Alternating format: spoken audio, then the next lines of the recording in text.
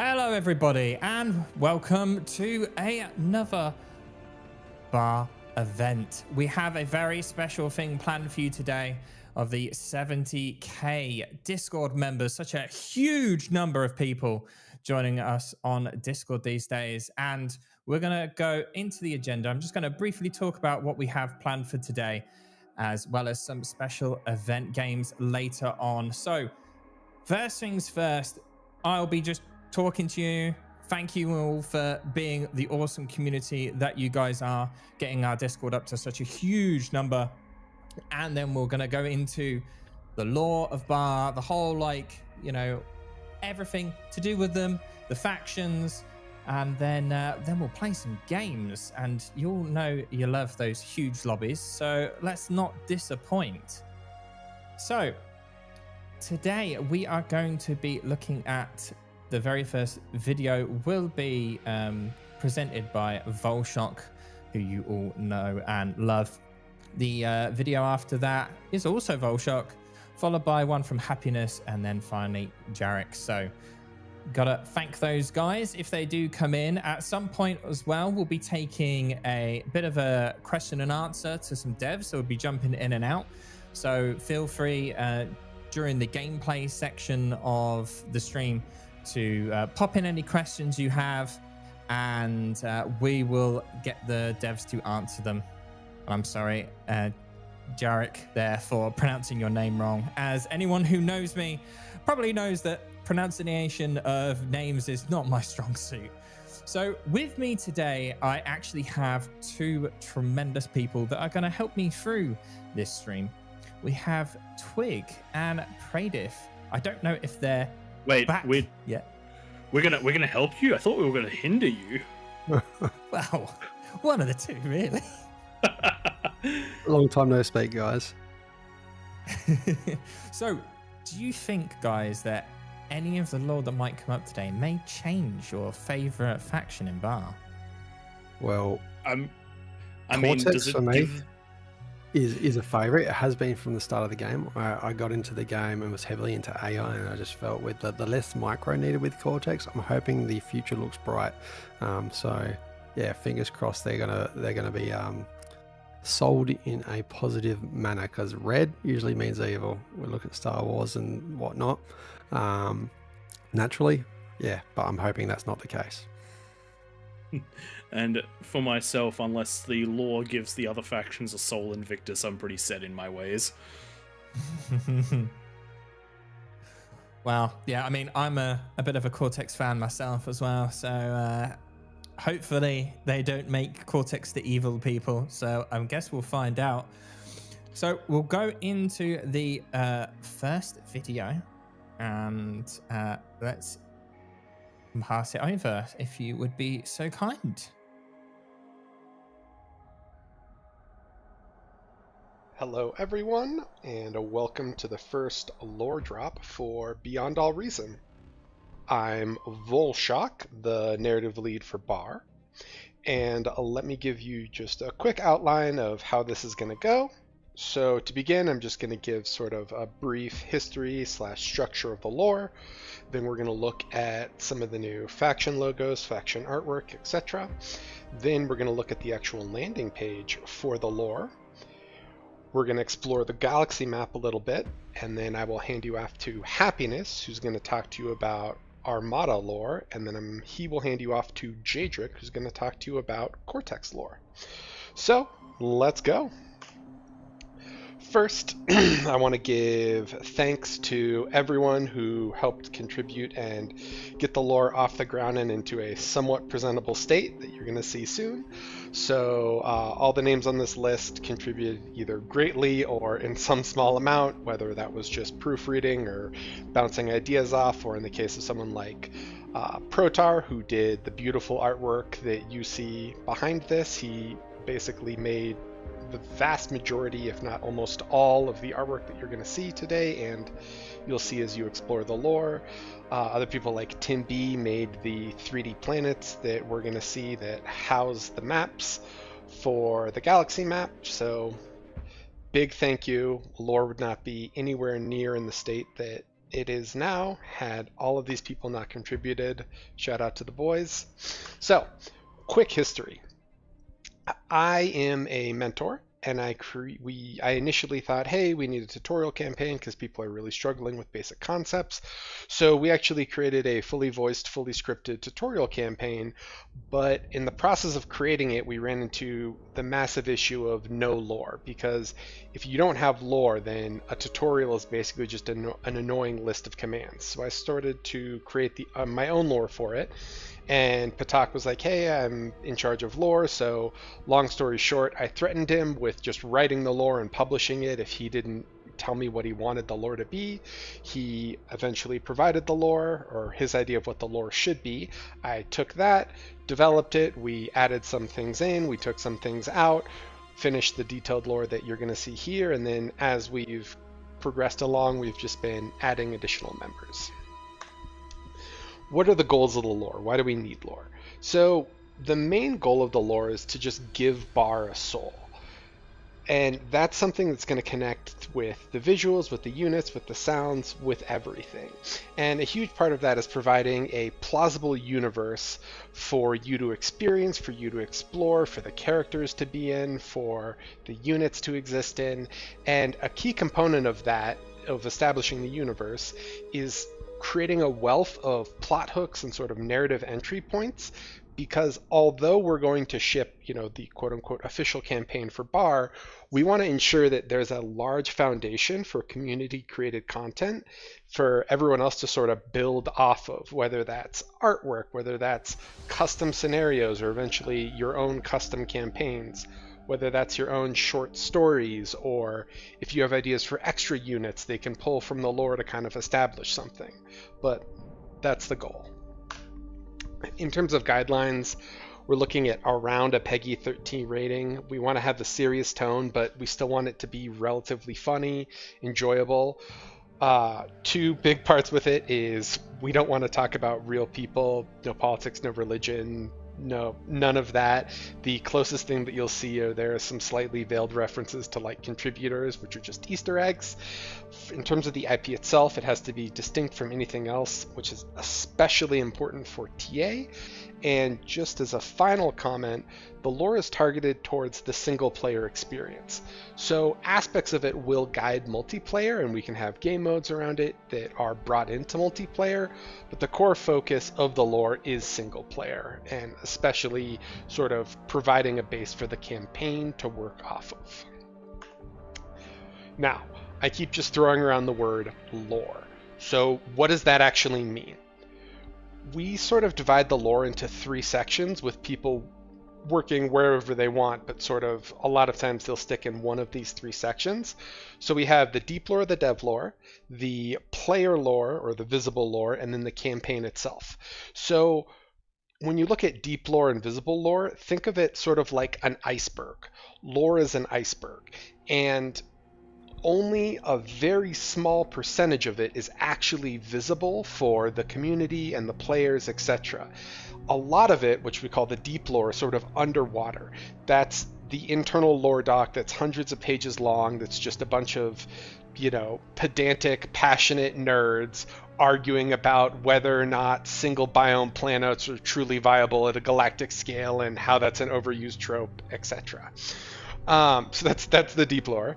And there's a lot of sort of aspects of the deep lore that are important, but it's not something that we really want to share or plan to share with the community, because a lot of it is just not very well written for public consumption, and frankly, getting into the niche details to make sure that we don't have massive plot hooks isn't incredibly interesting to read. But just to give you an idea of what is in the deep lore, or what it wants to cover, just general rules of the universe, species, scale, materials, the factions themselves, aspects of their history, the timeline, making sure all the timeline numbers are correct, adding all sorts of random narrative hooks that either we can connect to or that the community can connect to. So an example of something that's in the deep lore is an actual scale of units. So you can see in the bottom left that human is 1.8 meters tall, and the smallest unit in terms of in-game units that are at that scale is a tick, which is 2.1 meters tall. And at the far end on the right is a juggernaut, which is 25 meters tall. So if anyone asks, that is the official scale of the universe, but that's the type of stuff that's in the deep lore. The visible lore is a little different. So the visible lore, the campaign is visible, obviously, but this is sort of everything lore related that isn't the campaign. So we're going to look at the galaxy map momentarily, which has tons of like points of interest, short stories, locations, maps, etc. But this is everything. This is all the various parts of the units, from their visuals to their lore descriptions to the names of their weapons, the ranks they earn, the icons for those ranks, the potential names for those units, both in the campaign or as part of the veterinary system, the artwork related to them, the new logos that we're going to unveil, their actual faction fonts or faction scripts that we're going to look at momentarily. So all of that is visible lore. And a lot of these are kind of smaller self-contained projects. And the final part, obviously, is the campaign, which is the main narrative tool for conveying the lore to the player. So before we go further, I just want to make a statement, because some people have been confused about how this will work. You will not need to read a single piece of lore to understand the campaign. That is not how any of it will work, right? The campaign is sort of introducing you to the world, to the universe, and the rest of the lore helps fill in some of those pieces or just kind of gives more information, helps flesh out the world. But the campaign is the main narrative tool. So everything else that you'll see today is cool, is interesting, will interface with the campaign, but the campaign itself is the main narrative tool. You don't need to read anything else to understand the story. It's a single story carried across 4 campaigns. So there's the tutorial campaign, then Cortex, Armada, and eventually Legion. And like I said before, we'd already done a fully scripted, fully voiced campaign. So we have a whole framework built out in Figma for how to construct those, what to do, both from the just ideation process all the way to different functionalities, so you can either easily sort of stack triggers and understand how it goes. Those have been play tested, and although the initial tutorial campaign that we made isn't going to be the new tutorial campaign, we're going to repurpose some of it to actually be part of the Cortex campaign. So we've got that going. Now, let's get into actual fun stuff as opposed to just yapping. So, we're going to look through all 3 factions really quick, and we're going to show off their sort of visual styles, their new logos, and their scripts. So, without further ado, welcome to Armada. So up at the top is the new logo of Armada, as opposed to just the A, and there is an Orphean fighter from Orp 2, and below is the Cortex, the Armada script. That's a little debate between Scholarborn and Evermarch, but this is what is going to be dropped into game momentarily, and as we start playing, this will replace the old logo, and you'll see this script sprinkled throughout the lore. It'll be on future units, it'll be in other kind of aspects of the game, just to kind of flesh it out and make it feel real, and to actually help give Armada part of its identity. Moving on from Armada, we've got Cortex, my personal favorite, but hey, that's how she goes. So new logo for Cortex at the bottom. We're moving away from the C and we're moving into that square there. So it's got 4 different sides. Those are the 4 directorates of Cortex that Jadric will talk to you about. And the text here, which is written in the Cortex script, is the echelon code, which is part of their culture and cultural merits. Moving on, I also love this image from Protar. Shout out again to our boy. Moving on from Cortex, though, we're going to look at a Legion.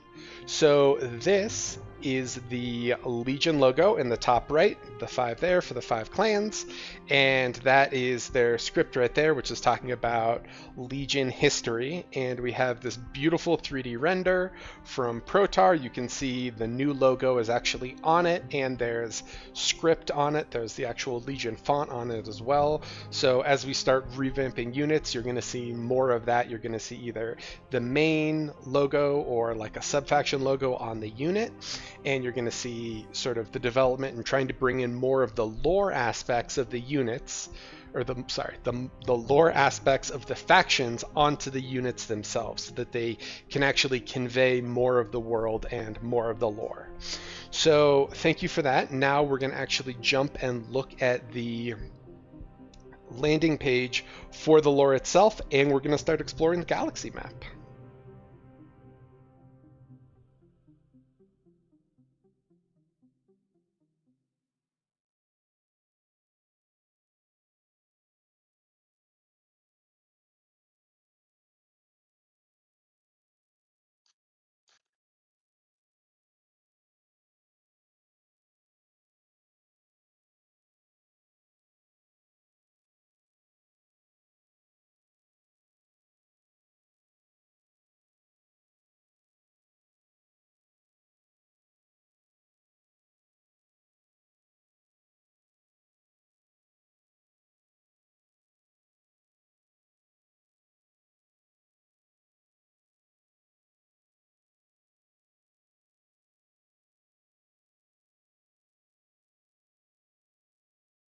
And Twig, Pradif, what did you think about the tick size? Was it as horrifying for you as it was for us?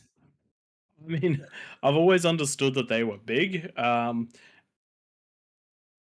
but I wouldn't like to meet one in real life, to be honest. In game, I'm happy with them being quite small in my mind, because if that's how big they are, their lasers shoot further than that and must be quite thick. I always wondered why Imagine the just trees were so small, so it kind of makes sense now. Imagine just being on the second floor of your house, looking out the window, and a tick is just staring at you through the window, just like, I'm looking at you. I'm waiting. I think the more important question is would we have tick racing?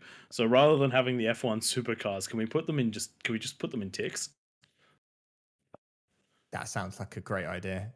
Someone please make a video of that. Also, new icons as well. Guys, don't forget, if you restart your game now, you'll have the new icons for all the factions ready to go. I think that Cortex one looks awesome.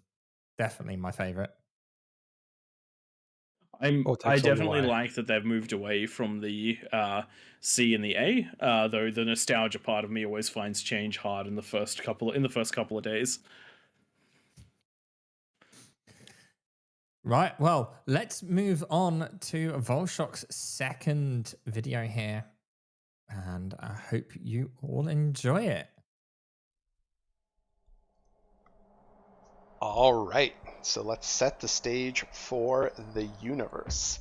It is 3970, and the Severance War, which is the primary conflict between Cortex and Armada that went on for 80 years, almost a full century, has really dialed down as a result of the Ashen Accord. And one of the main reasons for that is that humanity is running dangerously short on tenebrium, which is our source for faster than light travel. And so while the scale of conflict between the two factions used to be galaxy wide, the lack of tenebrium has really forced it into some narrow sections of the galaxy. And those are called the line worlds. Those are the dividing lines between Cortex and Armada that we will see. And so as Cortex and Armada are battling across the line worlds, other aspects of the universe that now have a little bit more freedom are trying to explore and sort of see how much of their own independence they can take. But even though we're saying, oh, it's, Armada against Cortex and the factions, they aren't pure monoliths. So both Cortex and Armada have their own internal schisms, their own internal sub-factions, which Happiness and Jaedric will talk to you about. But it means that in addition to fighting these massive external opponents, the factions are also dealing with internal political, religious, cultural sort of schisms that have them crash against each other as well. And so that is setting the stage for the campaign. So the campaign is starting sort of with that as the foundation for it. And here is another piece of awesome artwork by Protar, which is one of the independent terraforming towers just getting wrecked by one of the factions. So Independent's trying to terraform, create their own worlds, be, alive, be free, and doesn't always happen quite like they want it to. So let's actually take a look at the galaxy. All right, so this is the galaxy map for Bar, and it is in the Milky Way. If we look in the top right, you can actually see the spinning Milky Way right there, and so the highlighted section is where the universe is going to take place. So if we look on the galaxy map itself, we can see Sol, which is where Earth is, and that's kind of like in the middle right here. So here's Sol, and then right next to it is Gaia BH1. So this is the massive black hole that was closest to Sol, and this is where during the Tenebrium Age we were able to mine and refine a bunch of Tenebrium, which enabled us to spread across the stars. So Cortex spread into the terminal verge and the cerebrant domain, which are the red colors, obviously, and their capital world is Lex Primus, kind of up there in the quote-unquote north of this 2D map. Armada spread in the blue one, so they went through the nomadic reaches up into the continuum, and their capital planet is called Genevara. And then, although the Ashen Accord cooled tempers a bit, that really just forced the war into what are called the line worlds. So the blinking white sections are the line worlds, and these are the primary battlegrounds for the Cortex and Armada conflict. Unfortunately, or maybe fortunately, we don't actually have enough time to go through every single point of interest on the map because that would take forever.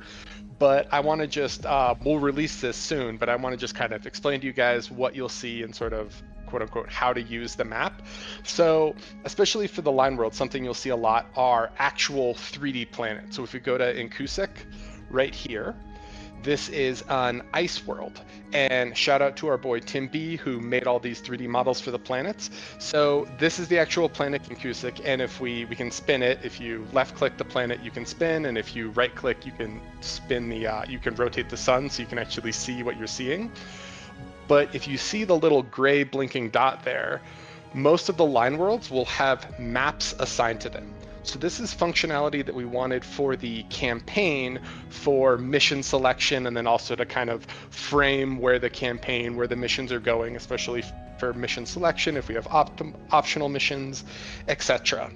And then all of these worlds, if we scroll down, will also have actual like lore accompanying them. So on the right is the map where the planet is, and then on the left is the description of the planet. Generally, we try to have these expand either, historical context, explain religion, politics, culture, etc. This one I think has a little bit that explores like the expansion of military doctrine and sort of, the use of things in here.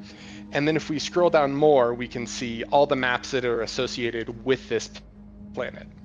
So if you remember in my, what I said earlier, I said that we wanted the lore to kind of be a foundation for other people to build on. So the reason why we also want to have all those maps associated with them, even though they won't be used on the campaign, is to enable things like a galaxy conquest map, or a galaxy conquest mode, where you're capturing maps and then capturing planets, and then someone else can kind of build that out. But again, that's something that we wanted the lore to be, and we wanted everything we're building to be as sort of a foundation for other people to build off of.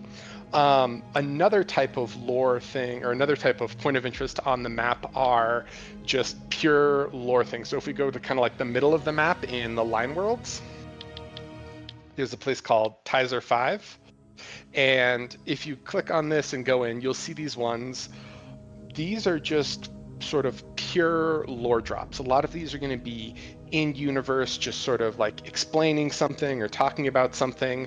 Tizer 5 is talking about the evolution from sort of galactic ship warfare to commander-led combat. And so all of those, if you want to read through and engage with them, that's just like a way to kind of learn more about the lore and experience it. And we also have awesome artwork. If we click on this picture on the bottom, you can see what Protar did for us. He did almost all the artwork that you see. So shout out again to our boy for all of his incredible work. So some of these will be, some of the points of interest on the map will be things like this that are, written, or there'll be images associated with it. The third thing is sometimes we'll mix them together. So if we go in the nomadic reaches right here, this is a planet that has maps associated with it. So it has like Stronghold, Gas Bag, yeah. It has a few others, but what it also has is, if you see this little cluster of points of interest, these are actually like a journey of someone. So if we click on one, we can see, and you can click and then go in. So it'll say, here's this person, here's what's going on. They're exploring. This guy's trying to find where the missing colonists are, but you're able to sort of track where they go across the planet. And, it's, they're smaller little stories or self-contained little adventures just to kind of flesh out characters or sub-factions. Some of these will be characters that appear in the campaign that we just wanted to kind of hint a little bit more. And these are actually glossary entries, but they won't be public. So if you go back up to the top, you'll see we were just looking at the galaxy map, but we also have a glossary. And this is just, if you're super confused about something, we tried to add as many things as we could into here. So, you can mouse over, click, and then learn more about them. I just really quickly want to say, because multiple people who were proofreading this talked to me about it, at no point should you ever read the glossary like top to bottom. It's not, it's like, that's like reading the dictionary. It's here if you're curious about one thing, you can click on it, you can click, read more. Like if we click read more here, you can see, we can actually go into it and look. So like Path of the Eternal Horizon, right? It's here, it does that, it has hot links to other things, but you don't read the dictionary for fun, right? So please don't read the glossary for fun and then complain that it's a little dense. That's the goal of the glossary. But yeah, so that's the glossary there. And if you guys have any questions or any concerns like that, I guess we can look at the galaxy map one more time again. So if you have any questions or anything else, drop them as comments and we will do our best to answer them.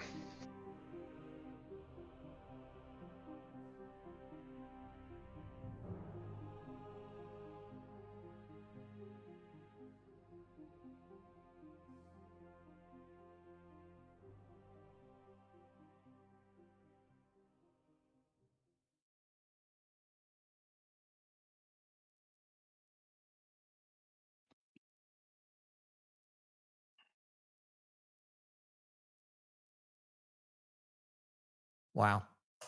What a tremendous map that was. I was not expecting that. The planet thing looks amazing. That was epic. What about you guys? What did you think of it? I know he said not to read it from top to bottom like a dictionary, but I am totally doing that. Of course you are, Twig. I thought that the work on the maps were just, that's fantastic. The visual interface of having the planets and showing where all of the battle maps are. I liked the idea that they've built it that way so that it might be integrated into the campaign in the future. I'm a big fan of half the effort for twice the result. Yeah, it definitely looks beautiful and a lot more than what I was and I think a lot of people were expecting, to be honest with you. There has been a couple of comments, questions in the chat. Don't worry guys, I'm trying to keep an eye out for them. Once we get through the videos and we go into the game section, we'll have a bit of a Q&A there where I'll put your questions to the Lord Devs and they will be able to answer them for you. So just keep them coming in. I'll try and keep an eye on them. And now we actually move on to the next one that introduces, let me just double check. It is for Armada. So let's go for it. Hello everyone, I'm Happiness. I've been part of this team since quite early on. I was invited to help Volshock playtest the tutorial campaign and kind of took on more and more stuff over time. when we figured out that we needed some actual lore for the tutorial campaign, I was part of the team bouncing ideas around and helping come up with defining what we wanted it to actually be. After some time, I ended up taking on Armada in large part. A fair bit of this work is mine, a large parts of it, other parts of it are other people as well. But yeah, Armada's Evermarch in particular, kind of my baby. I'm a big fan of it. But yes, anyway, this is Armada. So, from the early days of humanity's journey into the stars, there's been a sense there's something out in the void, in the deep space between stars, out in the dark. There's something strange going on out there. And for a long time, it was just, superstition. People would leave like little shrines or something. But these kept popping up all over the place. And there was often like consistency to them. And over time, these little cults, they found each other. Not even cults, I can't even call them cults. These pockets of superstition found each other. And they became what's now, in this universe, the path to the endless horizon. For Armada, it's a cultural doctrine, but for the average human, it's a way of life. There is something out there, I don't know what. But the horizon is more than just weird things happening in space. It's a goal, an ever-distant goal that you must work towards. You can see it out there, and you have to move towards it. That is the purpose of life, as far as Armada is concerned. As far as the path to the endless horizon is concerned. An ever unceasing advance towards a goal you can never reach, but you must try to. So in pursuit of this goal, in pursuit of the horizon, Armada iterates. Takes in data, experiments, refines it, takes on the next iteration. It's continual refinement of yourself, of the world around you, of your own mind, of your own thoughts, etc., etc. They're not supposed to be unchanging and ever enduring, but to evolve and be replaced and keep moving forward. So, very unlike Cortex, who's, kind of stuck in the past. Slow and immobile, bound down by chains, down by weight. Armada is free. So, Armada is built on 5 pillars. Motion, void, biogenesis, horizon, and catalysis. These define Armada as a whole. They shape the whole culture. They wouldn't necessarily be thinking of these things intentionally. No Armadan is going to be thinking, oh well, I'm doing this because of the cultural pillar of the void. It will have effects on their life and how they go through it. There's also, between these 5 pillars, there's an ideological split between the traditional scholarborn, who are very meticulous, data-driven scientists, whereas Evermarch, who they're a bit crazy. For them, the path to the horizon requires that you discard the paths behind you. For the scholarborn, every step you take is born from the previous step. For the Evermarch, you ignore the previous steps. The only step that matters is the next one you're going to take, and the next one beyond that. To even think about the previous steps is blasphemy, basically. So the first pillar, motion. Anything that moves is good. Movement is good. It can be physical, it can be spiritual, it can be metaphorical. To be Armada is to move. And has to, because, either one of them ends, in whatever way, or they move around each other and form new paths. That conflict drives growth and innovation and movement itself. If your previous steps are not good enough, you have to discard them and find new ones, otherwise your path will end. So it forces you to discard the past that doesn't function, to find a new future that does function. So this is a big deal for both Evermarch and Scholarborn. So Armada's technology. Armada is, as you might guess, at the cutting edge of pretty much anything they seek to be the cutting edge of. Their complete disregard of risk or moral qualms or ethics or anything like that means that they will do whatever is required to find the answer to what they need. And if you fail, then that's just more data. There's no fear of failure because that's just another step as well. Some of the primary areas, of course, that Armada is the undisputed champions of: space travel, biological manipulation, as we talked about in Biogenesis, propulsion, electromagnetic manipulation, and of course the study of the void itself. They're far, far beyond Cortex. As of course, Armada is in most things, as we know. To move on, their structure and their governance. As you might gather from all that I've said, Armada are not the most tightly bound with conscience. They're fractious, they fight, there's infighting all over, but they all know that they're Armada. They're all bound by this same principle of motion, by the path to the eternal horizon, by their steps towards the future, towards this common goal of the horizon.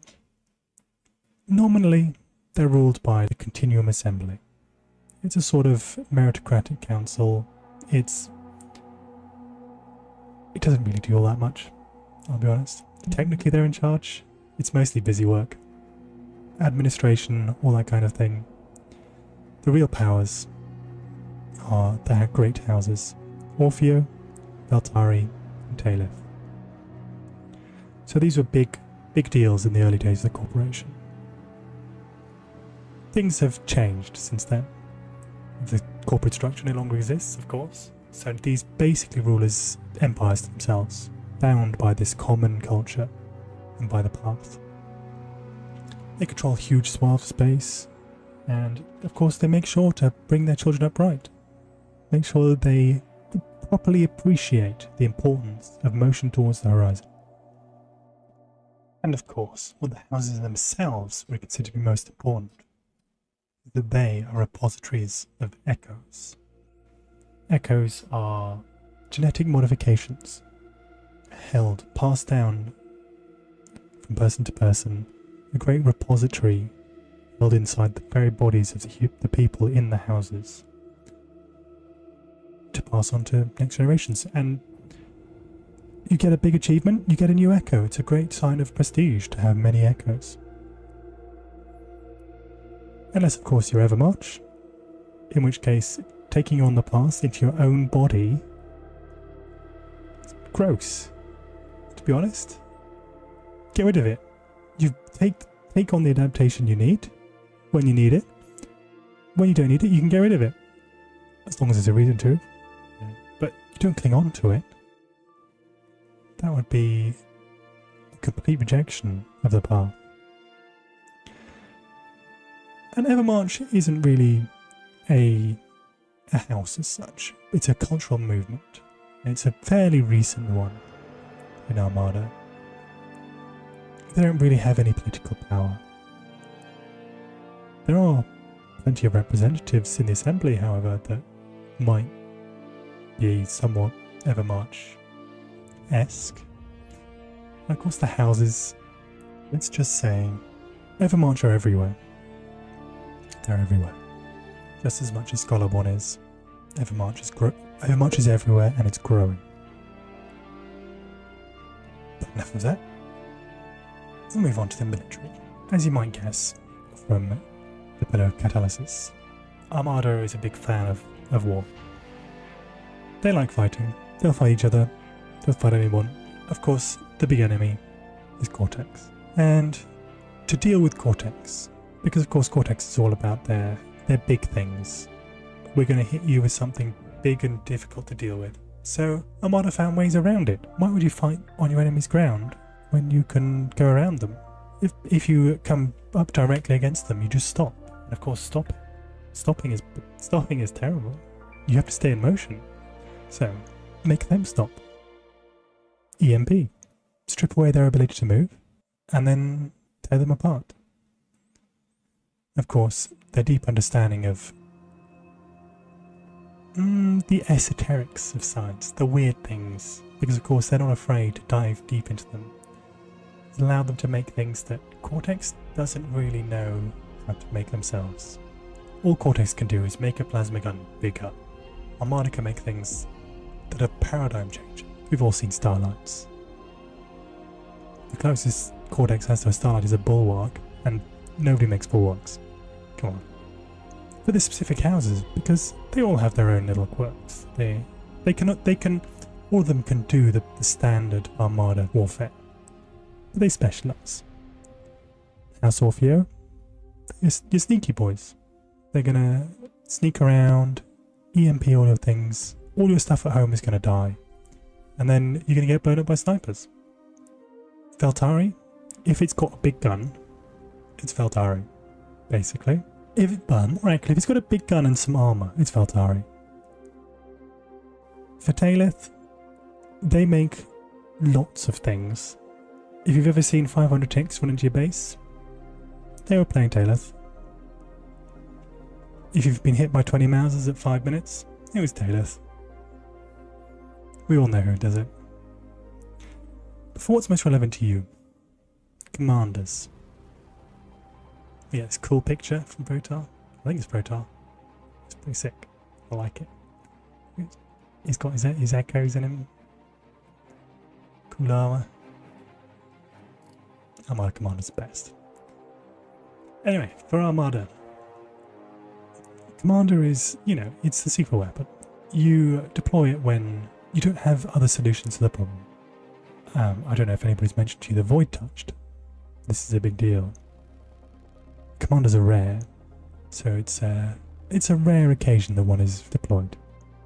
And of course, this is a big reason for why Armada digs so deep into the Void, is that it's required for commanders.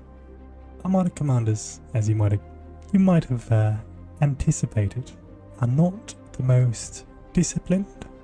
They're not necessarily going to do what they're told. They're going to take their own initiative, they're going to accomplish their goal, and they aren't necessarily going to listen to what their higher-ups tell them to do. As it says here, they're not bound easily. We'll move on to the current status. And this is probably where, as I'm sure you mentioned, this will be where our campaign is most likely to take place. One of the things that won't necessarily come up in the campaign, but is quite important, is that Armada, far more than Cortex, is coming up to a schism. Cortex has its Garmethes versus Mantle Guard. They have their problems as well, but the ideological schism between Evermarch and Scholarborn is reaching a critical point, and things are going to happen. Of course, this is in a situation of an intensifying Cold War, steadily turning hot against Cortex, strange things happening in the nomadic reaches, which coincidentally is where Evermarch is most entrenched. The houses themselves at odds with each other, and under it all, the scarcity of Tenebrium is an ever-increasing threat to humanity as a whole, to the great civilizations that have been created. Without the ability to break the faster-than-light barrier, galactic civilization can't exist. So anyway, this is Armada. I hope you like the work we've done, and I'll pass you on to Jadric to introduce Cortex.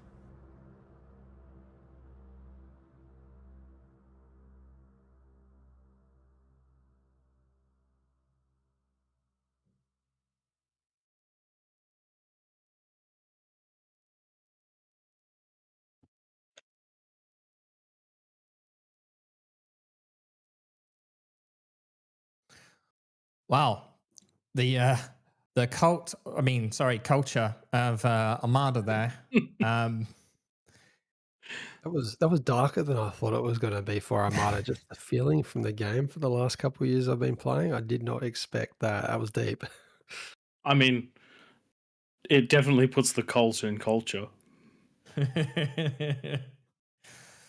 So, also another question is, would you listen to Happiness's audiobook if he made one? I mean, honestly, I think that if he reads the right kind of book, there'd be a very large interest there. What about you, Twig? Are you into the ASMR style of reading? Once again, if it's a dark themed book, sure. It'd be for me, sure.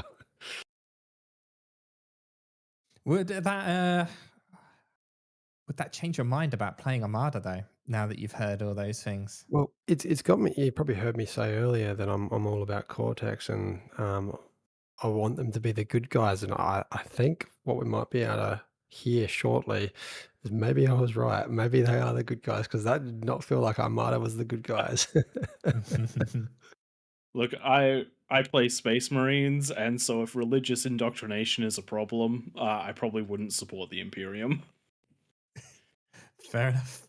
And we'll find out if Cortex are the good guys or not with the next video. So let's now look at the Cortex lore.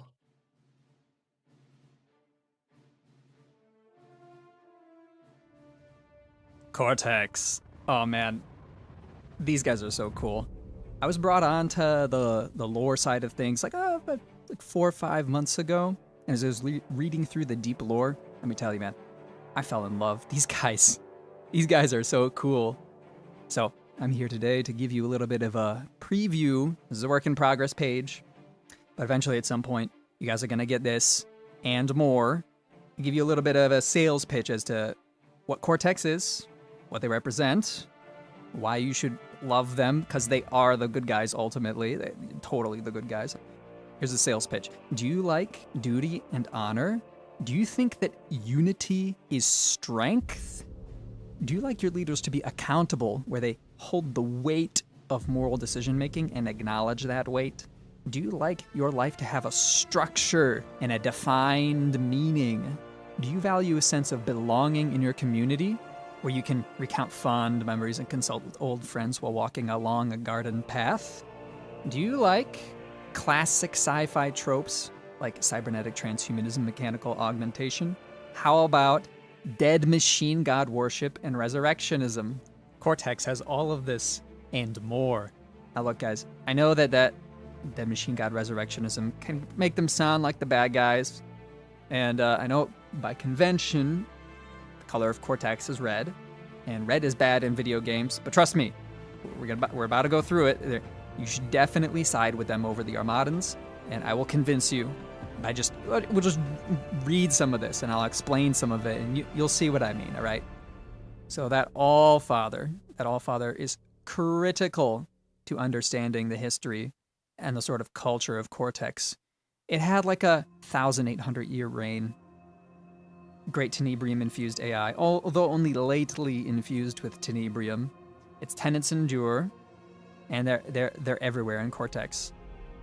Start with memory. Memory is the sort of like key binding element in Cortex society. You can kind of think of it like ancestor worship.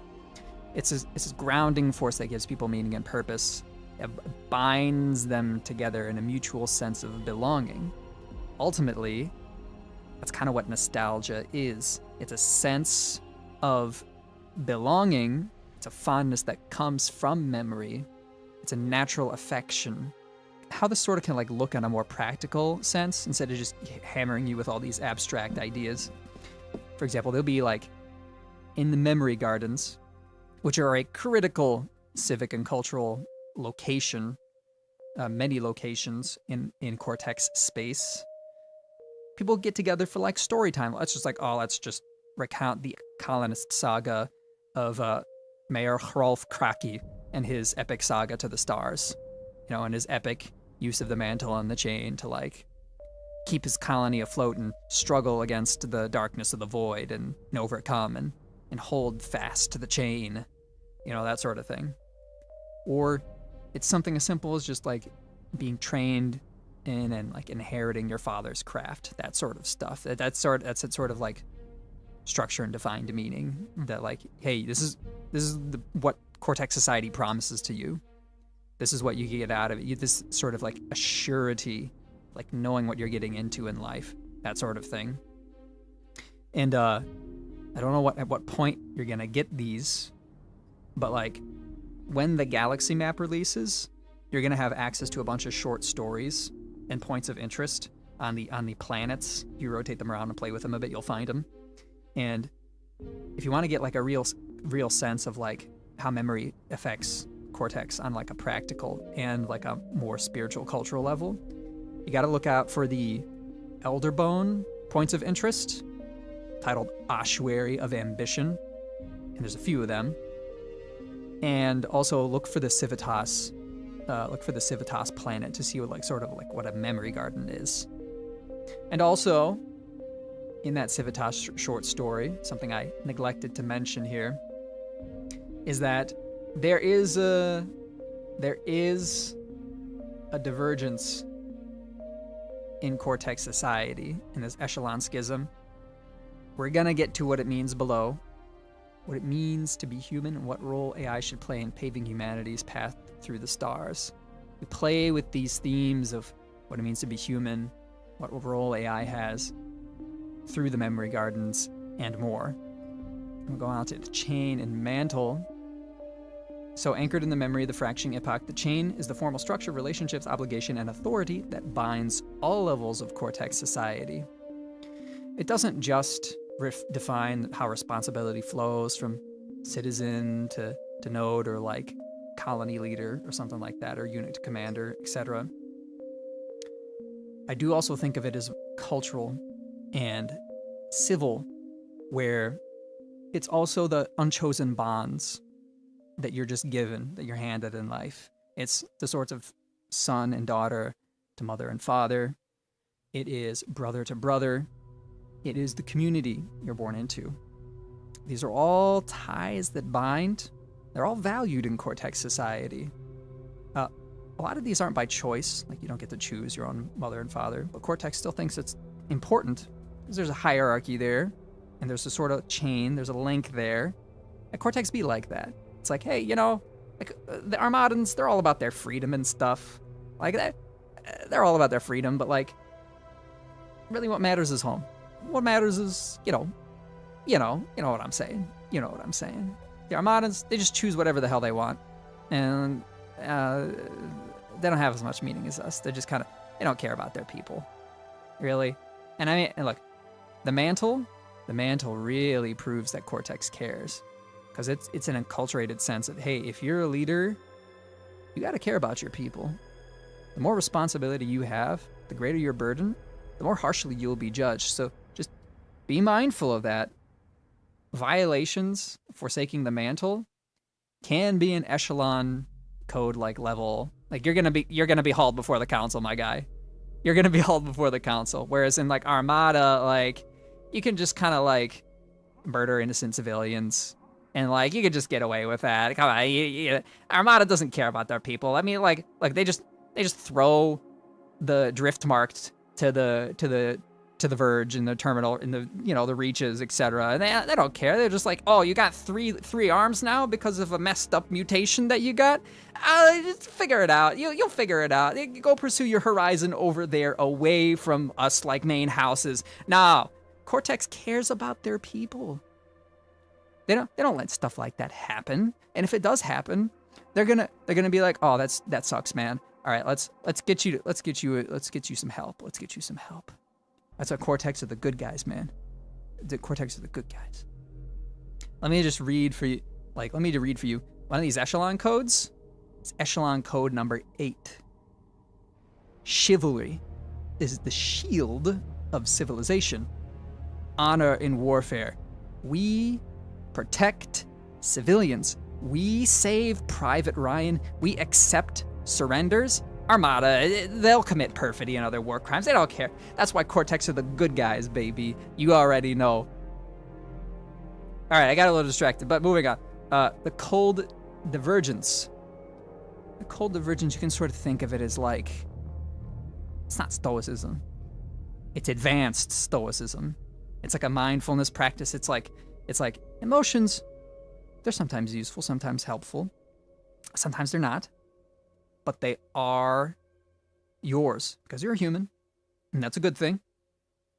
They must be acknowledged. Then, once you've acknowledged them, you can see the sort of mindfulness practice that it is. Then they can serve you. Then you can, for example, seize the flame of anger if you're piloting a demon and drive it fearlessly right through those Armada and pulsars. Good luck. Moving on. The echelon code. I spoke about this a little bit earlier with the echelon code number Tenet 8. There's a lot of stuff to it. Can't really go into it without just like smashing you with a ton of different like just legalisms. But I want to highlight the first 2 echelon codes. The machine must serve. Tools may be wise, but they are still tools.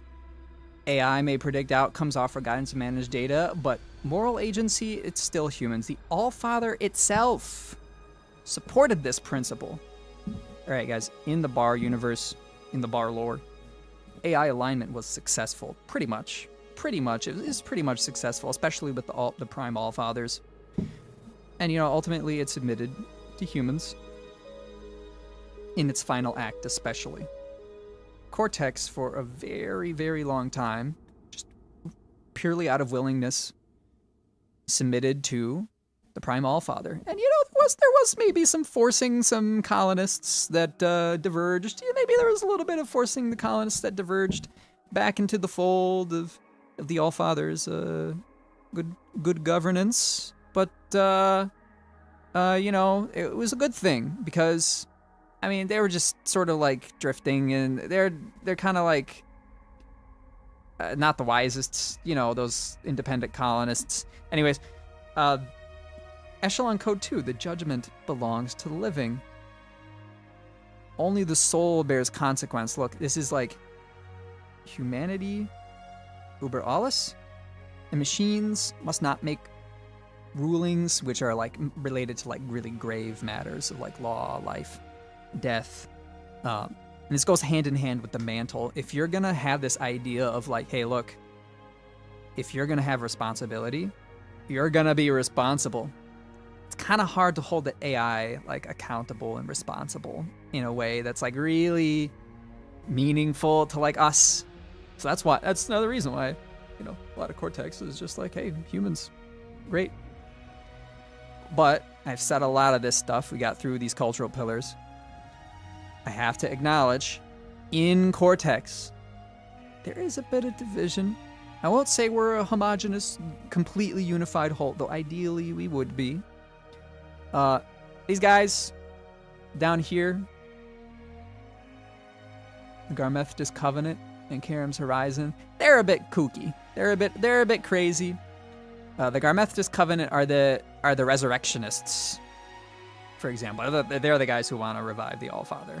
They would love that. They want him to come back and be even more Tenebrium infused. That would be awesome for them. Karam's Horizon, they're the guys who are like, no. We gotta fuse with the AI. We have to become like, we just have to like go beyond. That's what the Allfather did. It was a call. It was a call across the galaxy. An invitation to ascend, to transcend our humanity with our cybernetic augmentation. It is common in Cortex society. You will see guys with like cool cybernetic arms and like in the background here, it's really kind of hard to see on the screen, but in the background here, you're gonna see like an eye, and that's a Karamite. That's a Karamite, and they have a black eye implant. You'll see it on the website when these pages go live. They're not live right now. You'll see them on the website. It's pretty cool. And for adherence to the Echelon Code, people who like more respect the Echelon Code, namely the Mantle Guard and the Lexrite sub-factions. These are sub-factions, by the way, called directorates. They're sub-factions, and there's 4 of them. These first 2, they more respect the Echelon Code, and they're like, cybernetics are cool and all, but like, you can't let them really affect decision-making or emotional responses. Like, you can't let the AI just like make all your decisions in life for you, man. That's kind of cringe. They put it in more lofty terms than I'm putting it right now. It's like, those belong to the unaltered soul. And in contrast, the Garmethtis Covenant, and the Karamites, importantly the Karamites, embrace mental augmentations. The Karamites, for their part, they're more secular about it. They're like, yeah, let's like transcend again. Let's become more like the Prime Allfather. Let's fuse humanity and AI and technology. It'd be great.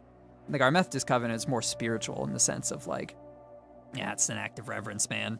This is why we gotta resurrect him. We gotta resurrect the Prime Allfather, guys.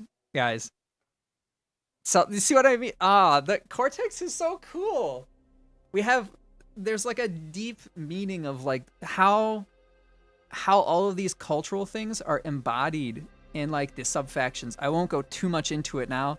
It's a lot, but like, you know, there's still different interpretations. Like, for example, Karam's Horizon thinks the chain, it's cool and all, but like, it's a bit strict. I gotta have a little bit more choice, a little bit more, you know, a little bit more of that horizon, that Armadan horizon, or more appropriately, the faith that spans the galaxy, the path of the eternal horizon. Not exclusively Armadan. We want that horizon for us, for Cortex. Because ultimately, even though they are divided, most of them, a good amount of them still have this strong bond of unity and mutual good feeling towards their fellow Cortexans.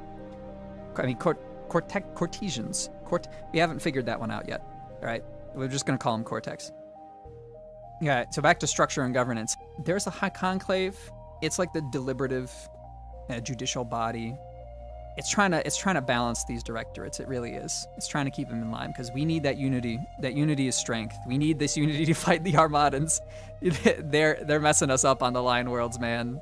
The Bellamortars are kind of crushed. We're taking a beating on the Line Worlds. We need the unity. We're figuring it out. There's been some problems in the past during the Echelon Schism incidents, but we're figuring it out. We're holding together for now.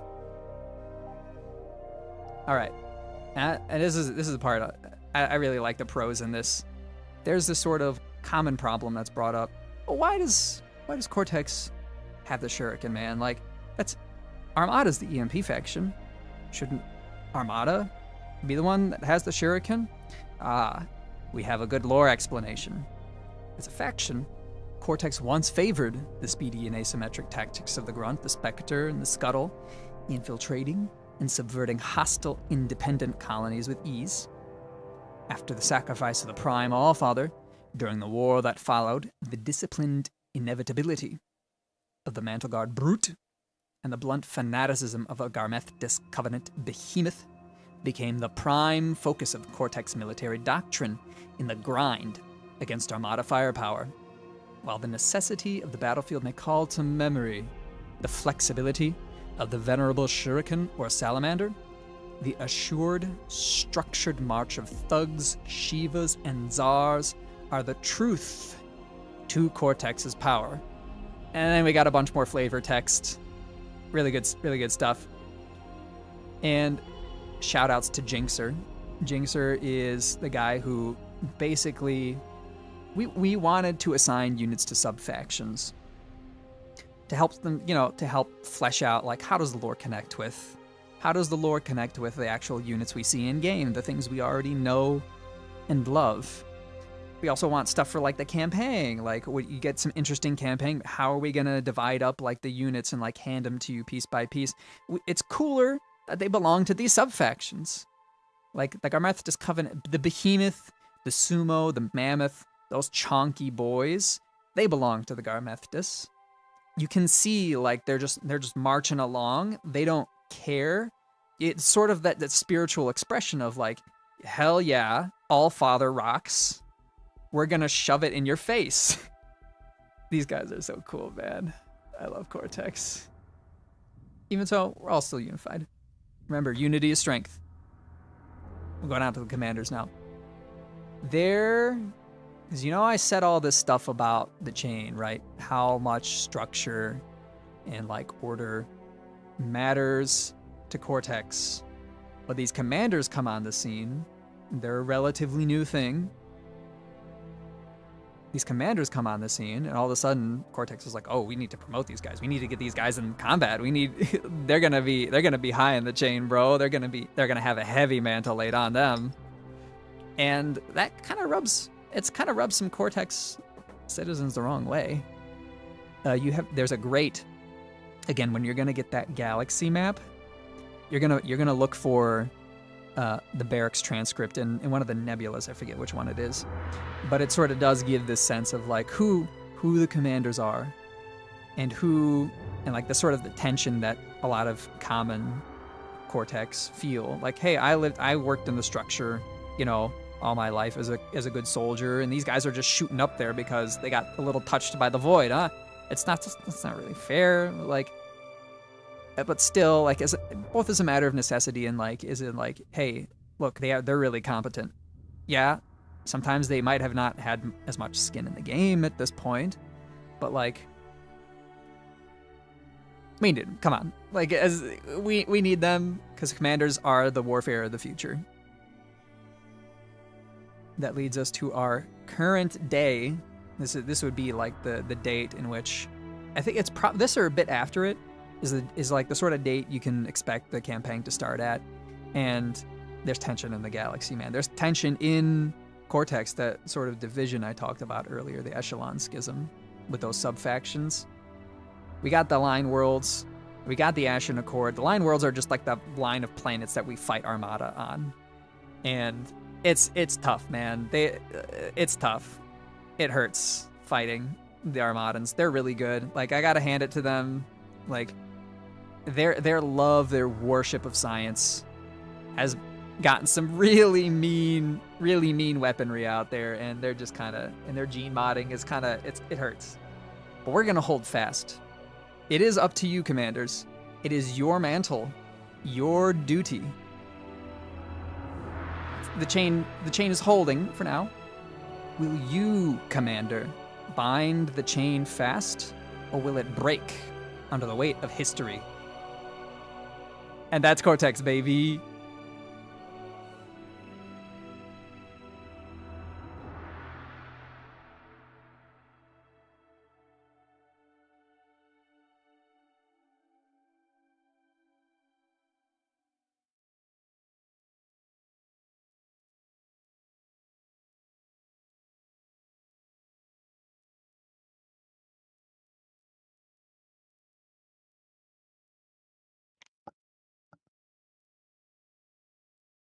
Praise be to Space King. I mean, Allfather. The good guys. You guys heard it. They are the good guys. Yeah, no, I'm agreeing with that one. Put on the mantle of command, if you ask me.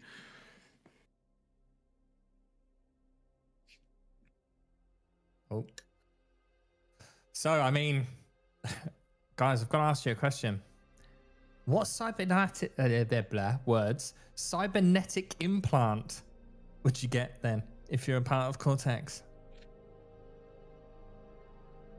I mean, there's a joke I want to say, but I'm not going to. Anyone who's watched a bit of Red versus Blue will get the joke. But it is made of copper. What are you doing?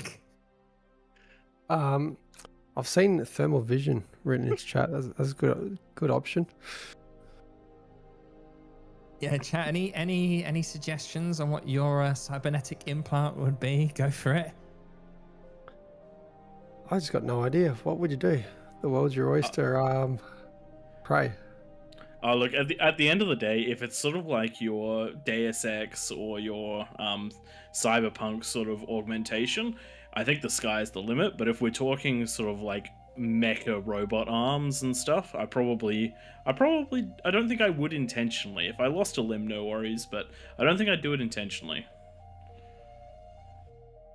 We got someone saying pizza cutter hand.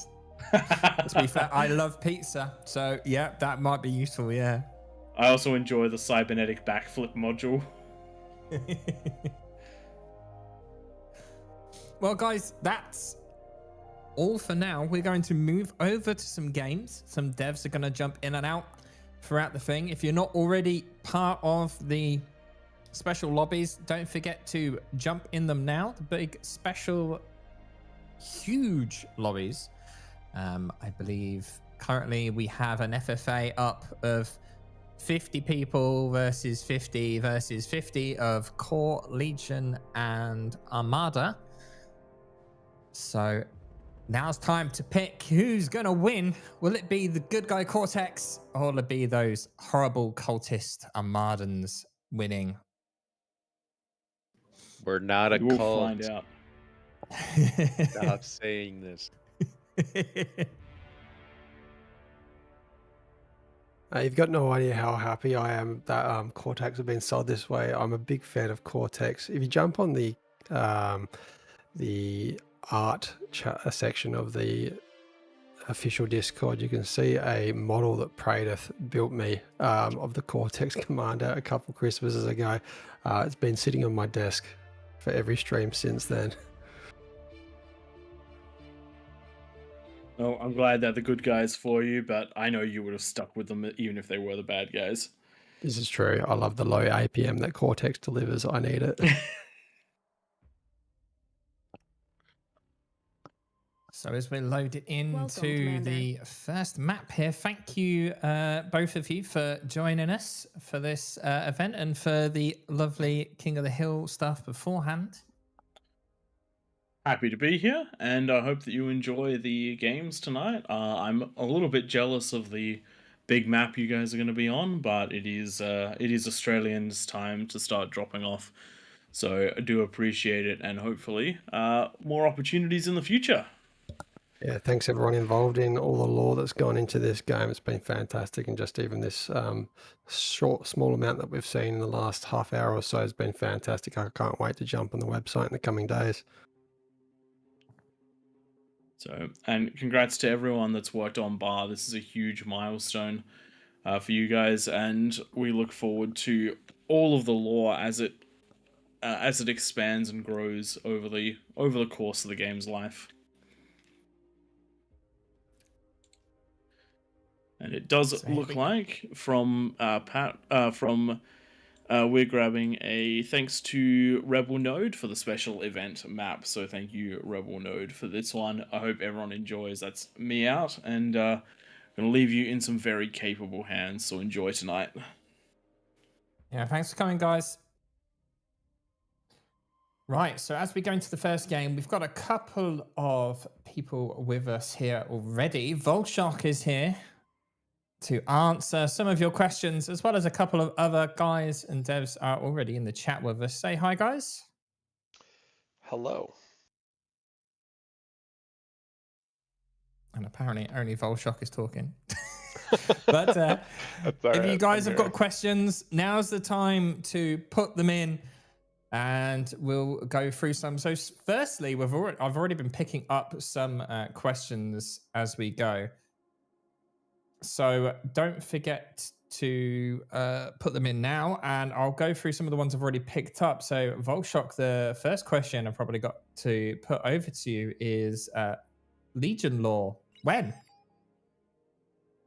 So Legion, this is a bit of a spoiler alert, and I apologize. Legion actually will come about through the campaign or during the campaign, so they won't have an immediate landing page. As an FYI, everything that's on the lore page right now is basically pre-campaign, or essentially at the start of the campaign, and then we'll have sort of an updated version later on that will be post-campaign. So the full written out Legion lore, similar to Cortex and Armada, will be put post-campaign. Fair enough. And does that mean, again then, because we had another question of Scav and Raptor lore, is that going to be the same thing then, yeah? Scav and Raptor lore is both integrated into the campaign, although I will say both of their origins are on the galaxy map. So you can potentially track them down and see where they are, but there's not a ton of information about them. Fair enough. And that kind of leads me on to one of the other questions we had, and let me just see if I can find it. On YouTube, Anton Galowowski I'm sorry if I've murdered your name there. Is the lower landing page available live on the bar website? And if not, when will it be? So it's going to be publicly launched, I think, in like 24 hours. We're doing some last minute panic editing. Some people revealed some plot holes to me, like, when does Ragna come back? Is that written in the lore? We didn't address that. So, no, we're just fixing a few things and then we'll push it live. Fair enough. And with that, will that come the whole map view screen and the planet stuff that we saw earlier on? Yep. Yes, Awesome. that will. So that'll have the initial lore landing page, Cortex and Armada faction pages, the galaxy map, which has all of those points of interest, some of which are just sort of lore delivery tools. So those will be short little field transcripts or conversations. Some of them are short stories. And then other ones are the full 3D planets done by Tim B that'll have both lore on them and maps associated with them.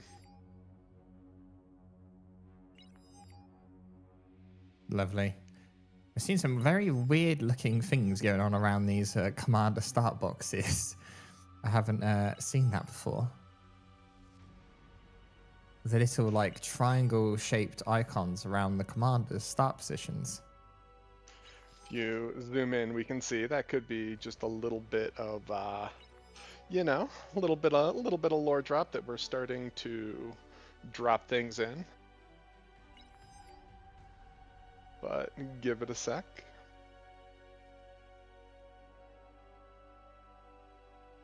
For camera person, at least. I am not currently controlling the camera, unfortunately.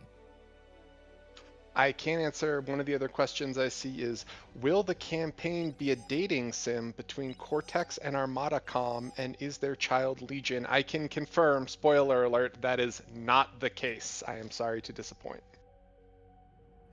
Are we getting a date everything mode, though, where your commander can date grunts and date all the different units?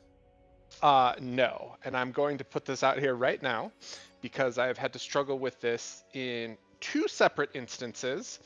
There is no erotica, nor will there ever be any erotica in the lore, so do not, under any circumstance, send it to me as the narrative lead saying, hey, I think this is a good idea. It will be rejected and I will not read it.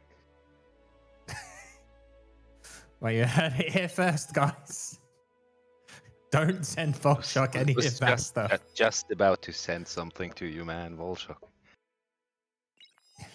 Dude, between that and another one, just as an aside, if you guys have ever seen the Creative Commons Figma where I was like, hey guys, we don't have like artwork for the factions. This is before we had actually like started to do a bunch of work about, faction design, and we didn't have the faction design document and stuff. I was like, oh, it'd be great if we could collect all these. Yeah, the bar community is straight up degenerate. And when I asked for concept art of the factions, multiple people sent me legitimate, like, erotica things. So also, I will not look at those and I will immediately delete them. Send that to other degenerates. We do not need that. Thank you, though. That's not what I was expecting, but okay. I had a question from someone regarding the Legions, part of Legions lore. Maybe you can just answer, maybe not. But on YouTube, I'm not going to say your whole name because it's way too long, but someone by the name of Nobody Misses such and such said, are Legions supposed to be like a partisan faction? I think the answer to that question is more or less yes. That's part of what will come in the campaign, so I don't necessarily want to spoil that. But I will say, when the galaxy map launches, if you read especially the southern portion, and more importantly, if you look at pictures, you will probably be able to piece together a lot of the answer to that question. Fair enough. We're already seeing blue side's Cortex pushing really far out towards Legion here Armada in the corner here. Already we've got Xenator building a wall of LLTs trying to block the Armada players in, and someone doing a very, very risky comm transport here. We're not going to say who or where, just in case someone's still listening, and that's kind of going to spoil it. And then meanwhile, at the top, Legion just whirring away, building all of those metal extractors, because of course they don't need power generation when their mechs generate power for them. And another question we actually had was, Wait, are are these Shiva wrong? humans? Oh, the colors are completely messed up. Wait, Yes, the colors are completely messed up, yeah. Okay. We had Diziki MG on Twitch ask, are Shiva pilots human? I really need to know, bro. So this is something that's explained in the lore, but all units can be piloted. Everything that the player makes is controlled remotely by their commander. Commanders are special, and they're the only people able to do that. So, for example, if you have a stream of grunts running into like a single beamer and it's just picking them off, you're not just sending people to their deaths. Those are all just automated robots. With that said, there are piloted units in areas that don't have commanders.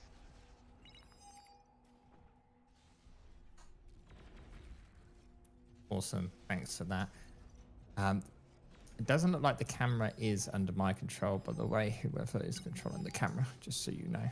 Another question we had from Twitch, Soup Can Pyro wrote, will scavengers and raptors ever play an important role? Basically. Wait, what? Spoilers, I guess. Scavengers? Yeah, scavengers, both scavengers and raptors are a huge part of the campaign.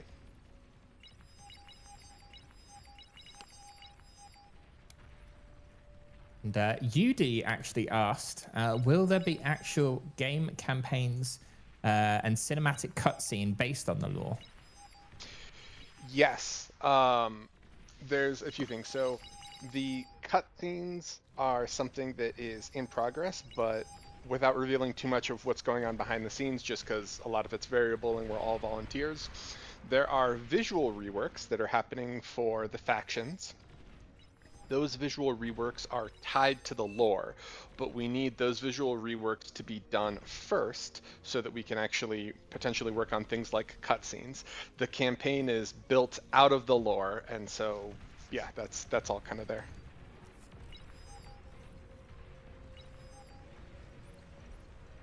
Oh, we see someone's just gone ahead and paused the game. Zenitors getting kind of harassed in this bottom corner here, losing their front line, getting pushed out by Armada, combined force of Centurions and their good old partner Maces. Senator's really going to need help to hold the bottom, and the blue team is just spamming pings as they've managed to break through. Otherwise, the Cortex team doing extremely well holding off Armada. Battle resumed. And kind of not really doing too much to attack the top. Are these all decoy commanders, or are these actual commanders? No, apparently someone called Trucky RTS has been given a ridiculous amount of Cortex commanders. He currently has 6 of them. And is he just flying them in an attempt to degun stuff? He does degun. Trucky RTS in the back of base, potentially just giving the Legion team a Cortex commander here, but does do a huge chain of con turrets there.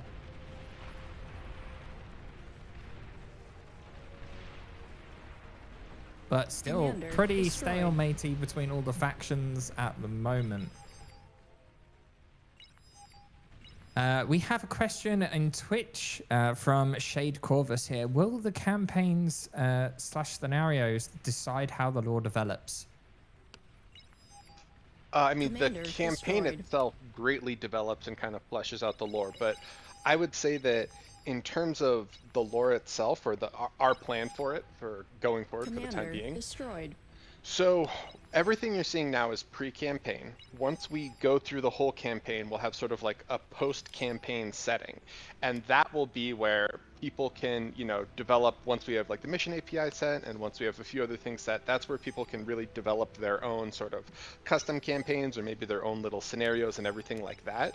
So we're a volunteer project, obviously, and we're community driven. So the goal is at the end of the campaign, whatever Commander is built destroyed. off from there is going to be, Commander you know, will be destroyed. variable. People can kind of build out their Commander own, destroyed. you know, their own versions or their own kind of aspects of the lore. Hopefully by then the lore will be a little bit more settled and a little bit more public. And so, you know, if someone wants to have a campaign that's a conquest of a line world, we'll be able to account for that. Commander destroyed. Lovely. Well, Cortex seems to be a little bit struggling on the Legion front. They did just take out a commander, and Pappy is looking pretty low health here and running into guides. Commander May just destroyed. kill both of the comms if he's not careful. Commander destroyed. And luckily enough, does manage to hold on. A tremor's been built. Three tremors built by Truckee here. Because, of course, that's definitely the unit you need on the front line. Is tremors. Meanwhile, on the south, Cortex looks like they're getting the short end of the stick here, getting pretty heavily attacked by both Armada and Legion. Whereas on the Legion side here, the Commander destroyed. Arm's not Commander really destroyed. doing much and is just happy to kind of sit back and give that room to Legion. But we do have Tech 3 from Legion being built here by Roof Dog. Commander and destroyed. I don't know how you pronounce his name. Commander destroyed. Knot? Something like that. Commander destroyed. Commander destroyed. God, Commander's just going down left and right. As we have a quick look over the green base, Commander destroyed. some anti-nukes being built, at least. You would think that would definitely be the priority on this sort of a game mode. Blue is also pretty far ahead with its economy here. Being a metal map, of course, is you can have a lot of resource production, but space is kind of your limiting factor here instead. And let's have a quick look at the old Legion front. Legion doing pretty well throughout. An incinerator here is going to make Truckee RTS's life a living hell, as that's going to be really difficult to push into.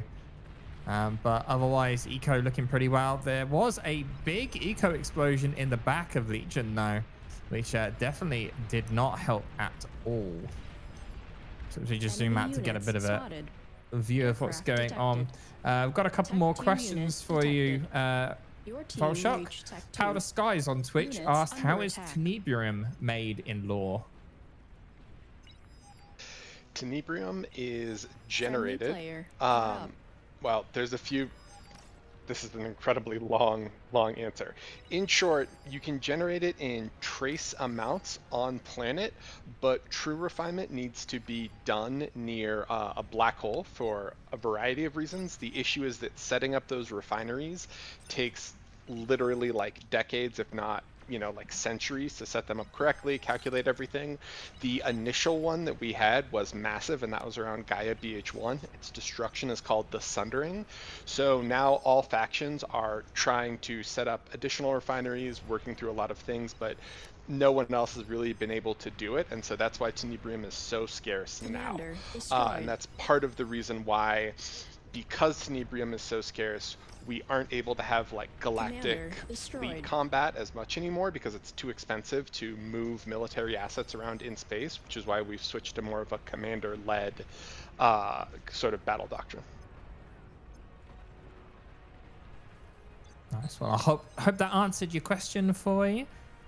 We had another one from Commander under attack. YouTube from Big Justin saying, are all the campaign cutscenes going to be voiced or read, or is it going to be like text on screen sort of thing?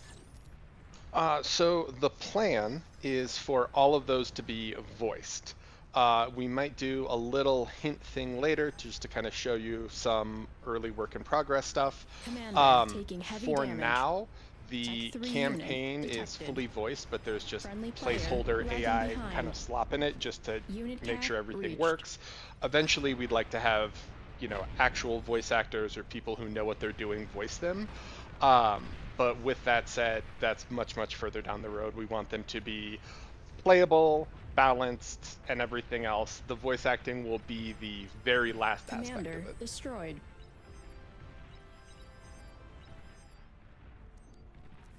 Nice. And don't forget, guys, if you got any questions, lore related or just in general, feel free to pop them in to chat. Commander We'll try and grab them where we can. We actually just got a quick one here from, I'm just going to call you Stationary. Is the campaign co-op or single player only? The campaign, so the tutorial campaign will be single player only. It's 4 missions, and it's not designed to be played by multiple people. The actual campaign itself, we would like to be fully co-op, which will Commander probably destroyed. end up like the same army in a sense. Oh, sorry. The campaign itself is meant to be able to be played co-op, but the tutorial campaign is single player only. Nice. Just trying to keep up with some of the questions here. So if I do miss your question, feel free to post it again, guys, so I can just try and keep up with them. The next question I've actually got, Volshock, spotted. is Long-range plasma cannon spotted. Zaudi on Twitch asks, what's the Commander primary destroyed. religion of the Armadan people? What is the primary religion of the Armadan people? So Armada is, really it's like motion and the horizon. Essentially, the path of the Your eternal team reached horizon Tech 3. has existed Commander in the destroyed. universe for centuries, but in Armada it sort of morphed into its own version of it, which is really about pursuit of motion and pursuit of the horizon.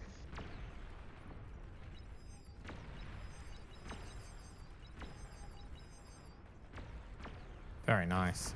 But not a cult, you're saying? I think Jadric thrown around the word cult.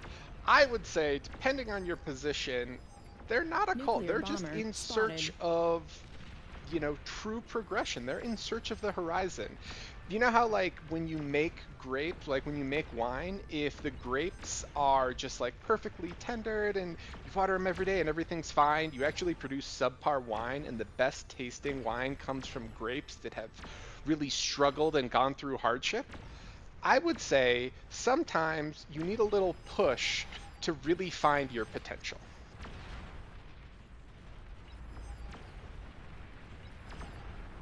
Wow. Whether I agree with that or not is a different story, but okay. And looking at the game, we actually see some of Legion's lovely tech-free units here.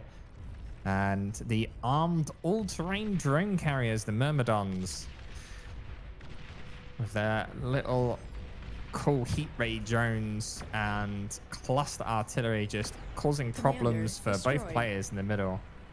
And Cortex is looking like they're in a bit of trouble here, though, along the bottom, because there is a lot of stuff. Friendly Oh, player some accidental lagging D-guns degunning their Friendly own player timed commanders. That's why you saw that bright flashing light. But Cortex in trouble. Not only that, but also kind of in trouble at the top here. Tech 3 Friendly out player from reconnected. Cortex will try and Friendly help it, player but lagging we behind. see actually as we move our camera over to Legion's side, Legion's long-range plasma Friendly cannon player has been timed built out. and is just Nuclear launch detected. piling pressure on the Cortex front. So as things are looking right now, player Cortex lagging might be behind. the first one to die here if they're not careful. Anti-nuke did intercept our nuke that just went off there from Commander one of the teams, destroyed. but the economy of Armada looking very, very impressive. You can kind of, wait, I don't know if you can tell, but Blue's metal a second across the entire team is currently, so that's Cortex's is 2.3k metal a second. Armada's is 3.4k a second, Commander and destroyed. Legion miles ahead with about 4.5k metal a second, which is just a huge advantage. So realistically, Cortex and Armada should be teaming up against Legion here, but that isn't what's happening. Going back to a couple of other questions for you, Volshock. What's the Armada relationship to AI? And that comes from Prime Nanak on Twitch.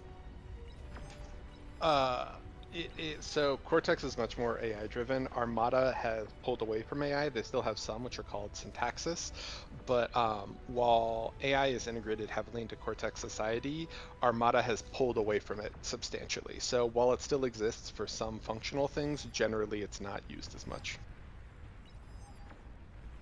So I did see a question earlier on, but I missed it from someone, but there kind of leads into that kind of question is generally a lot of people see only the commander as being the unit with a human pilot as such. If Armada are leaning away from AI usage, does that mean all of their units are piloted? No, they're still controlled by commanders, but destroyed. yeah, there's a lot of there's a really deep lore explanation for this that I'm not going to go into, but no, all commander produced units are Nuclear unpiloted. launch detected. Right, okay.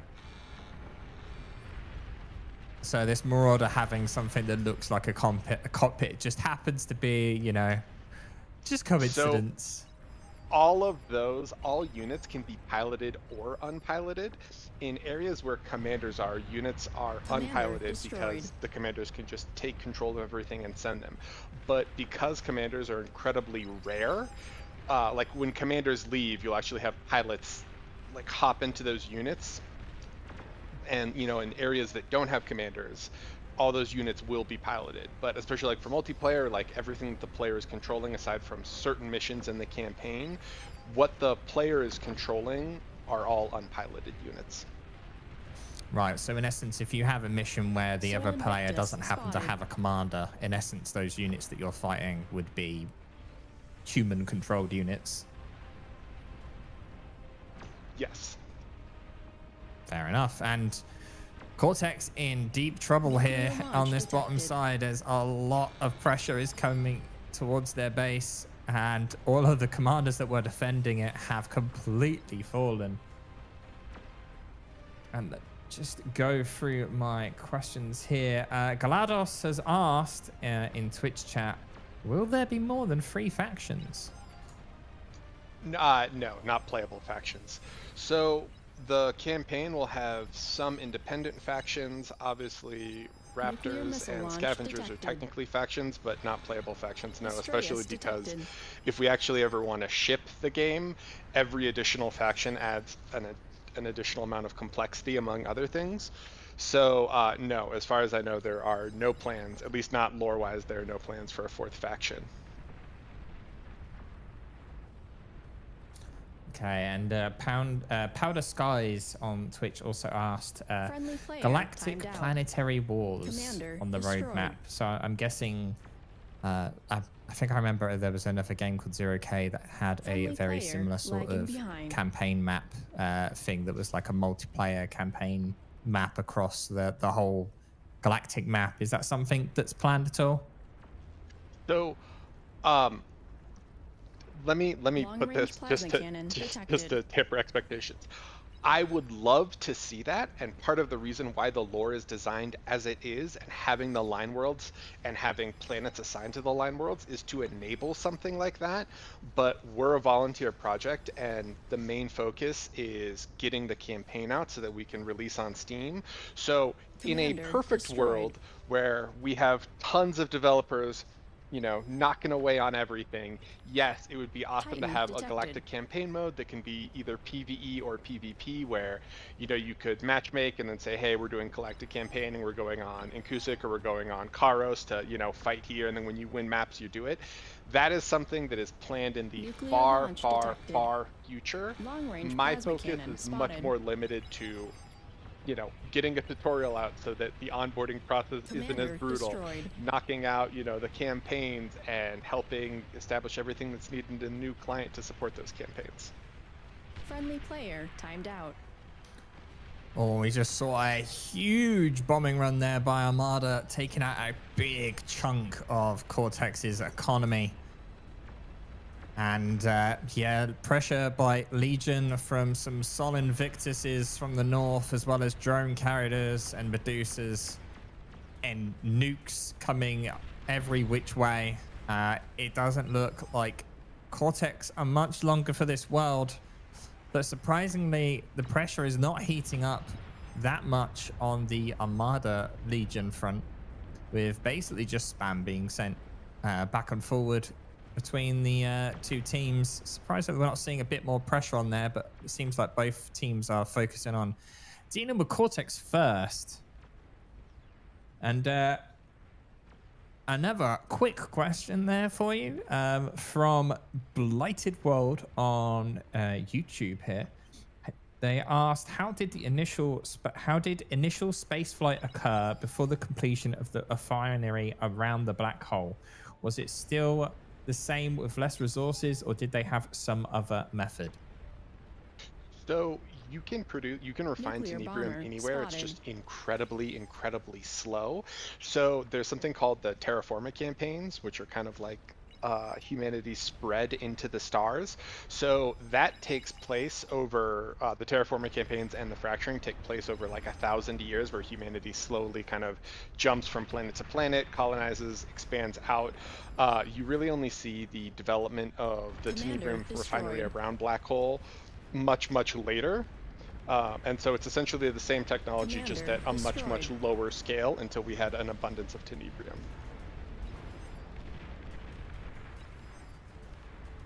Okay, thank you. And don't forget, guys, Nuclear any launch questions, detected. feel free to pop them in. Commander We're destroyed. seeing lots of explosions, and yeah, Cortex is now starting to get leaks into their main base as well. This is not looking good for Cortex at all. Desperately trying to stave off defeat, but it's looking Friendly less and player less caught up. likely as long-range Friendly plasma cannon player shots lagging fire behind. into the base, destroying fusions, destroying build power, hoping that this Behemoth moving towards Legion would do something, but as it gets degunned, that is Friendly not player gonna happen. resigned. Seems like Legion Armada had some form of a conversation before this to team up Nuclear against missile launch Cortex, because detected. doesn't seem to quite be as much action happening on the Legion Cortex front. Another question for you. Powder Skies has asked in relation to the co-op aspect of campaign. Is it going to be like a fixed amount of numbers, or are we talking about like it's scaling up? So is it just two players or so on? No, it should be scalable up to, actually I don't remember the final number, but you should be able to play it with any number of people. And I say any number, obviously there's an upper bound of it, and I don't remember what it is. But yeah, it should be scalable. You should be able to play it with any number of people. So that'll take multiple forms. A lot of Nuclear that is bomber still kind of in spotted. discussion.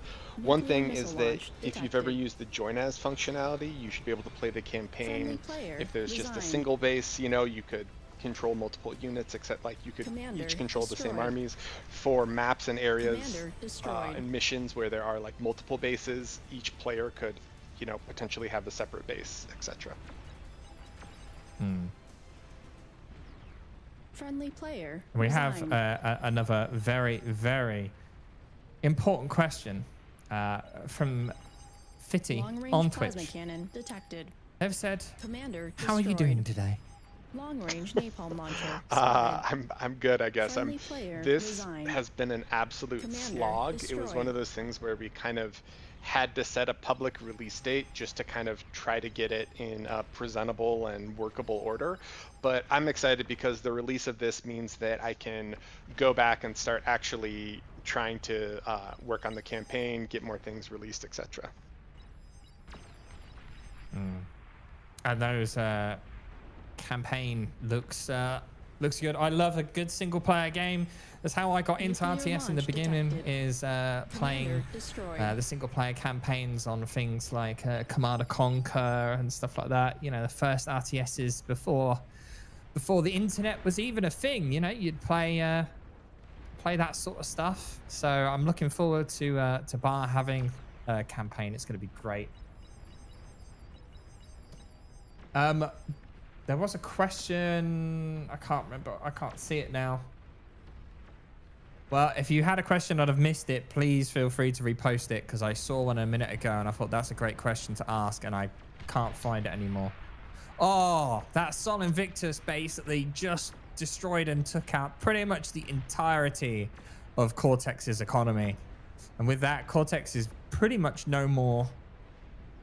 So they'll get mopped up very quickly now.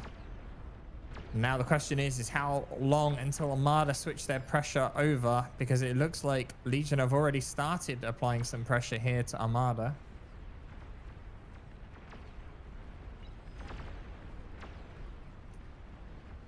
Friendly player resigned. This question. We had a question earlier on YouTube here from Cornus Devi. Sorry if I've murdered your name there. So with Steam Workshop, will it allow players to upload their own campaigns and maps? That is a question beyond my purview. Let me say, in a perfect Ragnarok world spotted. where there are tons of resources and rainbows across the sky and everyone is singing happy songs, yes. The path to getting there, I have no idea what that would look like. So would we like that to happen? Absolutely. Nuclear missile Can we silo promise that will detected. happen? No.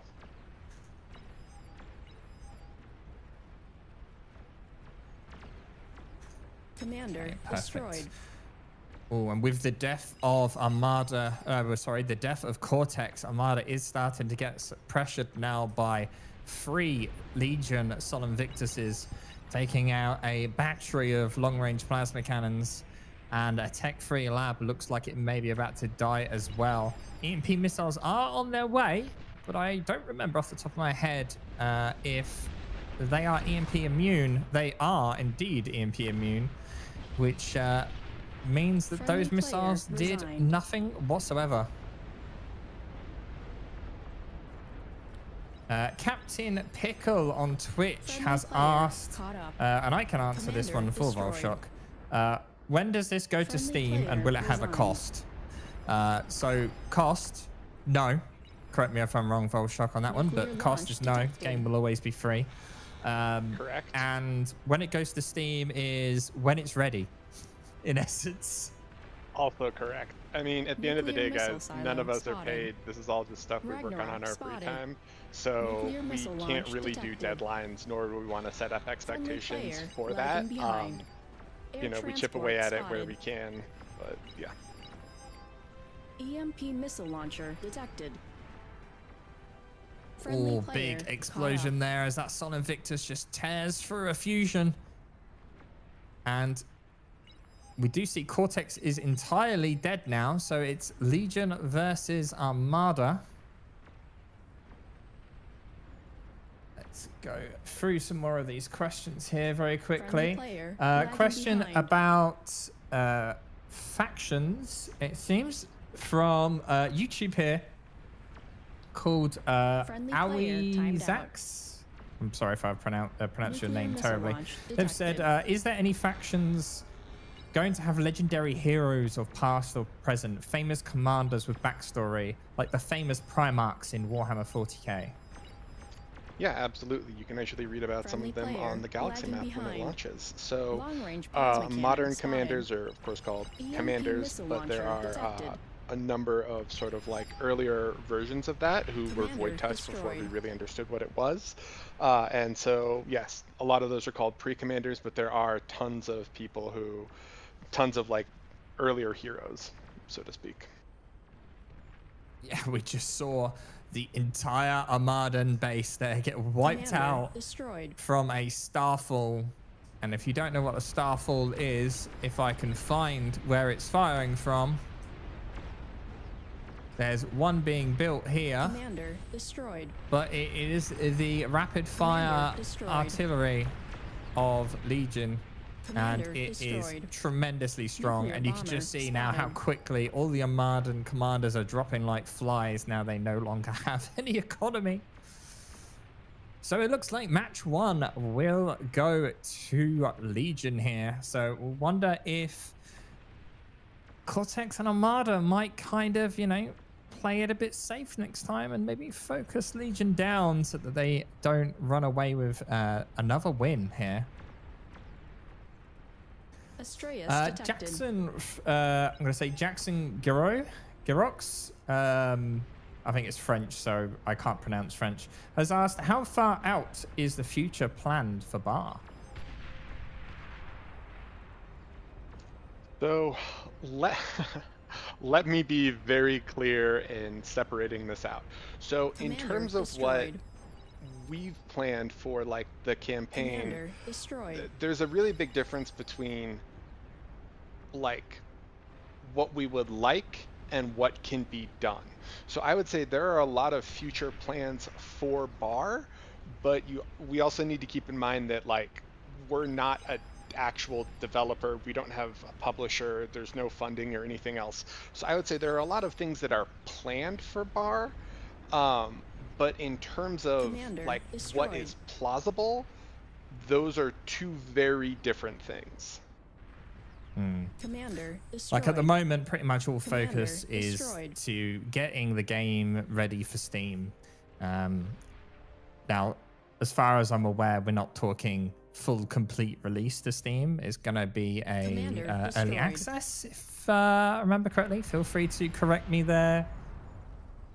Taku, maybe? I actually cannot answer that, that's- so yeah. Yeah, I'm here now. So hello, chat. Hello, guys. And yeah, regarding the early access, there's like several options on the table. We can also do like a Steam demo. We can go full release. It depends on like what content do we have ready at what point. And but we are actually working on a sort of future planning right now. So a lot of these questions are going to become more clear, I think, in the following months. So yeah, exciting news coming up. But otherwise, everything is on the table at the moment. It's very much undecided now. There you go, guys. Heard it from the community manager's mouth. And as we go in, are we going into another game? Next game, are we? That was a quick one. I think we can do one more.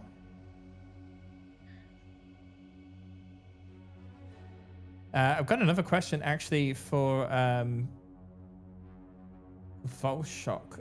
Let me see if I can find it. Bear with me. If you want to jump straight into another game, there's actually one. Okay, no, it's 40 minutes in, so we probably should not be trying to catch up there. Yeah, so the lobby died. We are now going to set up another one. So yeah, time to focus on some more questions. Yeah, Taku's sorting that out. Volshock, Hellshound asked, how are D-guns explained in lore? Bro, Pak actually has like a really detailed answer to this, but there are niche things like that. So all right, let me first make a general statement. Not every aspect of gameplay is explained in the lore, and this is true for all games, right? Like, I forgot who it was, but I read this hilarious crash out of someone who was playing AoE 4, and they're like, castles take 180 seconds and war elephants take 60 seconds. It doesn't take, castles don't take 3 times the amount of time as an elephant. Like, certain things, certain game mechanics you can't explain. With that said, D-guns are explained, but I don't fully remember the explanation, and that will be a Patak answer. That's perfect timing while I'm setting up the lobbies. Sorry. We'll circle back to I mean, there's a lot of handwavium there, but it's basically a Tenebrium sort of discharge. So it is connected to, like, every commander has a certain amount of Tenebrium that he can spend on different things. This is why he can power, himself. He can travel from planet to planet with faster than light travel. And the D-gun is also based on Tenebrium as a resource. It's always there, and it's just basically able to disintegrate things, put them, so to speak, into another dimension, and remove them from the world. So that's your hand waving answer. I guess for now this should be enough, and we'll expand on this later in the campaign and so on.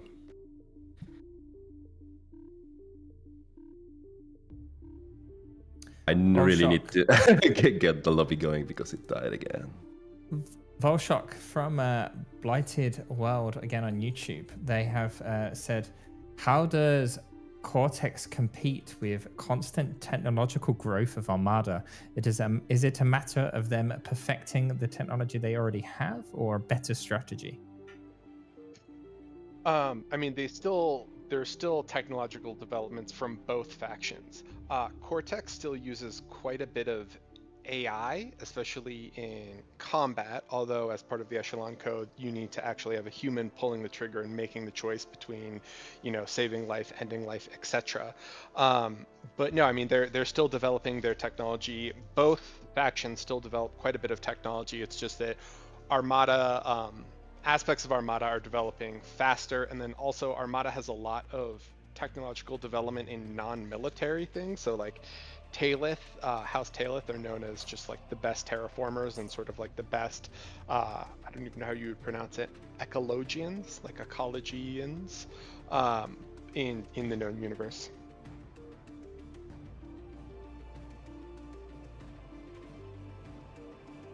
And Troop 04 on YouTube asks, is the gun on the behemoths, or behemoths, sorry, however you want to pronounce it, a D-gun prototype? That is not a question that has actually been answered in lore yet. That will be under the purview of Jadric, who is doing the unit descriptions. So lore itself is divided into a bunch of like separate projects.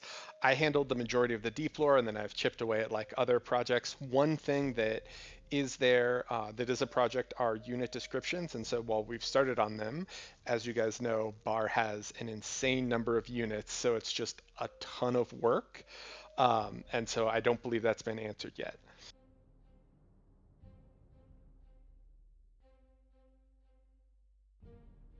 Okay, and a user on Twitch, and I can answer this one.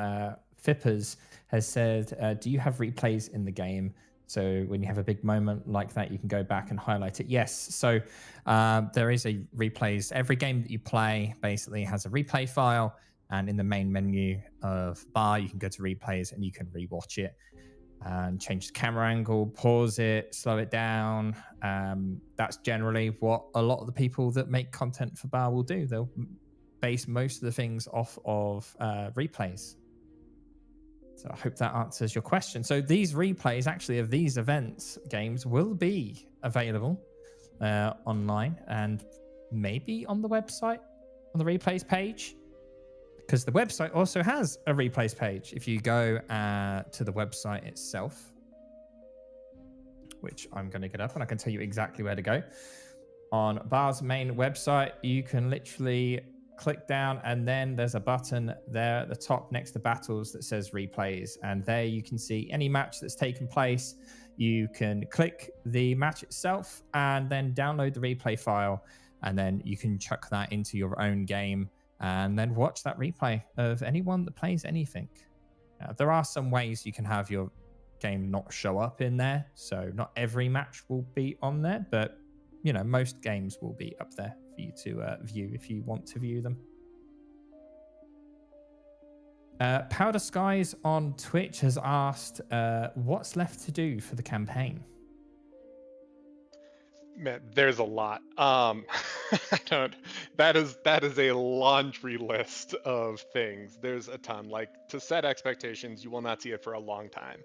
We're all volunteers. We're chipping away at it as best we can. The single largest barrier to the campaign is finishing the mission API to make scripting substantially easier. Right now, scripted missions are just brute forced through Lua, essentially.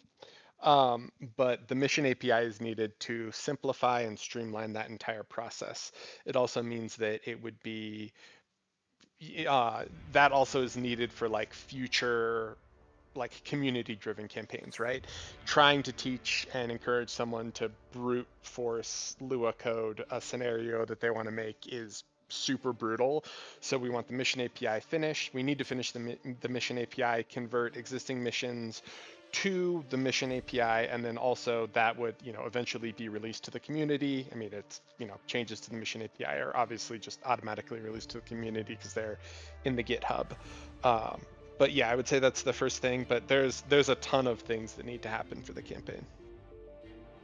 Mm-hmm.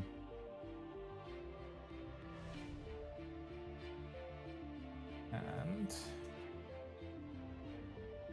I'm just getting some more down. Bear with me. You are good. And we're just getting, for those that are watching, we're just getting the next lobby up. It's currently loading up. It's going to be I say 2 factions. I was about to say a 2v2, but it's not a 2v2. It's a 2 factions. And I don't think factions are enforced on this one, or am I not reading the lobby settings correctly? So while we're waiting on that, I can answer some questions just as I scroll through Twitch. So Shawnee Dawncrest asked, is there or will there be a Warcraft 3 style map editor to create cool custom maps like Defense of the Ancients back in the day? So this again falls into the what we would like versus what is plausible. Would we like that? Absolutely. Like there is no Commander. pushback from the dev team, at least to my knowledge, about having a custom editor, right? We would love for the community to be able to create things like that. There are a couple different barriers to that. So first is the process for making a map in bar that is sort of like that has good visual clarity, good fidelity, etc., is incredibly difficult. So creating an editor that can do that and produce good looking maps is like a multi-year project, if we're being honest. We've done some explorations about it, and actually Mr. Bob and some other people have like looked into, maybe we could do textures differently or something, blah, blah, blah. The short answer is, in the near future, that won't happen. Another problem with the current way that maps are set up is that, and the reason why we have to curate all the maps, if anyone is curious about this, is that maps there's a huge risk of arbitrary code execution because you can put anything into a map. So the reason, if you guys are like, hey, why can't we just create a map and then host it on multiplayer? We do not want to risk any map being a vector of attack for the player base. And so that's why everything is locked down right now. But to answer your question, in a perfect world with unlimited resources, we would love to release a map editor with scripting and everything else that simplifies that, because the lifeblood of many of these games is the community and the content that they create. I've got a question here from the chronographer. What's the lore explanation for Armada v Armada and Cortex vs Cortex battles? Those are generally sub-faction driven. So if you remember, Happiness talked about, for Armada, House Orfeo, House Veltari, and House Talith. Those are the crashes there. For Cortex, Jadric talked about the Mantle Guard, the Lexrite Stratum, Garmethus Covenant, and then Karam's Horizon. Those are the sub-factions that would clash there. That's why those sub-factions exist actually, because when we were writing the lore and planning out campaign missions, obviously you want to mix it up and have, arm versus arm, core versus core, and so one of the reasons why those sub-factions exist is to enable that in a lore setting in the campaign. Okay. And this might not necessarily be a question for you, maybe more of a question for one of the other devs. From Toby1 on Twitch, are you planning to use AI generated material in the game? So the answer to that, there's a lot of different aspects to this. So let me tackle it piece by piece. If you look in the bar repo, there is actually an AI policy that is about that. So one of the huge burdens that we've had is that people are doing like drive-by AI slop PRs where they're like, "Hey, I created this PR and it like fixes the entire world, and you should say thank you so much." So for coding, especially for first-time contributors, we don't want to see drive-by AI slop PRs. For for accepted kind of acknowledged contributors, they can use AI to code. That's entirely up to them. That's just part of it. For the lore side of it, we don't want any directly AI like created slop. So everything you see is basically written by people. We've used AI, like I have a notebook LM that has all the lore in it, and so I will occasionally ask it questions. So that'll be things for like editing or for like tracking through, being like, hey, where are all the places where the chain is mentioned positively? Where are all the places where the chain is mentioned negatively? Or like, who are all the pre-commanders, list them out. So things like that. But in terms of like, it's not like we went into ChatGPT and we were like, hey, write the lore for Bar. That never happened. For art, I can't answer that, but to the best of my knowledge, I don't think really anything is AI generated. Protar, like if you see Protar's work, it's all awesome. Like it's all awesome, and I don't think really any of it is AI generated. I think maybe, I don't think really for the written lore and for the visual lore anything is AI generated. But I can't like say that with with 100% certainty because I didn't do, I didn't do all of it. Yeah. Yeah. But I Okay, already noticed that somebody already renamed themselves to Genevara. I really like that one. Nice.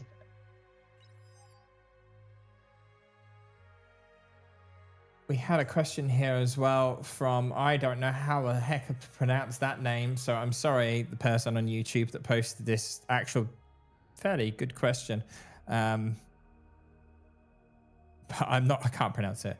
They said, will there be any work that, I'm paraphrasing, will there be any work done on the AI before the campaign?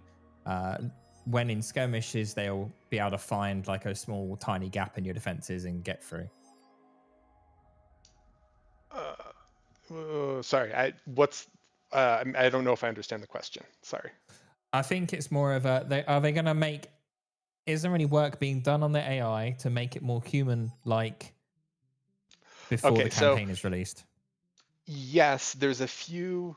All right, I'm probably going to butcher this a little bit, but basically, there was a framework that was put into the game by a contributor whose name eludes me right now, which essentially lets you change and kind of give focus to barbarian AIs. If someone who is another dev who is here can explain that a little bit better, that would be great. But no, there's tons of additional dev work going on. There's also like community AI projects, like Felonious has done I think it's like the Smart Barbarians or the Smart AI. There's like a Reaper AI. A bunch of those are like there's a whole separate kind of focus for that, tailored to the campaign, because we want to have the ability to sort of direct the AI. So for example, if there's a campaign mission where you're trying to contest something, we want to be able to say, hey, AI is on the map. This area of the map is really important, so try to control it as much as possible. Or like, for example, in everyone's favorite mission, the escort mission, we want to have the AI focus on the unit that's being escorted, so they try to like dive and kill it.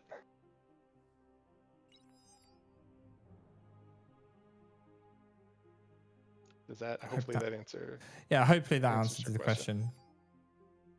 Nexus Gaming, this is kind of not necessarily a lore. It's not a lore question whatsoever, actually. It's more of a technical question here for the game.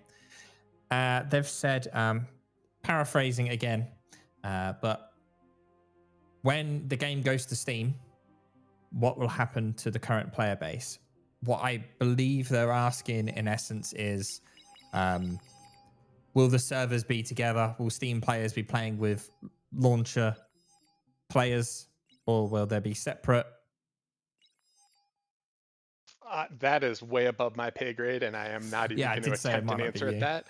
I believe everyone plays together, but I'm not. There's no world where I am confident enough to answer that. Sorry. Feel free, one of the other devs that are in here, to speak up. Sorry, coughing just a little bit. He's muted, unfortunately. Okay. So as far as I'm aware, and again, with my limited knowledge for the person that asked that, there is no plan on separating the servers in any regard. Everyone would just be, you just have a different place for a launcher in essence. You'd still be playing with the same people. Oh, Tarnished is here. Tarnished. Question. When Bar goes to Steam, will people playing the lobby, in essence, be able to play with people from Steam? Yes. There you go. As simple as that. Okay. Hope that answered your question, Nexus, for you. Another question on YouTube from Willa Loss. And again, you've kind of already answered this, but just because he might have missed it. Will there be lore drops for Scavengers and Raptors mods? I like Scav being Space Zombie Virus and Raptors being Tyranids. Also amazing working, and I'm amazed this game is free.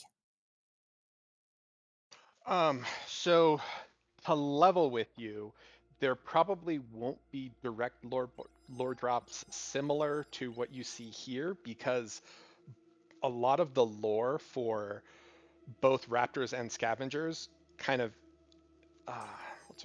are established through the campaign. Both of those factions play a massive part in the campaign. So what might happen is, as I said before, this is kind of the pre-campaign lore is what's dropping now. We'll have like a second set that is like the post-campaign lore, and I guess there'd probably be lore drops for that in there. But for the current plan, I really just want to focus on the campaign and get that done. So the lore would be established kind of through playing the campaign. And also for those asking when Steam release, basically the recurring question is when Steam release is when it's ready. There's a roadmap on the website that gets updated and ticked off when things are completed. But the biggest hurdles are the campaign and some other things that are being worked on. So as soon as those things are done, then they'll be going. But it's not setting a deadline. As mentioned multiple times before, everyone here is volunteers. No one gets paid for this. So it's just when it's done, it's done. In the meantime, just enjoy it while you can. Units spotted. Jackson, I'm just going to call yourself Jackson again. Sorry for the French name. Has asked, probably to Volshock here, what's your favorite unit in lore?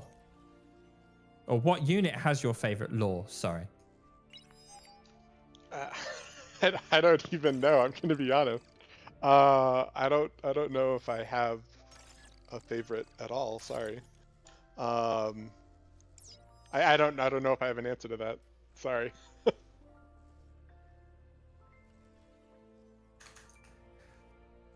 I would say my favorite unit in terms of gameplay is the printer, but once they're nerfed, it probably won't be the same. Yeah. Your team reached Tech 2. Fair enough. Is there going to be a Damgam's not here? I was going to answer that question for you, Radon. Is there going to be a Raptor overhaul done before the campaign is released? Technically, that's a different group of people working on Raptors. I'm aware that Damgam, who is basically the lead working on Raptors, is not entirely happy with it, and they want to change it. But I think the problem for them is right now is they're not quite sure what they want to do with it. Commander destroyed. That's about as much info as I can give you, I'm afraid, on that front. Commander, quite a few people are asking when Legion will be fully released. If there's someone in the chat that wants to Commander destroyed. Voice on that. I think the person who can answer that is Zekris, who's not here. The main barrier to Legion is balance, right? So when the balance team, and specifically when Zekris feels like Legion is in a good, balanced, playable state, it would be released. I've gotten to have a very in-depth. Oh, sorry. Go ahead. Oh no, just wanted to clarify. It's so yeah, it is a Zekris question, but as far as I understand, there's balance and some design work as well that's planned, right? So we are basically considering changes to things like, you know, because the Legion has some old mechanics which some consider not very fitting in comparison to other factions gameplay. So it's either going to be we move some of those mechanics around, we might adjust other factions as well. This is something that's pretty important to say. That's not only going to be work based around balancing Legion to adjust it to other factions, but there might be slight changes within Armada and Cortex, which lay a better ground for the third faction to actually interact with it in interesting ways. So yeah, there's quite a lot of design and balance work that's still in progress, and we cannot really put any deadline on this, but considering that the artwork is mostly done for Legion, thanks to the incredible Legion art team. Right now, the work is pretty straightforward and a little bit easier to weigh. So maybe at some point we'll have better answers as to like what are the deadlines, where do we want to put it on the timeline of bar development, integrating lore into as a default faction. But certainly something more within months than years, I would say. So a question that Damgam has already answered in the YouTube chat, but for the people on Twitch, the question was, Raptor-wise, are they ever going to be controllable in either a normal way or an interesting mission gimmick, like with a pheromone or such? Commander destroyed. So Damgam kind of said it's a bit far too early to say anything more. He has some ideas for playable Raptor faction as a special game mode type thing, but nothing is currently planned. And that's for people on YouTube, for Twitch, sorry if you missed that. And, looking at the game though, so far Armada doing pretty well at controlling kind of more than half the map, especially on the bottom side, doing pretty well at pushing Cortex back. Cortex with very, very limited units on this bottom flank is looking pretty weak here. Another question we had from Mugsy on YouTube was they've said, I was under the impression that with the Steam release, it would be paid, but the launcher would remain downloadable on the website. Self-destructed. And then a sub question from that is they've said, is there a reliable way to contribute that money to the right places? No, not really. There is no general, bounty system that we have in BAR, so all the contributions just go into one pool. And, because the moment that you open this sort of relationship between the players and developers, where they, try to maybe boost some things rather than others, it quickly, opens up a can of worms, because now you will have competition and other maybe not so fun aspects of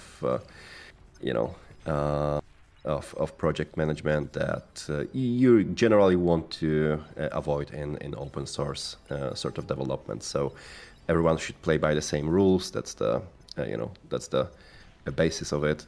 So no, there will be no commission system, or there will be no bounty system within the BAR project. Commander self-destructed. To answer Greek Bratko and Reiko about when you recruit someone like Hells or Narnuk for the balance team, so there actually is a balance consultant role. I don't remember everyone who's on it, but it's like Blodeer, Kuchi, Randy, I think Modulo is on it, Barcast is on it, maybe Inda. I think there's some straight players on it too that I'm forgetting, but if you, their names are like, whatever that Chrono color as well. Commander Chrono's destroyed. on it. it's like teal or something. I don't know. If you look in Discord, you'll see people who have like a tealish name. Those are the balance consultants.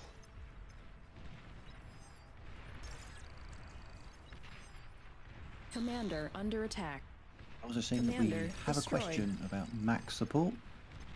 At this point in time, we do not have Mac support for Beyond All Reason, but there have been a number of potential contributors that have come forward with a burning desire to correct that situation. Commander destroyed. There's been quite a bit of very recent activity in the community at the moment to see what can be done about porting Beyond All Reason to the Mac operating system. Whether that will reach a point where we can actually put something out with an official bar release that covers Mac, or whether it just fizzles and dies, because there's quite a lot of technical challenges related to switching over to the Mac. If we go back far enough into the history of the Spring engine, which is where our Recall engine is forked from, there was Mac support, I do believe, at some point in the history, but it got lost to the wayside ever since Mac stopped supporting OpenGL, and since then the divergence of the development and the technology has not considered the subtleties of running code on Mac. So there's quite a lot of work that has to be done to bring that in line, not to mention that Mac doesn't support OpenGL, so the effort is looking at how do we use the native Mac systems alongside OpenGL. So there's quite a lot of challenges there. They might succeed and break through and give us something that we could possibly give to the community, or it might not. But it's certainly something to watch this space. Fingers crossed. If you think you can help, you can come and reach out to us in the engine channel and communicate with the members who are at the moment undertaking this heroic effort. And looking at the game here, Tola doing a great job at trying to make his Fug line walk into this beamer and pressure the blue team. He's definitely outnumbering his opponent quite well. The question is, can he keep those Fugs alive against a large quantity of rocket spots that he's facing?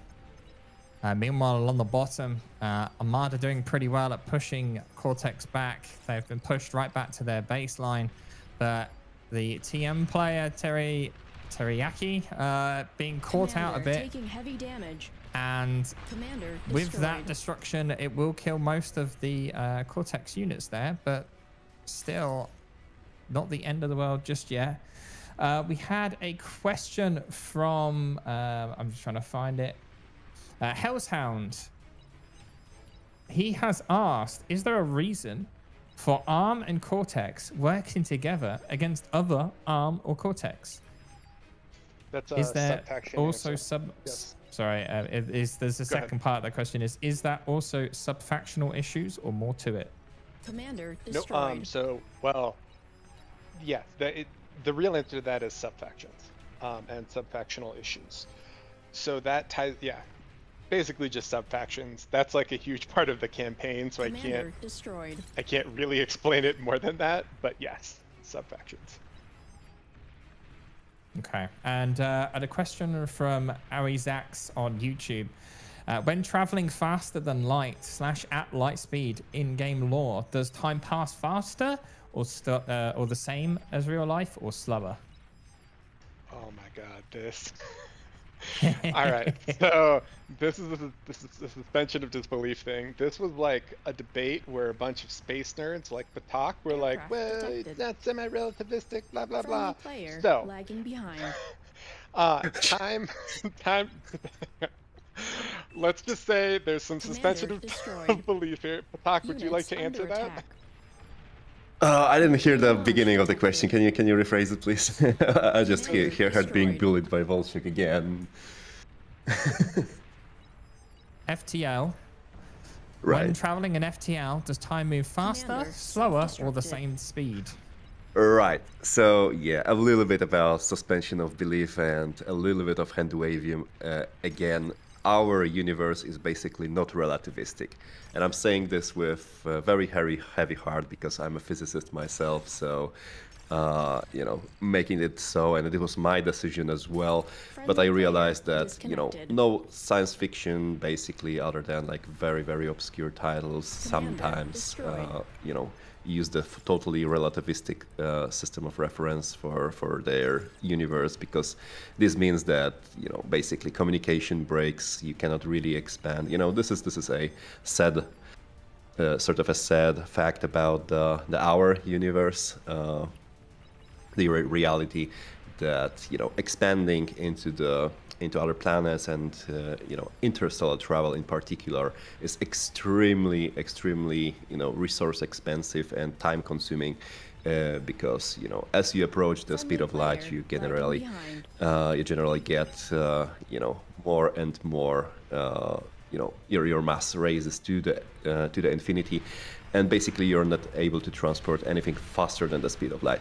So if we set up our universe this way, you would basically have to, reserve it into like a couple of planets, maybe like 2 or 3 star systems, in order for the timelines to not break and feel completely out of reach and out of touch.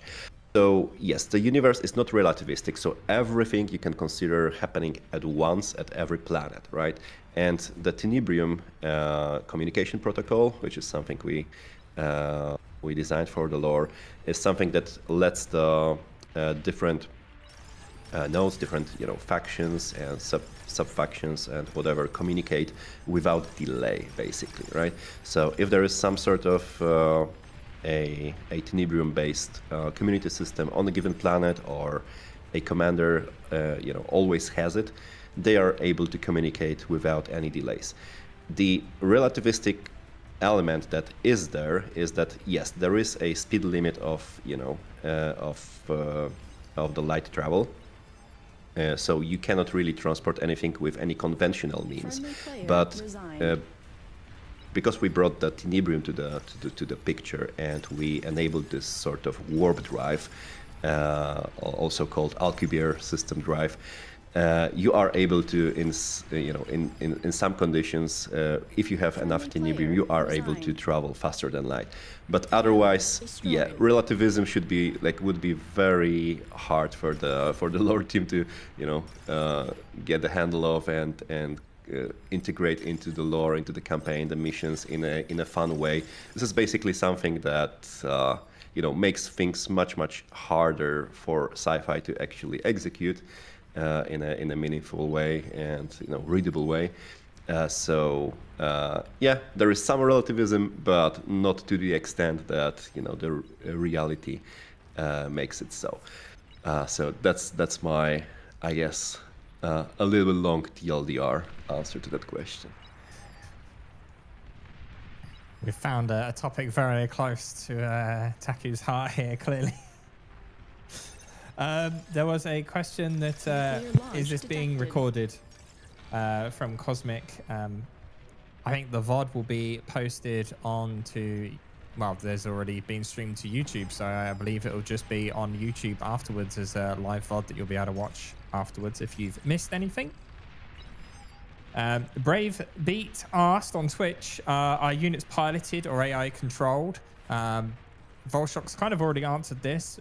Both, in essence, is the answer, kind of. But Volshock, if you want to kind of repeat what you said earlier on. So units built and controlled by the commander are all autonomous. There's no pilot in them, but because commanders are incredibly rare and can't be everywhere at once, units can also be piloted. So like remote systems that don't have commanders will actually have piloted units in them, like piloted vehicles, planes, etc. But everything that you produce as a player is autonomous, with the exception of some campaign units that will have humans in them that you're protecting or moving, controlling, etc. Commander destroyed. Perfect. Mr. Bighead on YouTube asked, this might be an extremely dumb question. There are no dumb questions. Got any collabs in mind? And I presume that they mean with other yes, the Helldivers 2 skin pack for Armada. No, not that, guys. I'm trying to handle the lore of just one thing. I can't bring in lore from other things in it yet. I'm a simple creature, all right. I'm just trying to get done what we can get done. That might be a question for our community lead. Behind. Come again? What was the question? I zoned out for a moment. Ever on the ball, our community lead. Will there be any collaborations like with other games and such? Oh, that's an interesting question. Well, we already had one, right? If some of you dinosaurs remember, I think around 2021 or 2022, we organized the RTS Triathlon, which was basically a nice community tourney between Beyond All Reason, Forged Alliance Forever, and Planetary Annihilation. And we do have some plans down the list. There's a lot of plans and a lot of other community events, but we would like to do that again someday, maybe with other games as well, maybe 0K, maybe Metal Factions, so something within the Recoil ecosystem would be also maybe quite fun, maybe with other, TA and Supreme Commander successors as well. So things like this are on the table. So things like triathlons, but other partnerships, it's hard to say right now. We haven't really, looked into this sort of propositions. We had some propositions of, cross promotion, and that is happening from time to time. But it's also like we are quite limited in who we can partner with. Because Bar is a totally free game right now, and if we partner with some game which is basically a commercial title, and it leverages the resources of our community to boost their sales and stuff like that, this also gets into some sort of shaky territory where it might be a little bit controversial, all things considered. But for example, Force Alliance Forever was a nice exception there because it was also a community-driven project, so it fits very well with our style of development, our style, the way we manage our community. But otherwise, there's also always we are looking, with open mind, and who knows, maybe someday we'll have some more partnerships. On YouTube, Electric Skyline has asked, what does it mean if a commander self-destructs in lore? Okay, this is going to go into we don't explain every single gameplay dynamic, so we had a ton of arguments about this. In single player, it's something that would never happen. It would be like you would suicide yourself. It'd be like a heroic, like I'm going to detonate myself to blow up something. In multiplayer, it's not. We can't explain like all multiplayer gameplay, right? Commander so the truth destroyed. is that's just a level of Friendly player that's a level behind. of like multiplayer Friendly kind of player gameplay up. that we don't explain in lore. Sorry. I think we have an interesting question player on caught Twitch up. from Bravebeat. Are the developers split into Arm and Core loyalists, and does this cause any tension? I would argue yes, but that's probably also a Peter question. Should I reveal my preference? I mean, most people probably know. But I don't know. Yes, the dev team is kind of split about this question, and also, there's Legion as well. So we have a lot of loyalists of different factions, and there is some friction going on as well from this point of view. But Units under attack. also, Cortex is the best faction. Tactical missile launcher. Praise be the All-Father. Nah, Team Green, man. From the perspective of the engine team, it's whichever faction causes the less trouble for the engine. Is there any... Pointing at everyone except Legion there. Got it. So that was a good question. If I could throw one out there. This is a ways back on YouTube, but I think it's important. Sir Mascaras asked, are there still opportunities to get involved in the development of the game, such as UI/UX? Oh, absolutely. So we have a looking for volunteers section in our Discord channel. So if you go first, what you have to do is go to channels and roles. This is on the very top of the list in the Discord server, and you have to pick up the development role. Because this will open up all the channels which are development oriented in our server, and then you will also see there is a little looking for volunteers section over there. So if you have some sort of UI skills or otherwise coding or artistic skills, we are always looking for new members. This is how this game is built. It's built on the shoulders of of the community. And everyone here has been, once a player or once an enthusiast of bar who just, at some point realized he can also contribute, and that's how it works. So yes, we are always looking for new people, and if you have some particular skills that you think would be useful for the team or helpful, let us know just in the looking for volunteers section. And it's not just technical skills either, soft skills as well, mentors, getting involved in helping with moderation, and helping marketing and all those kind of things, all very useful. So you don't have to be a technical person, an artist, a programmer necessary to help. There are many ways that you can still help us. Commander destroyed. Question from Polly Inga on YouTube asked, will the extra unit pack be added into the main game instead of an option? So there's a lot here to unpack. So remember that there's a difference between extra units and scavenger units. So scavenger units are not ever going to be part of the main game at all. And to my knowledge, extra units will never be part of multiplayer. However, if you remember when we spoke before about sub-factions, so in the campaign itself, in the game itself, all units are assigned to a sub-faction. These are kind of in line with their lore. So like for Armada, for example, you see welders on screen. Those are Veltari units, and Veltari are very much like the front line, let's go push. So that those are like maces, those are welders, those are gunslingers. And so when we do as we're doing right now, we're doing an Armada visual overhaul. All those units will kind of have visuals that adhere to their sub-factions, and all extra units are also with sub-factions. So those units will visually get updated and match their sub-factions and then be in line with the roles. And then one of the meta campaign aspects that we're exploring is as you're doing campaign missions, you would be able to earn reputation through optional missions or optional objectives in the campaign to unlock extra units for a sub-faction. But in multiplayer, those extra units are not balanced. They won't ever really be introduced to the best of my knowledge, but we will potentially bring them into the campaign as an aspect of the meta campaign. Perfect, thank you. We have a question from Twitch by Sammer's Plans. How do commanders get chosen? Do they get any special treatments in their colonies? Friendly player timed out. Absolutely. So commanders are humans who are affected by the void.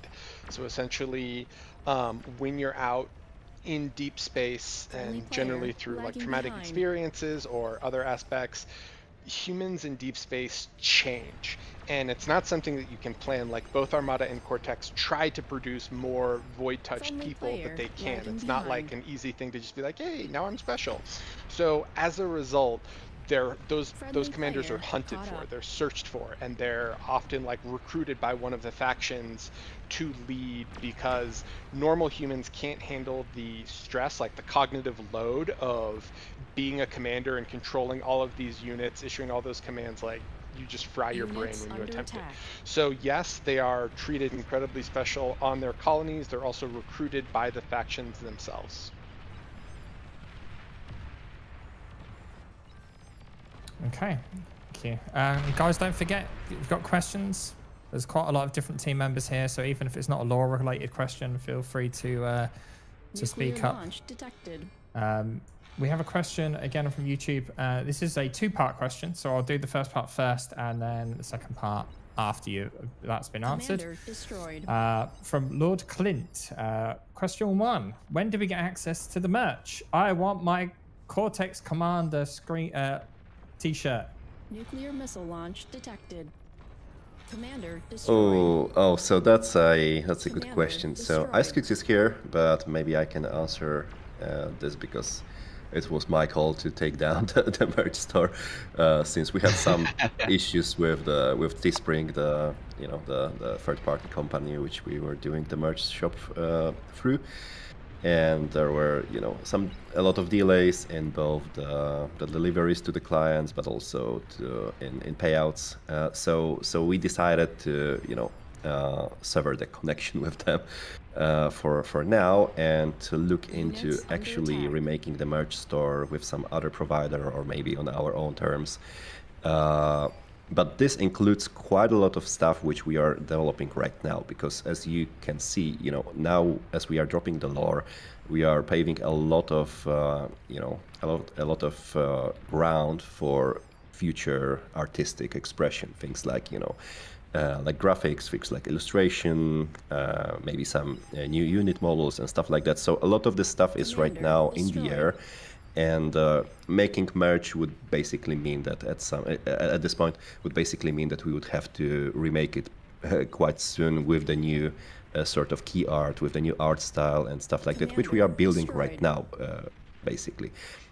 So then we are sorry for that, we Large apologize, plasma but we will cannon spotted. have to wait for a little while until the merch store goes back up. So that's my sort of breakdown Commander there. destroyed.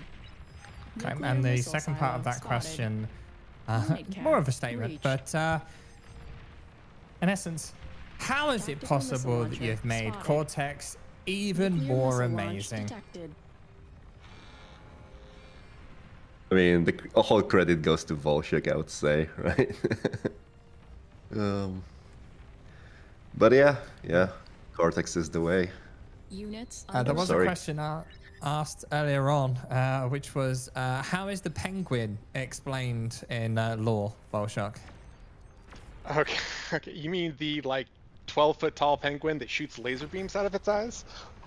So let me don't answer know. this Any in penguins? two things. First, there is actually no explanation for the massive laser beam eye penguin. Second, there is an active project to rework a lot of map assets to be lore adherent, because in what might shock you for an open source game with tons of random contributors, the scale, which we just recently established a few months ago, wasn't actually carried through work that was done in the Commander past 8 or so destroyed. years, which I know is a little shocking. But we're going to try to overhaul a lot of those assets, have a lot more kind of standardized assets that people can use. Some of this will be flora, some of this will be fauna, some of this will be, say, civilian buildings and or wreckage. I think there was a big discussion about trees at one point.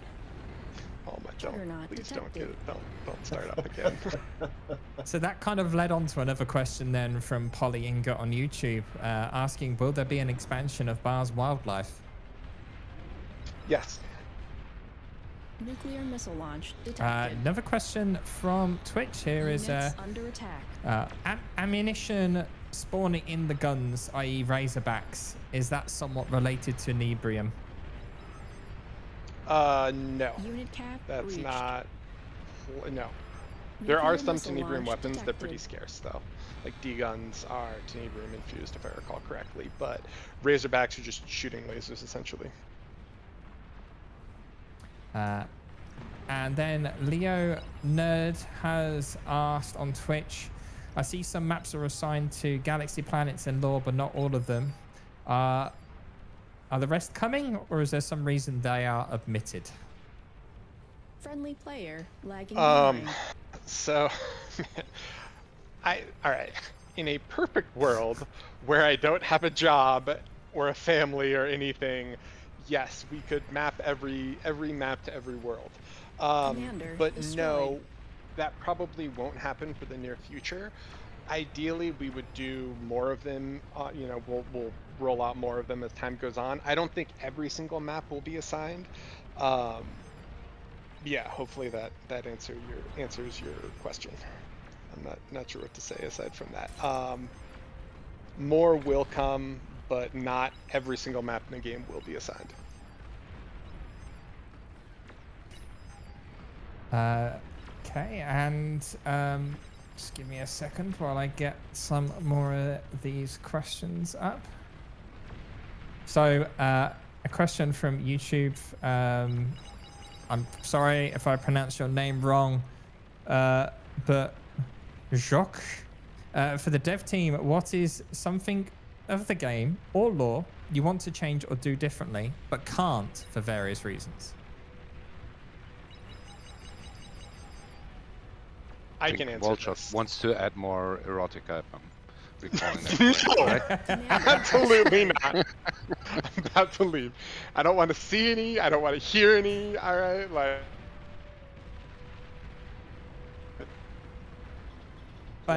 Anyone have an answer to that? Not technically feasible. Nuclear launch detected. The thing that I love that is disabled for a host of reasons is actually FPS control. So if you've ever seen like Aku's work where he like first person's into a pawn and then you can like see the weapons, they're reloading, it has like the health and everything.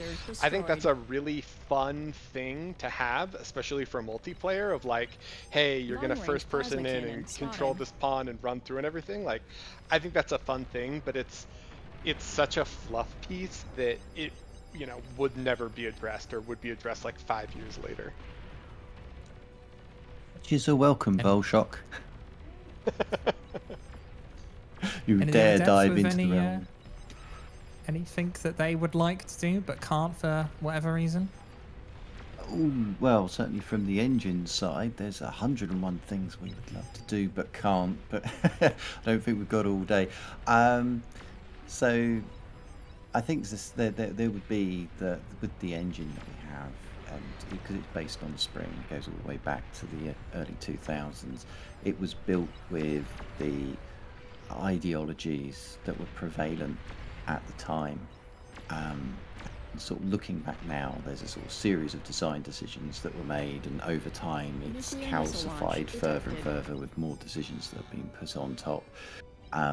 And that's kind of then created over time of games are using it, not just Bar but 0K and Total Atomic Power and these other games have all now begun to completely rely on how the engine works, how do you interact with it and all that. And so one of the things that people do ask us about Bar is it multi-threaded? And the short answer is yes, with an asterisk. That a lot of it is single-threaded because the original engine was written to be single-threaded, because back in the time multi-core machines were not really a thing back in the early 2000s. They were just starting to come through. We would love to be able to do more multi-threading on the engine. Some systems are pathfinding, unit movement, particle effects, I think sort of weapon adjustments are all multi-threaded. But there's a lot more that would be nice to be able to multi-thread, like the actual projectiles themselves. But we can't because of the way they have to work and the interaction with the games and the sort of the knock-on effect of the time and the calcifying of just such a huge code base that there are limits to how far we can go. So that'd be one area I would absolutely love to be able to change. Perfect, thank you. Okay, moving on to a question from Twitch here, from Makeys96. Dear devs, will there be any additional soundtracks? Maybe even some differentiated for the different factions? Nuclear missile silo. Oh yeah, spotted. big time. Yes. Commander destroyed. I excuse want to answer Yes. that.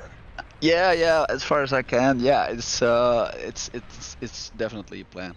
We want to have to set a specific musical tone for each faction. Also with the campaign in mind, obviously. But Unit cap yes, reached. there's a lot going on in score, music, and yeah, things that that will add on to the already existing amazing work that has been done by all our awesome Nuclear composers. missile launch detected. That's which is a hard task already, but it's we have quite some stuff in the pipe and being developed behind the doors. But yeah, that's coming. Perfect.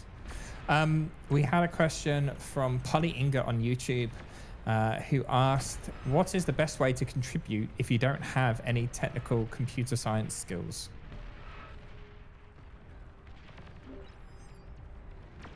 Taku, do you want to take that one? Yeah, absolutely. Units So under attack. yeah, contributing is not really about having computer skills. Of course, you know, programming is a big part of building what bar is, but Unit you can cap also do reached. quite a lot of artistic work. There's also, you know, community management tasks that we look very forward to people joining, because, you know, moderation is always looking for more manpower. Since you know, the community gets larger and larger every month. It's and this means that we should also be scaling our moderation workforce accordingly, which you know, gets increasingly difficult, because some of the old moderators also, you know, might not retain the interest in working, you know, or they don't have the possibility, you know, life changes and stuff like that. So we are always looking for example, new Overwatch members who then later become the perfect candidates to become moderation reviewers or actual moderators eventually. So this is another place. So if you go to the volunteer section in our Discord, you will also see a Overwatch team submission forum where you can basically let us know if you would like to help us with the moderation. So this is one of the ways that you could help, you know, without explicit coding skills or artistic skills for the matter. Otherwise, you know, I would also always like some sort of help within the community management role as well. I don't really have many assistants, so you know, Shadow is doing great work on YouTube and Twitch management, and I have a couple of other people who are doing some promo stuff, but it's also, you know, not a very staffed team as well, and people, you know, eventually come and go. So yeah, there's always a lot of work that you know, besides coding or any artistic expression, is there to be done. So just let us know if you don't have a particular idea on what you could be working on, but you just want to help some way. We'll always, you know, help pointing you into the proper direction. Missile launch detected. What I also think is lacking, and something that we really wanted to expand on for quite some time now, is, for example, more guides and information for the website regarding specific mechanics. I mean, we already have a lot of stuff there, but we are aiming for explaining much more niche mechanics, for example, jamming or cloak or whatever, and have like a separate section of that, so people wanting to learn or know or understand the inner mechanics of that in a compact, easy to read way. But that's people with enough experience and understanding of the game should be able to write something up like that. And I mean, that would be great. Oh, that reminds me also, I didn't even mention the mentor team right now. So we have the Overwatch team, we have the moderators, we have developers, but also we have content creators and the mentor team. So mentor team is, or also called Bar Academy, is a team of very diligent and useful, helpful is the word, helpful people who help other community members to, you know, to learn the ropes with Bar. And if you feel yourself like knowing quite a lot about it. You don't really have to be like a high APM player or anything like that, but if you understand the gameplay, if you have the the game sense, and you are able to help players of lower rank get up the leaderboard and get better at bar. This is also a team that always looks for new members, so the mentor team is another avenue of contribution that you could participate in. Yeah, that's very true. And I think both are very important, especially. I mean, whenever we hit Steam or keep growing like we are, there will be more than enough new players that could use a little help and learning and understanding the game.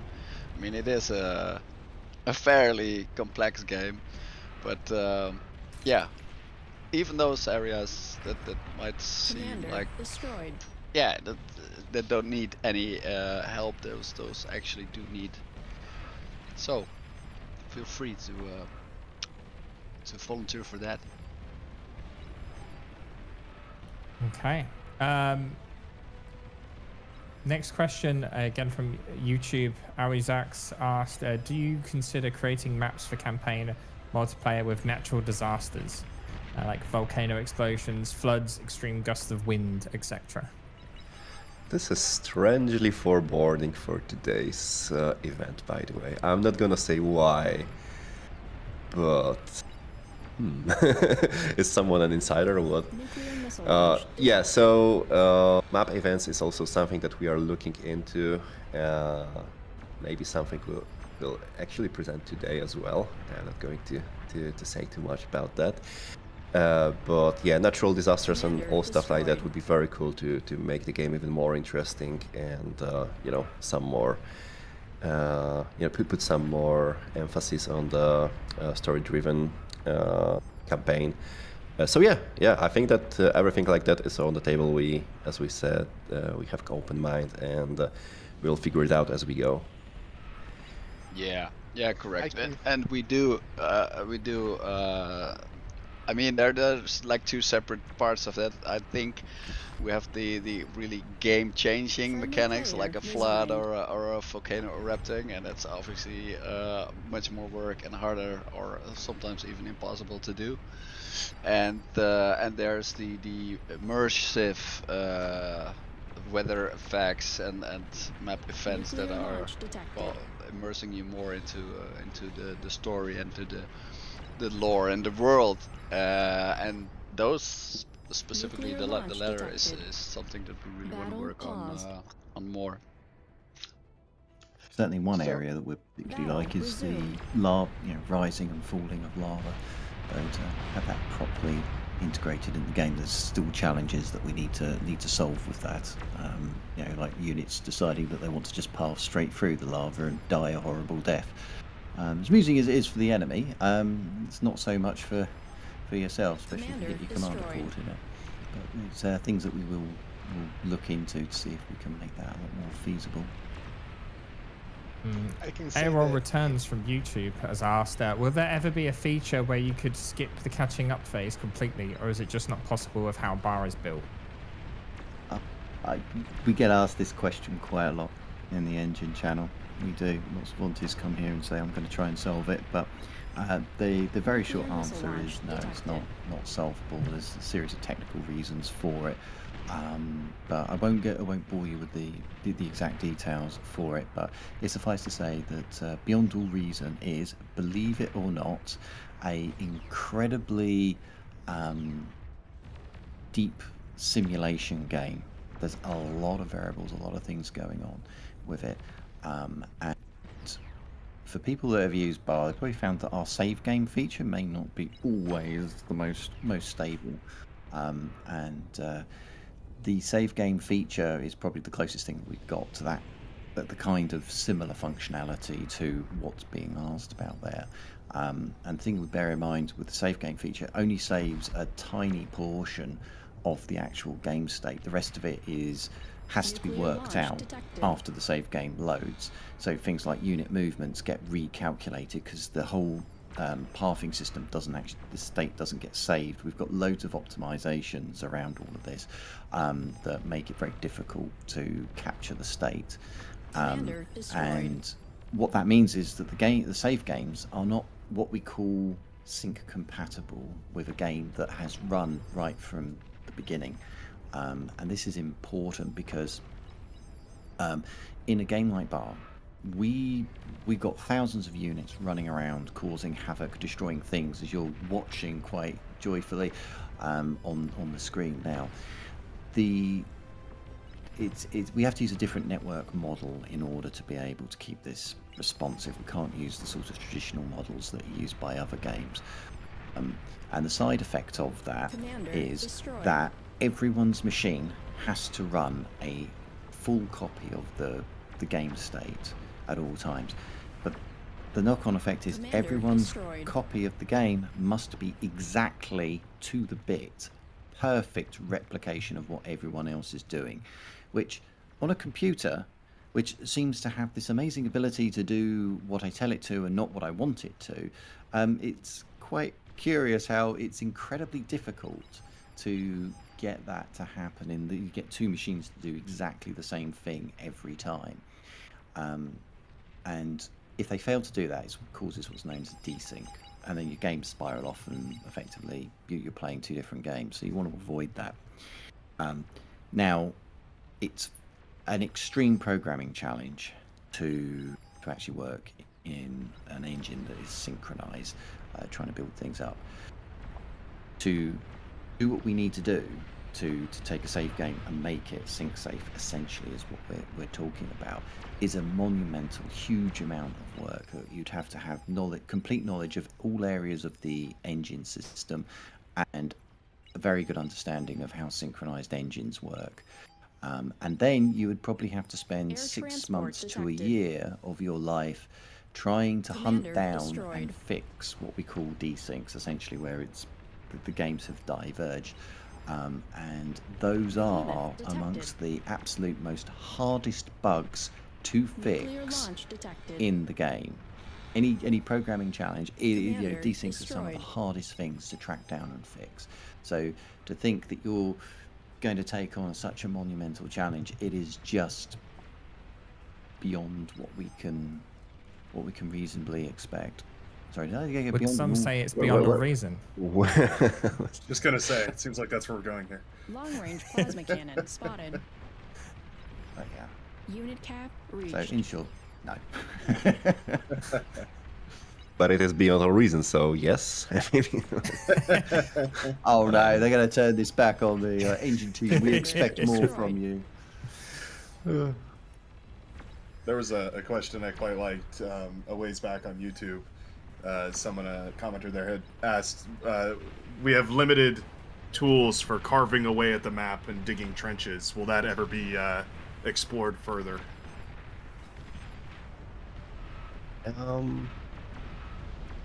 No.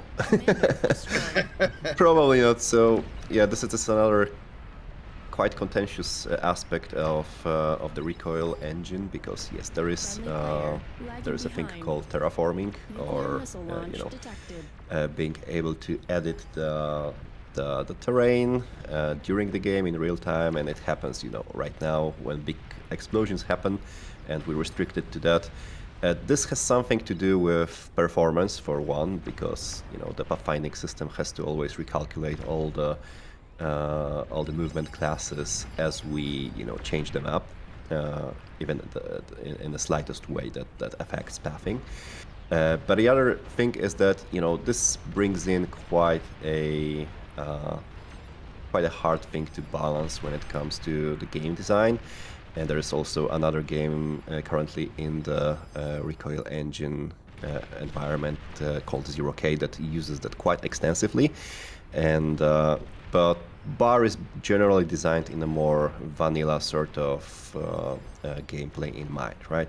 So this sort of very experimental features are, maybe in some sort of mode form eventually they could make some sense. There's also another aspect why we don't really look too much forward into this sort of stuff, is that it's very hard to make it look nice, you know, with our fully, you know, handmade maps. It's quite hard to make a good, you know, programmatically some good shader that makes those map edits, those terraforming features look not out of place and completely breaking immersion. So there's a lot of considerations around that, but we are probably not going to see it in bar other than in maybe some future mods on or, you know, community content. So was the question about matchmaking answered or asked yet? Nope. Okay, so it was asked. Well, it was asked like you know, 10 times a day. But yeah, I'm happy to answer it as well. So matchmaking is coming up in the new lobby system, which is being developed right now. It's still quite a long way to go. We are working on the UI. We are working on some hooks for the matchmaking, but at the moment, actual matchmaking is implemented in the new infrastructure, in the new lobby protocol, and it is implemented in the new lobby as well for 1v1, and it has been tested. It works. So what we can say right now is that yes, matchmaking is absolutely going to be a thing, but the question of when is a little bit more, you know, involved, because it won't happen before we migrate fully into the new lobby system, which has quite a lot of other components that it has to first have in place for us to go there. So yeah, matchmaking is there and isn't at the same time. You can say figuratively. So I guess that answers the question. Perfect. We've had a question. This is more probably for Volshock here from Twitch. I'm just going to call you Zebra because the rest of the name I can't pronounce. They've basically said for developing future lore, or just for lore in general, is there a single arbiter of lore or a team? And then what are your favorite parts about lore discussions amongst the fellow volunteer team?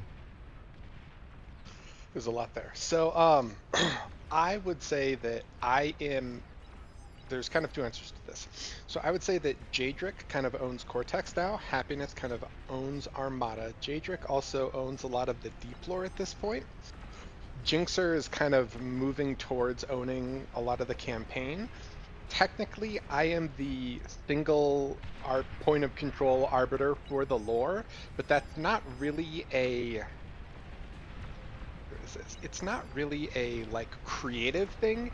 It's more of just that projects that are open source that have a lot of voices have a ton of discussion and uncertainty about how to progress, and me being the arbiter is less about me exercising a firm, you know, iron grasp on creative control, and much more about just saying, okay, these are our options, we're going to pick option A and we're going to go with option A, and that's kind of it. Because especially with lore, there isn't a lot of like, there aren't a lot of wrong answers with lore, right? It's like similar to like, hey, what's your favorite sport? Oh, I like basketball, I like football, I like golf, I like, you know, whatever. Like, everyone has their own personal preferences, and it's not like one is right or wrong, but oftentimes you just need a decision made to go forward.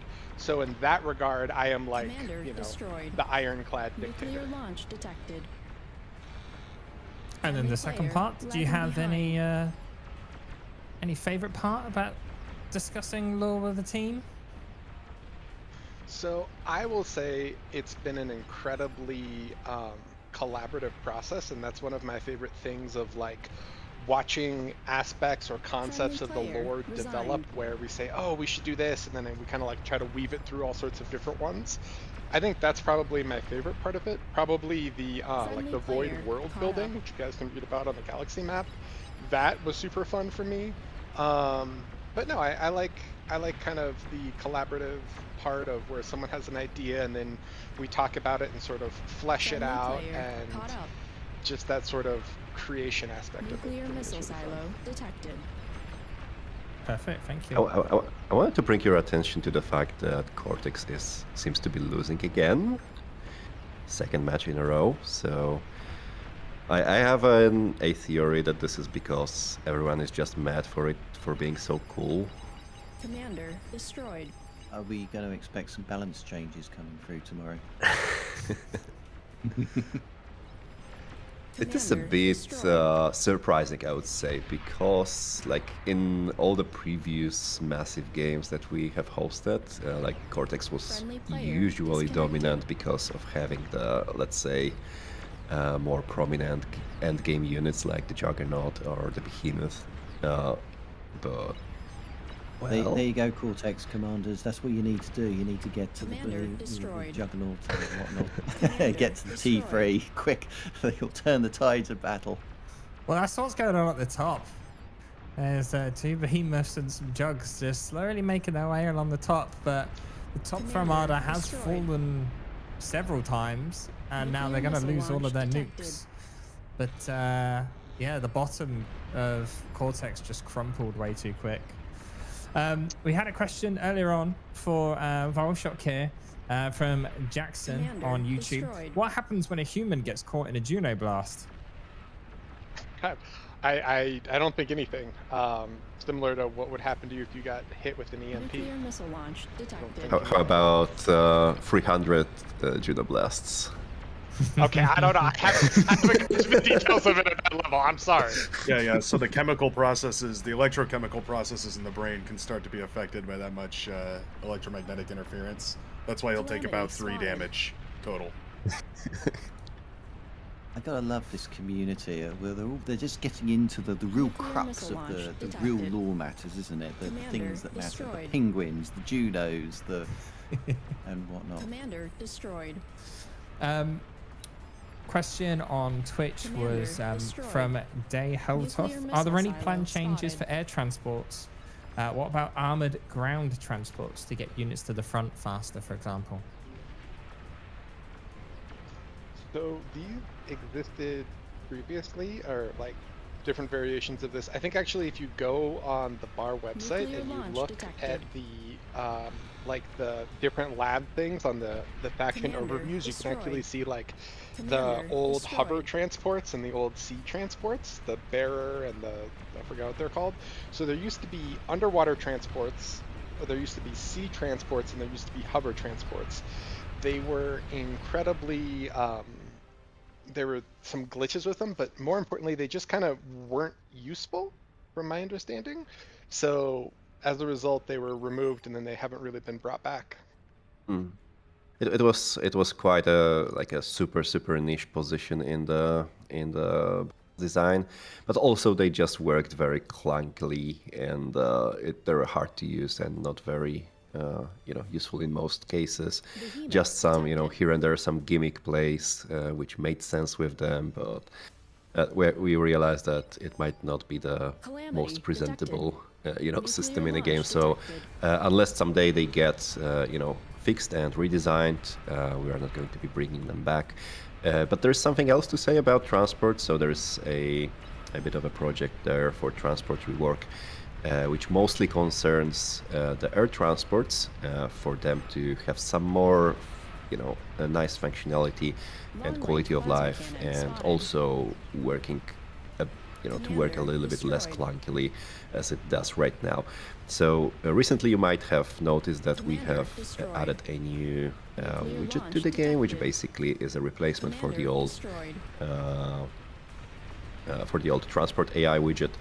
Right now, if you go and guard or assist a lab with a transport, it's going to be assigned to this lab and then transport your units straight to the rally point along the line that the factory has set. So this is a very nice quality of life feature. Already won me a couple of FFA games.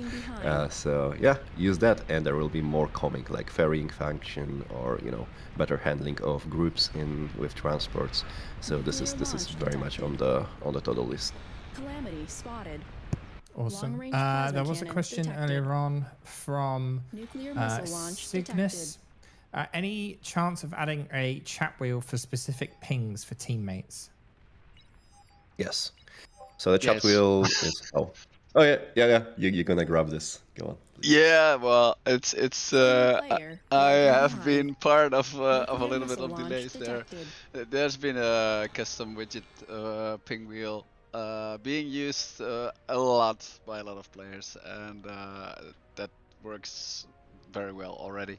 The plan or idea currently is that we still wanted to upgrade it a little bit visually, and we also want to integrate it natively into our new UI, which we need to finalize on a design of the new in-game UI, and we have the technical framework is practically ready and done, and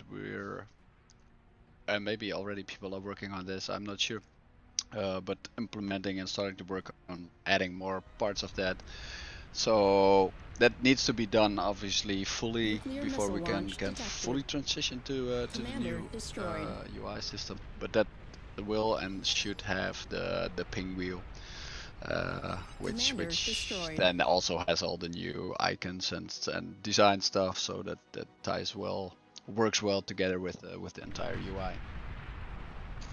Yeah, there's a lot of cool kind of functionality that's been talked about that, but isn't just with the chat wheel. I know that it was Watch the Fort was looking at translations and then using the chat wheel, like if it's like attack and you do it in English, whatever the other person's client is, it can do it in that client's language. So in addition to that, like there's some other cool additional functionality that could be put into that, but like I said, there's so much work that goes into all of that. Yeah, correct. And yeah, there's one thing that I'm not sure of is there were some versions or ideas with multiple levels of pinwheel options and subsections and sub things, and we're not sure about how deep we want to go there, or how flexible or customizable we want it to have. I mean, some people prefer to use less stuff more easily, and that's like inheritable issue with the pinwheel. If you add too much stuff, it's gonna be less easy to use. So, but that's something to iron out in the future. Perfect, thank you. So, Volshock, I think you've got something you want to talk about, right?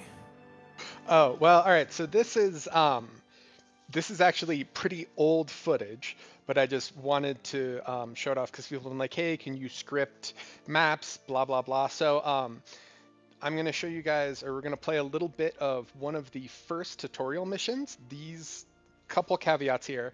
This has been like fully replaced. What we initially did was kind of like a proof of concept for like, hey, how could this work, or how would this work? Could we fully script it? Could we put in voice lines, etc.? So one, this is an incredible work in progress that I think is over a year old now, and so everything is being updated here, the UI is being overhauled, etc. But I just thought it'd be fun to like share, some of the just like some of the minor things. So if you want to play it, this I think starts halfway through TM1.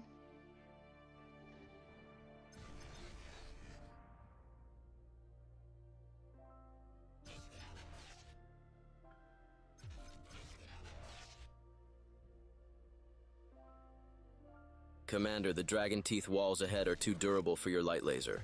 So I'm these are just reallocating the tutorial nanites and missions. activating All your of these will be disintegration on gun. custom maps. Use it to carve a path forward.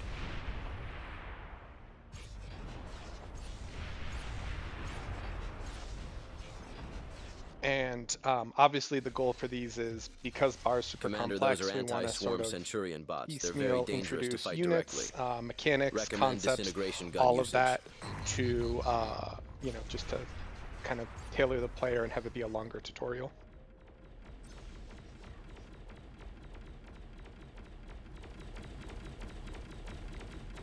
Unit received. Also, keep in mind, these are placeholder AI voices, so in the actual one, we'll have these voice acted, but for the development of the campaign, we're just building out, we're just using AI placeholder voices because they're really easy to just generate and then put in, especially because like some characters are female, but the BAR dev team doesn't have very many women on it, so it's a little bit harder to get separate voices. So you'll need to repair them before you keep moving.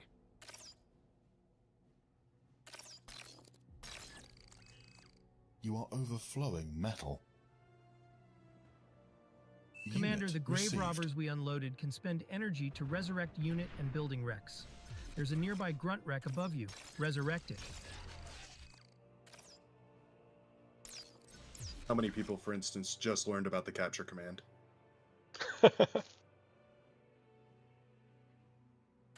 So this scenario is just teaching like this part is repair and resurrect, and so the player for this one gets some grave robbers, so now they're going to kind of explore around the map. There's wrecks around the map, so they resurrect these, and then they go and attack an Armada base. We can watch a little bit more of it.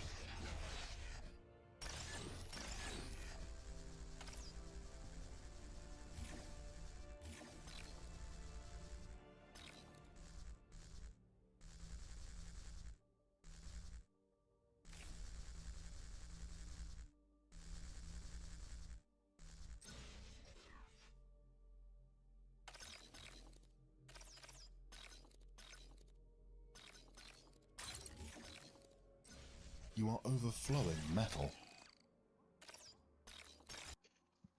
Players will not need to do the tutorial campaign or anything to join multiplayer. That's a whole other conversation for what the onboarding process might be. Commander, there's a thug wreck over here we should resurrect. We can use it to help break defensive positions.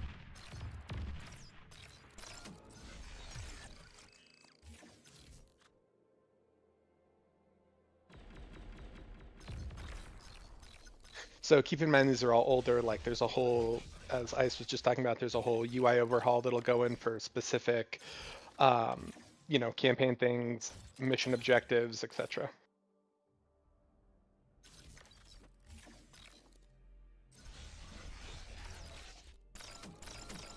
Commander, we can't contest their fighters with the AA from the chainsaws on the ground. You'll have to destroy them to allow for exfiltration. These must be some of the wrecks the pilot saw. If we can resurrect the solar collector, it will help provide constant energy.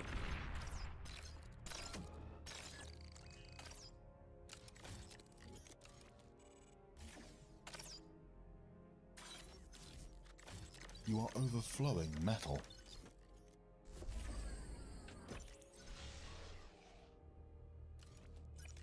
So Ghosty, to answer your question about balancing for the campaign versus multiplayer, what will most likely happen, or what we've discussed before, is having some sort of balance freeze for the single player campaign, because otherwise a very likely situation is when you start updating multiplayer like units to balance for multiplayer, a lot of the scenarios might break, for example. That's something that happened with Ashes of Creation. And so that is a potential answer, but we haven't really made a final decision for it yet.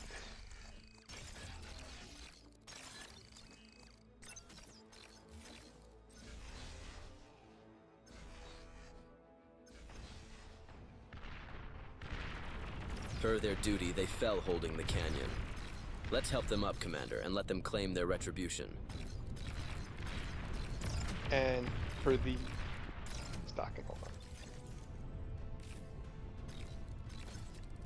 So for the first few missions of the tutorial, there's no base building. It's mainly just unit control, kind of introducing concepts like this one is repair and resurrect. So, you know, we'll kind of teach in the beginning of it, and then the player can sort of expand that. Unfortunately, because BAR is super complex, a lot of the initial campaigns are really going to be just, you know, aspects of tutorialization. While you can teach sort of the basics of economy, there's a lot of other aspects of it that you want to sort of not necessarily teach, because the goal of the tutorial is not training someone for multiplayer. But we do want to at least expose people to mechanics and let them know they're there, right? Like, there are tons of players who play 100 hours before they learn that flanking is a mechanic.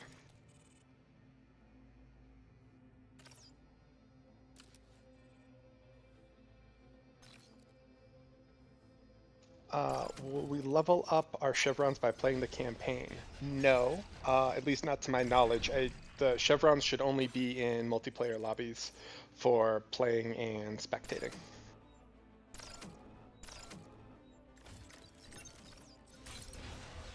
You are overflowing metal. Commander, the chainsaws are heavily defended. Locate all nearby wrecks first, protect your grave robbers, and repair your forces. Show them the determination of a Cortex commander. Unit received. The AI voices are obviously horrible, but that's what we did for placeholders now.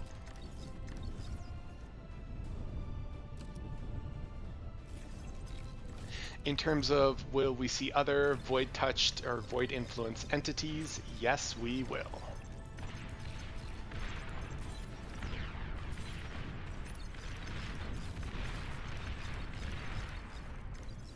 This is an entire fortified outpost, not just a collection of scouts. How long have they been here? How were they not detected?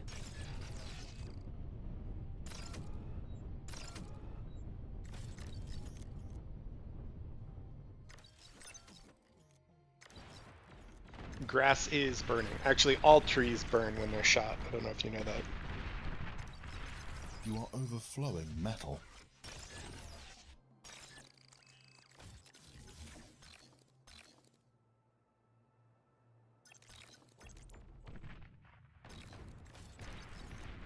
Commander, we should capture or destroy these windmills and solar generators.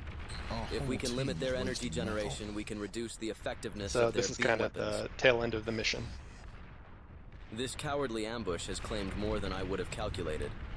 Feels very human of them. Unit received. And Unit received. so this is actually using older placeholder lore that I wrote, just FYI. But this is also introducing concepts like the voice line there is just telling the player if you destroy their energy production, then the beam weapons can't fire. So that's not a direct objective, but we want to try to slip in as many sort of mechanics like that into the tutorial as we can, just so that as players play through it, they at least kind of are exposed to that. Unit received.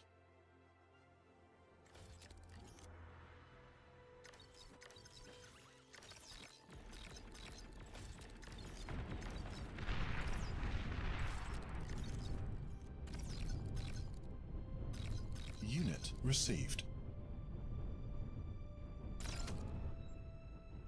Unit received.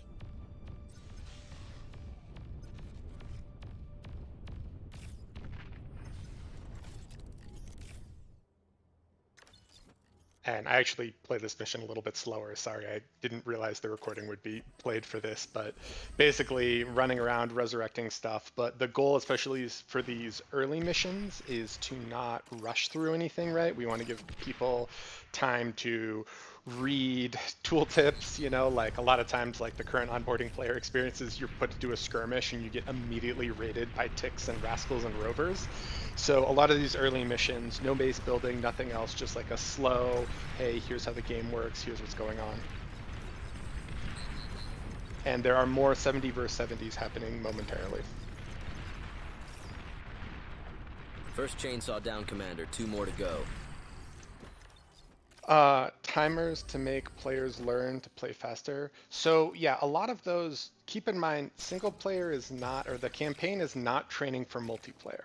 However, there are certain things that we can introduce to the player. So like one mocked up campaign mission is one where you can't excess energy.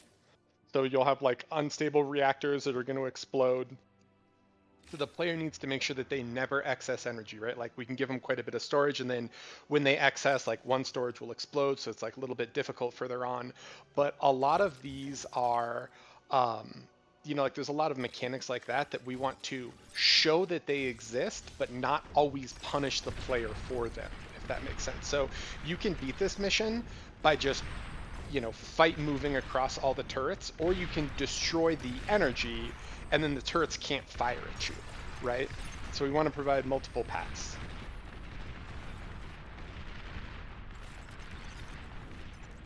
All right, let's hop back to gameplay though. I don't think we need to see the end of it. Okay, you just push through and there's a little bit more. Perfect. Thanks for that, Volshock. So while we wait for the lobby to get started here as people are just drawing their plans and planning things out. We've got a couple more questions that have come in the meantime.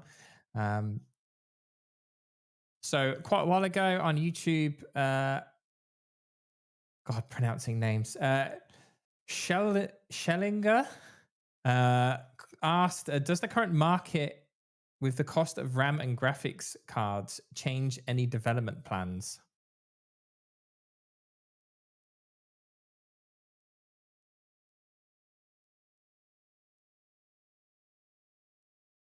Anyone? Nope. Not for No, me, no. there you go. easy answer. No. Fenris asked, which faction would be the most opposed or unsettled by Resbots resurrecting the enemy units or their own units being res to fight against them? Armada. Cortex actually has resurrectionism in part of, I mean, that's well, to be fair, the most insulted would probably be Echelon Concordant subfactions in Cortex, which would be Mantle Guard and Lexrite. That's an incredibly mouthy answer Commander. that doesn't actually give you much, but let's just say subfactions of Cortex would be the most opposed to it. Perfect. Okay. And are we... if you manage to Raptors, probably. True. On YouTube, Ami asked, have you considered mega structures on map in the campaign / multiplayer that you could interact with? Destroying it would block paths, having it under control would boost resource production, so on. Yeah, I mean, there's tons of stuff like that. One of the issues is that, so something that's really cool, if you've played a lot of like Spring games and if you've been on like Spring RTS, there are maps, like you can have code in maps. There are maps, older maps that have destructible bridges, for example. So while the functionality is there, the problem is that that's code that has to be maintained. So for us to do that, there are certain things that would need to be done, so there isn't like massive technical overhead for it. But in terms of like mega structures in the campaign, yeah, there's tons of examples. Like one of the, well, yeah, I mean, there's just tons of examples. I actually don't want to go into it, but there's like building up like anti-plasma or anti-orbital plasma batteries, like huge things like that. There are some issues where, you know, you're talking about like pathing plus features, but yeah. Okay. And the Real West on Twitch asked if you guys are familiar with StarCraft 2 Customs game. Would Bar add a version of this? So I believe that's things like the arcade mode in not Supreme Commander, StarCraft. I would say that, I mean, this again goes to what would we like and what is plausible. I don't think there's any pushback from the dev team. Like, if we could snap our fingers and tomorrow be like, hey, we've got a full map editor with scripting and you can host your own maps and there's no fear of arbitrary code injection, we would absolutely love to have that. But there's this kind of small little issue prior to that called reality. So I don't think there are any real plans or a real roadmap for that yet, but I think it's something that, at least as far as I know, everyone on the dev team would support. Okay. And on YouTube, Strange by Nature asked, are there any favorite lore bits that ended up on the cutting room floor? Oh man, yeah, there's a lot. Actually, something that happened, and one of the reasons why I said that I had to put all the lore in a notebook LM was because the actual canon lore changed multiple times. Like the old name of Tenebrium was Aphorith, and I like wrote tons of stuff with Aphorith in it and had to change it. For me, there were some world building aspects that kind of got pulled back a little bit. I think that we initially went a little bit darker and crazier. Like the first iteration of independent lore was basically like War Crimes, the novella. So I think like a lot of that was kind of fun and interesting to write, but it didn't quite suit the purposes of the lore. If that makes sense.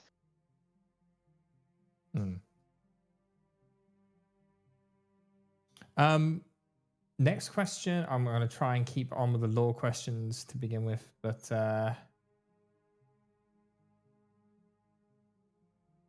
this one isn't, I'm afraid. Another question from YouTube. Katana asked, is there a bar academy for dev wherein we can see how the devs debug/develop stuff, video guides to develop stuff? This will help the community be able to contribute. That is a very, very good question. Yeah, I was going to say, Taku's not here, so if you want to take this, Tanish. Yeah, that's a good point. I think Taku would be better placed to answer this, but we do have voice channels in the Discord where from time to time contributors, not just developers but maybe even artists, have gone onto those channels and they do a screen share of their workflow and they're just working. Then people are quite welcome to jump on and see and say hello while they're doing some of the work.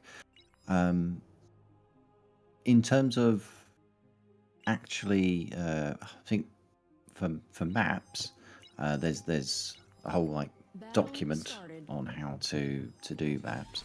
And I think there is actually a video on YouTube that goes through the process. But for development purposes, in terms of making contributions, certainly with the engine, we don't have any much in the way of tutorials. I think there's a sample game that you can probably use as a basis with the engine, and there's some API documentation and stuff like that, but nothing that's like a proper tutorial to walk you through all of that, except maybe some really old Spring incomplete tutorials that sort of this is how you put a unit into the game and stuff like that. But it is something we would like to improve upon. So if there's contributors that are particularly good at doing that kind of thing, then we would certainly like to hear from you on that front. As for the actual game development side, I know maybe Flourish, whether there's any tutorials on working with Lua for the Beyond All Reason game side.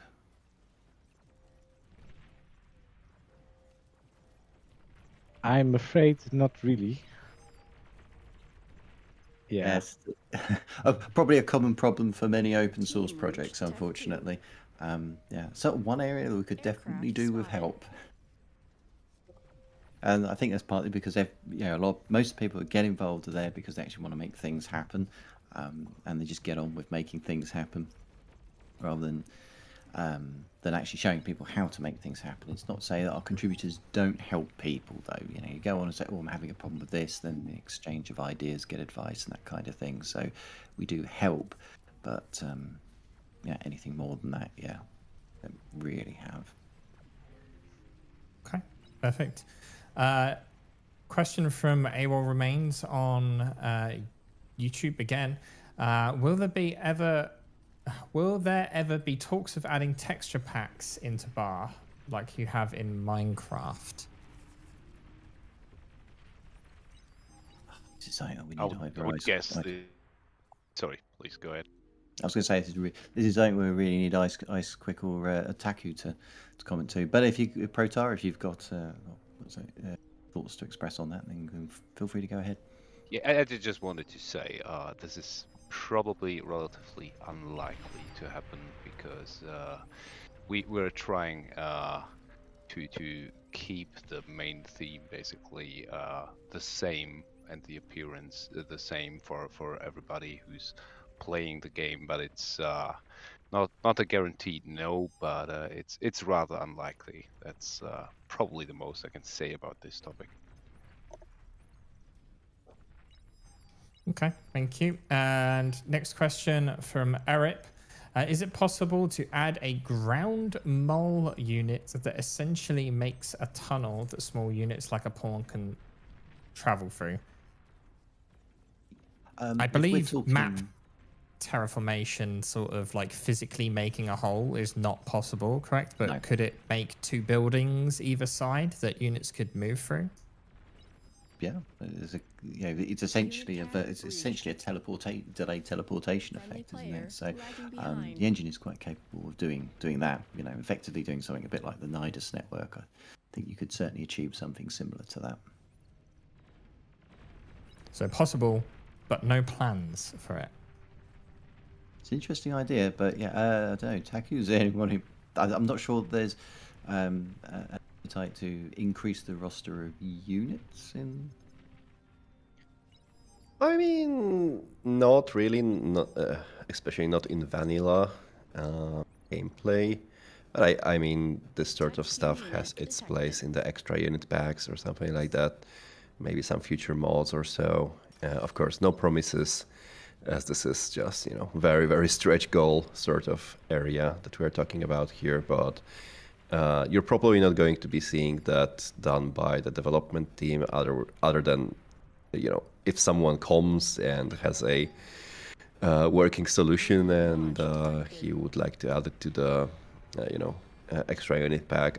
I don't see, objections to that could be possible, but no promises from the core dev team for sure on that. Friendly player lagging behind. Question about the tutorial next from Slatox. Is the tutorial going to disable certain abilities like building a bot lab? Yeah, of course. So those are super limited. Like for the initial missions, there's no construction. It's all just basic controls, kind of basic functionality. And then early missions, you're sort of unlocking labs one by one. So there are missions that are tailored, specifically to bots. Like the mission that you just saw where you have bots and you're resurrecting things, the mission is built for that. There are other missions, where it's like flat terrain and you're doing just T1 vehicles. It's one of those things where we want to try to introduce those concepts by limiting the roster and limiting what you can do so that the player kind of learns and is forced to interact with the mechanics or with the units. Obviously that doesn't work for everything, right? Like an air only map is a little weird, so to speak. But we're doing our best to do that. So like the T2 labs, like you unlock each T2 lab in a specific mission, just so that it's like, okay, now you're in C, now you have all the T1 units, but you also have T2C, and so then you can play around with T2C, etc. But yeah, that's absolutely a huge part of tutorialization. Perfect. Another person has, and this is not a lore-based question here. This is more of a technical, I guess, question. Friendly player lagging behind. Are melee units being considered? Could Legion get a Spartan that kicks other units around? No, that is an interesting question. Fun fact that there actually there is a was Legion the unit, pillar right? thing. Yeah. It doesn't work like a melee unit. I mean, in RTS, a melee unit is just basically a ranged unit that doesn't have range, right? So for all for all purposes, this is possible. Although no, our design doesn't really include this sort of units. But maybe maybe extra unit pack or something like that. It might work there. From a technical perspective, it's a little bit tricky with this engine because of the way that it's designed. It's more around realistic projectile simulation and that. So to create a melee weapon, you might find that it doesn't quite gel in the same way. The units are very likely to miss.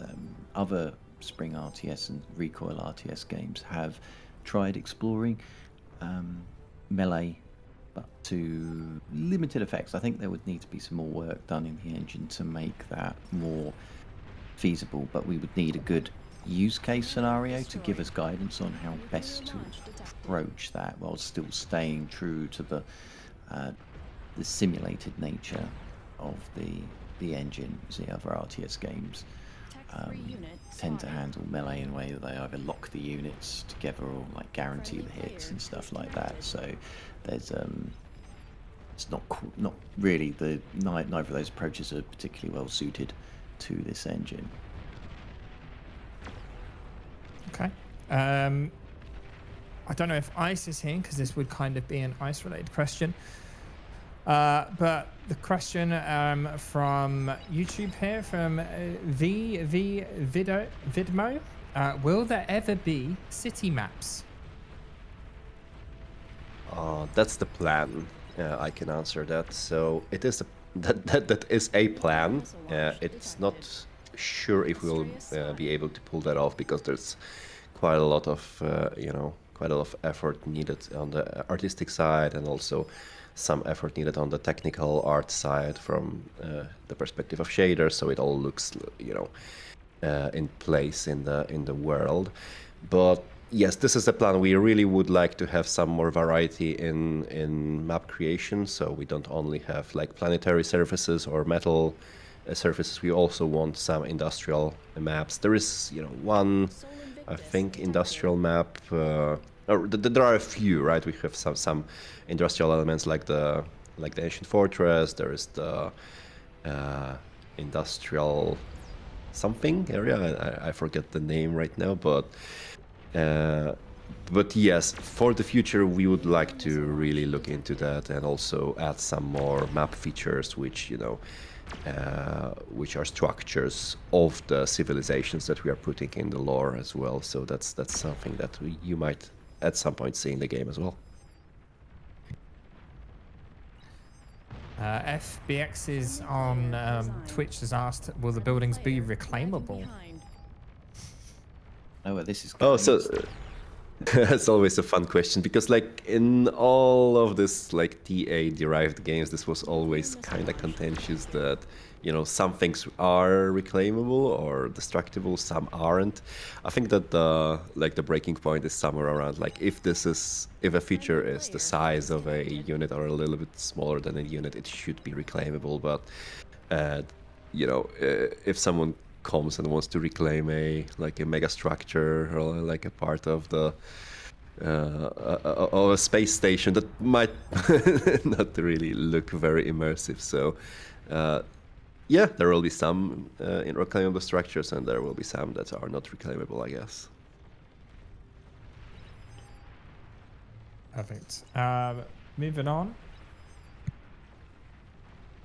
We have Radon on Twitch has asked, are you planning to introduce multiplayer roles like during tutorial missions? So, i.e. during the tutorial mission, will you have a tech role, will you have, frontline role, I guess, so that players can get used to playing that role in multiplayer?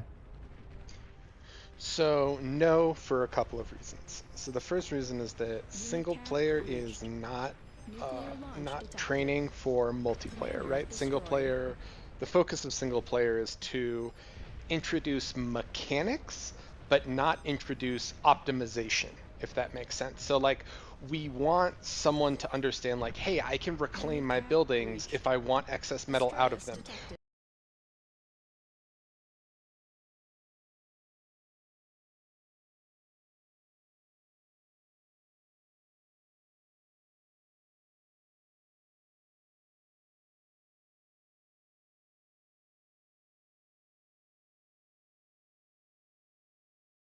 And how far he pulled that off. I'm still in awe, and I lost track for a moment at some point because there was so much new stuff coming in, and new members putting in their parts as well. And yeah, if you ever seen the actual deep lore, with, I think that after archiving some of the stuff, like most of the stuff, we were still down to like 300 pages or so of lore. Yeah, I think it's 367 right now. It's a freaking book. That's all I can say. And yeah, I know that this was maybe not a very serious question, but I think that Volchuk really, deserves all the respect for the team management that he's pulled off and managing this entire project. So thanks, Volsh. You're welcome. I actually meant that as a joke, but thank you for the very kind words. My Polish seriousness sometimes comes out, and I tend to answer things very literally. But yeah, that's how I feel.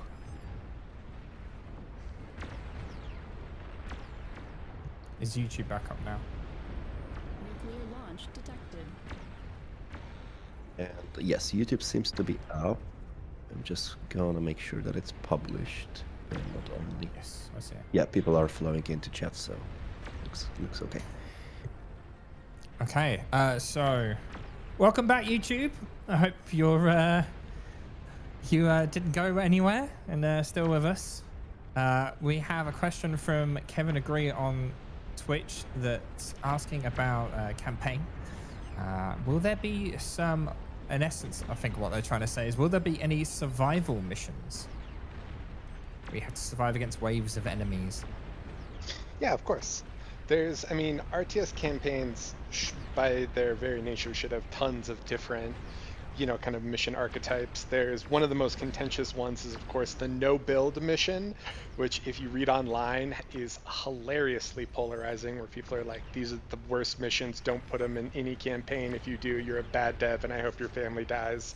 You know, but there are other ones like where people love those missions. So there will be survival missions. A lot of times what the goal of certain missions is to showcase not only units, but have cool interactions and cool situations to put them in. So like an example is you can bomb this base, but there's figs that are flying around it. So you have seaplanes, and you fly, and you can like land your seaplanes, and then the enemy figs go overhead, and then you pop up and you advance a little bit more and go under. So like things like that where you're using the units and their functionality in kind of cool and interesting ways. Or just like playing with the terrain. Like another mission has, it's sort of like a tiered volcanic step. And like the write-up for it is essentially that there's these like groups of geo similar to Forged, and when you destroy a geo on one of the lower levels, it like raises the lava up to that level to kind of just like make it more engaging. But a lot of those like haven't been fully designed. They're just like, hey, this is what we would like to do with it. Perfect.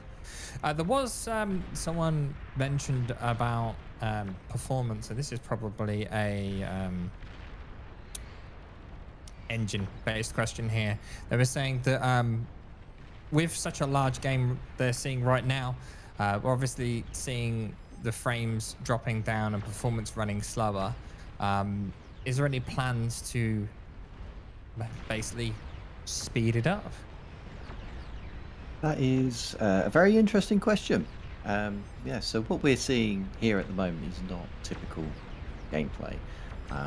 Throwing 140 or plus players on a map that is designed to spam tons and tons of units isn't the usual gameplay experience in Bar, so isn't our usual performance target profile. But that said, we don't rest on our laurels. We do look for opportunities to improve performance, and certainly since I've been in on the project from 5 years ago, I've been looking for performance opportunities, and we do actually have some changes on the way. Unfortunately, they didn't make it in time for the 70k event, so they'll be in place for the 80k event, unless the 80k event starts next week, which would be an interesting challenge to the community to try and make me eat my own words there. But yeah, we do have some performance improvements coming in, and these ones are going to be for the pathing system, which is one of our heaviest hit engine systems at the moment, which is already multi-threaded, and essentially it's using a new multi-threading system in the new pathing system that we have, which should allow us to use more of the CPU's resources and capabilities. So yeah, it's something to look out for coming out in the next engine update. Thank you, Tarnished. DJ Cornsweat asked from Twitch, will we ever see cosmetic alien megafauna in future tied to specific biomes? Yes. There you go. Yes. They've also asked, will there be any, I'm guessing they mean lore books, will there be any lore books coming out? Like a full novel about the lore? I have no intention to do that, no. If some avid community member does it and I get us to sign off on the content of it, yes. I will say that there are quite a few, once the Galaxy map launches, there's a number of sort of short stories and logs and everything else that you can read if you really want to explore the lore. But because we're volunteers, we really need to focus on the most bang for our buck in terms of the time that we are committing into the project. So for lore, for now, the most good that I can do is to get the campaign going, right? Especially the tutorial campaign, which we'd like to launch even pre-Steam so that there's less of a brick wall as a barrier to entry and more of like a gentle slope.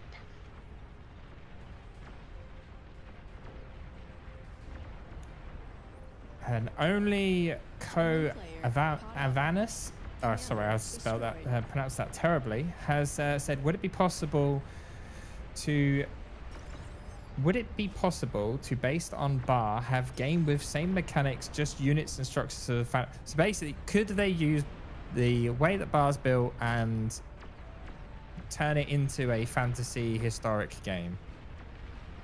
I mean, are we talking about using the code, which is open source GPL, and essentially using that as the basis of putting in your fantasy assets in and then making a sort of a similar game on that? Or are we talking about using the bar assets to make a fantasy game?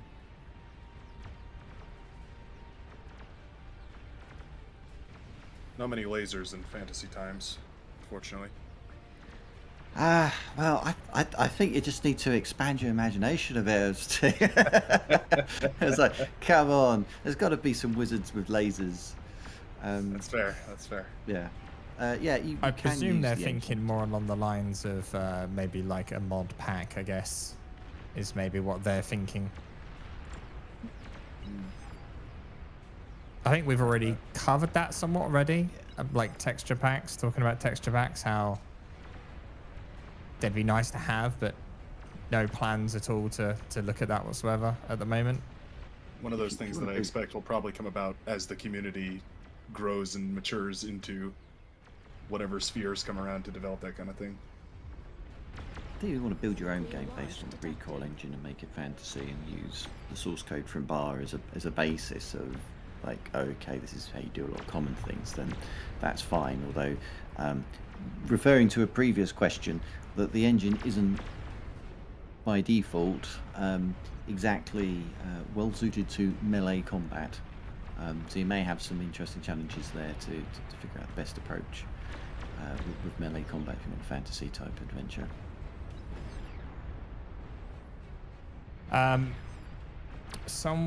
Primer Haydon rather asked, are we going to see new ARM vs core units added to base game? Not to my knowledge, no. That might be more of a Zekris question. The only quote-unquote new units that you'll see would potentially be sub-faction units or civilian units, but those would all be campaign specific. Or they'd be in the extra pack, extra unit pack. I think there are still plans to add the printer unit to Cortex. It just still needs some work on engine and Lua side so it's not clunky again. But yeah, basically a combat engineer for Cortex vehicles, which is right now lacking, right? A lot of people are mad about this, so. DJ Cornsweat on Twitch asked, Will the player list be modified for the next max player game for searching and sharing units? So I'm guessing that he's asking like to make it easier to be able to find specific people to give units to. So there's a quick answer to looked that. into this, right? Yes. Protor, you want to answer that? No. It just no. Go ahead.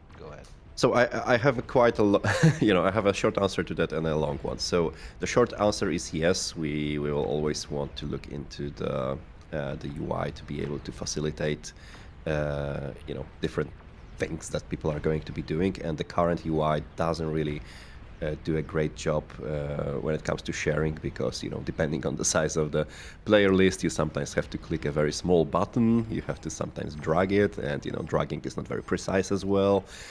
So giving metal, giving units, tends to be finicky. So overall, yes, we want to make that happen, but there is also like this big conversation about like what the sharing rules in bar should be overall.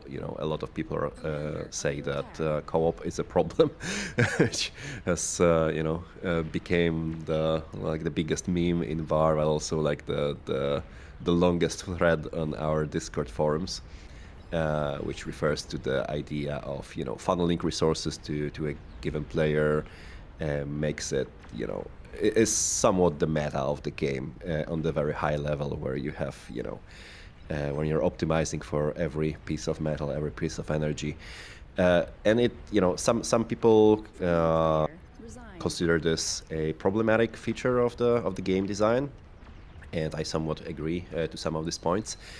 So there is a possibility in the future. You might have seen there's this easy tax mod option right now added to the game, which basically reduces the power of this sort of funneling strategies in the game. And it does quite a good job, making the game a little bit higher quality for those high level lobbies, and I see it used quite popularly right now in the most common high ranking lobbies. And it serves as the purpose for us to collecting actual feedback and deciding on what the vanilla ranked experience should be when it comes to team play in bar, because sharing is great, and the idea of being able to funnel resources and stuff like that is, I think, appreciated a lot by the casual player base, but at the same time the high-ranking players have issues with that, because it creates sometimes gameplay which seems, which feels a little bit unfair, right? And this whole conversation, why I'm bringing this up, because we are talking here about the UI. There might be a situation, that might be a world in bar where we have two actual ranked modes, or there's a ranked and casual mode, which are split in terms of the sharing possibilities. So maybe in the ranked competitive mode, sharing will be limited to to sharing combat units, not constructors, or only sharing T2 constructors, whatever it is. There is a possibility that there will be two options like that, and what that pertains to is that we might also need to have separate two UIs to handle that, right? Because we want to handle sharing in a comprehensive way, so we don't have to click a very small button again, right? It should be a first order of business in the UI. You should have prime real estate, and maybe be integrated into the chat wheel. I mean the ping wheel, right? It could have this sort of options there for quick sharing. There could be hotkeys for quick sharing as well, and stuff like that, which I think would be appreciated by the casual community. But at the same time, there might be another mode which have all of these things disabled as well in the UI, right? So we might end up in the situation where we have dynamic UI depending on the if it's ranked or competitive experience, however you call this, basically facilitating whatever the way to play the game is in given game mode. But yeah, I already said too much, and sorry for all the to digress, but I think this is quite an interesting thing that we might be seeing in the future in as we develop Bar and design the competitive and casual gameplay for it. Talking about extra units, a DME guy by the name of Dino, I'm just going to call you Dino, has asked, what about the Deadeye? Will that be added to base game? For those that don't know what that is, that's the sniping Cortex bot. I don't think so, no. I think that would be an extra unit, and will remain an extra unit aside from its use in the campaign. Okay. And then VV Vidmo on YouTube has asked, in 0K, that runs on the same engine as Bar, they have a feature of terraform terrain, like creating hills and ramps. Is that something that's been considered in Bar? It's been considered, but it's not really the direction that Bar wants to go with its design, if you will. You want to try and build terraforming into the game. It's something you have to really think about, multiple aspects, especially when it comes to balance, and it's not something you could just put in and just expect it to work well. There's like UI elements that you have to consider, balance elements you have to consider. 0K have obviously sat down and done all that analysis, and they had to go great lengths to make that work as well as it does for them. I think we did touch on this question earlier in the stream, and I think essentially it just wasn't essentially something that's aligned with Bar's gameplay. Certainly not as well aligned as it is with, say, 0K. So I think we've got some minor deformation, so weapons can do stuff, but actual raise platforms and sink your mexes down into the deepest depths of the planet are not things that we've really been seriously considering. Okay. Leo on Twitch asked, will you be working on annotating more maps with suggested start points? You know how like the team ones have like tech front and such. For some reason I thought I'd cover all, so those are only for 8v8, and I thought I'd done more or less all the 8v8 maps. What's missing? There might be a few new ones that are missing, but I think in general all the 8v8 maps that have it should be covered. Roles only really exist on large team maps, so if you want those in small teams, that's not really a thing, if that's your question.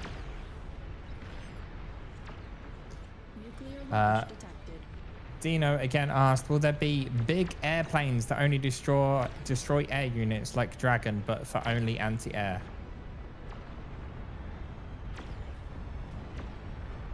Well, very much already covered that. No additional plans for new units just now.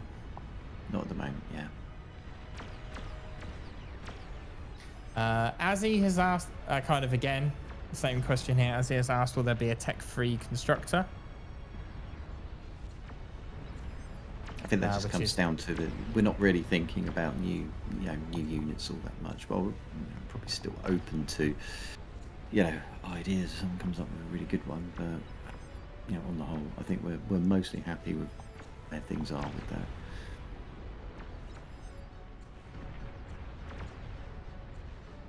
Hesham Yusuf on Twitch has asked, is there a chance for a guide to all game units to show them in action without having to launch a game and play something like simple like GIFs? I guess that's something that could probably go on the website under each unit. So if you go to Bar's website, there is a unit section where you can click on each unit and it gives you a description of, what the unit is, what its kind of counter is, or what its equivalent is in the other faction. But yeah, having something that might show what the weapon is, because it does say what the weapon is, but that doesn't mean much if you don't know what the unit is, I guess. Friendly player resigned.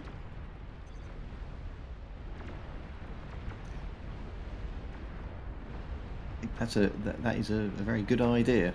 I don't think anyone's specifically thought about doing that, showing a unit in action, so you look it up and you can see the unit in action, what it fires and how it reacts. It's quite an interesting idea, but I haven't heard of anyone in the team looking into that. I think there were considerations to have a similar feature in the upcoming client, but it also would mean quite the additional workload, at least from the graphical point of view, just with the sheer amount of units that we have. But yeah, ideally we would have something similar or even more extensive than we have currently on the website within the client. Same goes for like tooltips around these ominous like mechanics like flanking, etc. that were mentioned before. Raptor from the Moon on YouTube has asked, will air landing pads be please put back in the game?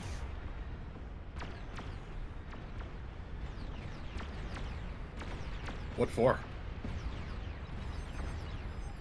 What's landing? Or landing planes, sorry. Taku, do you have any insights into? I can answer that, I guess. So AirPads were removed for a bunch of reasons. One is they're really not that useful because the time to kill for most air units outside of really dragons and Tyrannus, it's just not worth it. They take like 1 or 2 shots and then they're dead. So as a general rule, we didn't see much actual usage for them. The much larger issue, however, is that they were this brutal amalgamation of spaghetti code that no one wanted to maintain, or no one kind of had the mana to sort out. So there are a lot of technical issues stemming from them, especially with them like issuing commands that the player didn't want. So because of the combination of those 2 reasons, they were removed. And as far as I know, unless some intrepid coder wants to go in and sort out both the logic and the actual code for them, they will remain in the graveyard unused.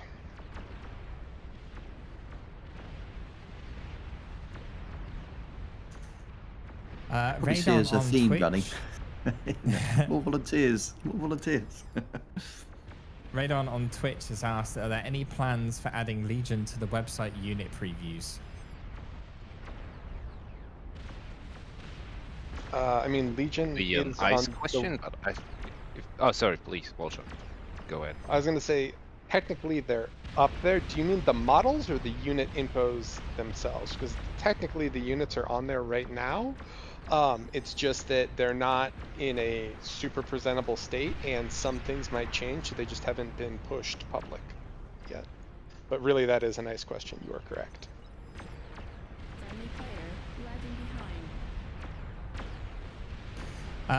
Okay, next one is, are there any plans to explain the economy in further detail about when to make wind turbines versus advanced solars? Oh, this is a tutorial thing, I think. So I would actually say that the tutorial won't go into details for optimization, because that's not something that we want to tutorialize in the campaign. However, there should be multiplayer tutorials that are specific to things like that, talking about how, it's more beneficial when the wind is this high to open wind, and then you want storage, and then if you are gonna be stuck on T1 for a while, it makes sense to go advanced solar. But if you aren't, then you maybe just want to dump the metal into basic solars and then use that to fund fusion, etc. In the campaign itself, no, but some intrepid person could create a multiplayer tutorial that would answer those.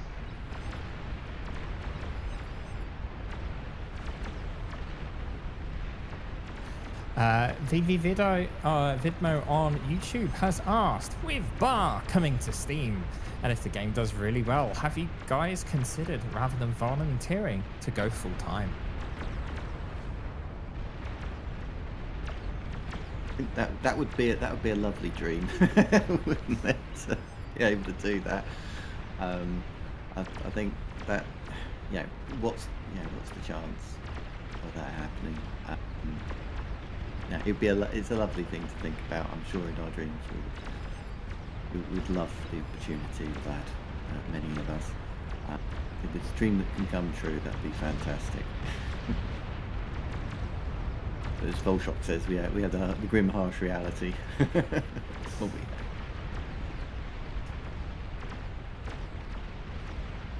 Sleetox asked on Twitch, actually on YouTube, sorry, what difficulty are you guys aiming the campaign? Will it be a walk in the park for pro players? All right, so there's a number of different kind of aspects to this. The campaign should have difficulty levels. So, you know, at the standard version should be challenging, especially in the later missions, but not incredibly brutal. However, like the higher difficulties would be super brutal, but I'm not going to pretend like I can make a campaign that would challenge autopilot, right? We are shooting, the campaign is not going to ever be that difficult in terms of that. Like there are going to be ways to make it more difficult. There can be optional objectives, things like that. But at the end of the day, the campaign is a single player experience designed to be fun and engaging. And so it'll have a variable difficulty depending on what the player wants. I remember distinct discussions. Disable mouse functionality, right, to increase difficulty. That's exactly it. Only. That's the sliding scale of like making it more difficult but not less fun. That's really hard to balance. I think really throw the professional players off is disable their keyboard and make them do everything by the mouse, because then, you know, beginner players would just use the mouse for everything, right? The pros would just be like really thrown off. Nuclear missile launch detected. EPIP has asked, are there any plans on making things that give bonuses, e.g. 10% fire speed? So I'm guessing they mean similar to how pinpointers work. Well, I've vaguely recalled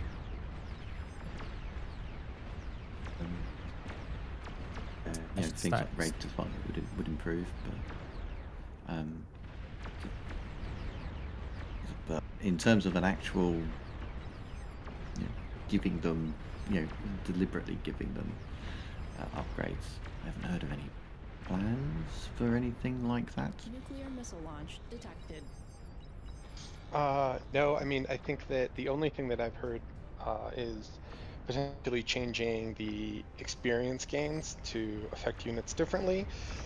Aside from that, in the campaign, we've talked about potentially having like meta campaign things where you could, you know, use some sort of campaign currency to upgrade units in addition to purchasing extra units from the extra units pack, but none of that is set in stone. And would be a campaign only thing as well, of course. Yeah. A lot of the cool kind of campaign stuff like that, we don't ever really want to overlap into multiplayer because we don't want to affect balance. So we can do a lot of cool stuff in the campaign, but that doesn't mean it would ever really be brought over to the multiplayer experience. Alison Zero has asked, and this is probably a bit difficult to answer right now, but we will need a new account to play on Steam. To play on Steam? As in, if they download the game on Steam, will they need to create a brand new account in order to play?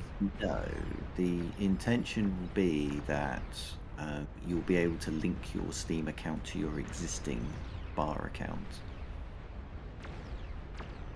You know, the exact mechanics of whether that could happen automatically for you or whether you have to explicitly link that up would have to be worked out. But the intent is that you would be able to, you know, all your records and everything that you've got with playing bar at the moment, and if you got the game version on Steam, and obviously Steam will log in using Steam, you should be able to keep your progression and link to that account.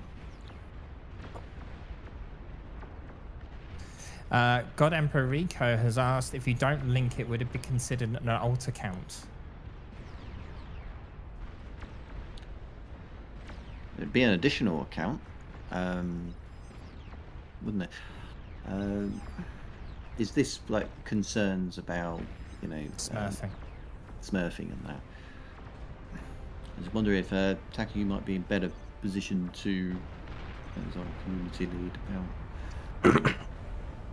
I mean, it would basically probably work in the same way that that current Smurf, anti-Smurf functionality works, which means that if you make the Steam account and don't automatically or don't manually link it, then it will still be able to tell that this is you're logging from the same IP address, or using even any other tools to actually figure out that this is the person which already has the account.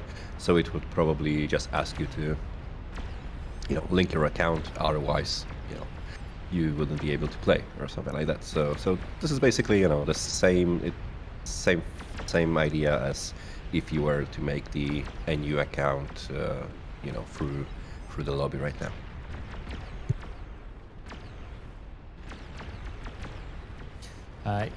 Yadrin has asked if they have another campaign question. Will we face neutral factions, not Armada or Core, and will they get a different set of units from the major factions?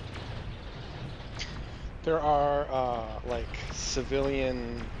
there's plans for like civilian assets and maybe a few civilian units, but the additional work that would go into creating essentially a fourth civilian faction as like a fully fleshed out faction is kind of not worth it, at least for us right now. So while there will be small sort of like civilian assets and civilian units, as a general rule, no.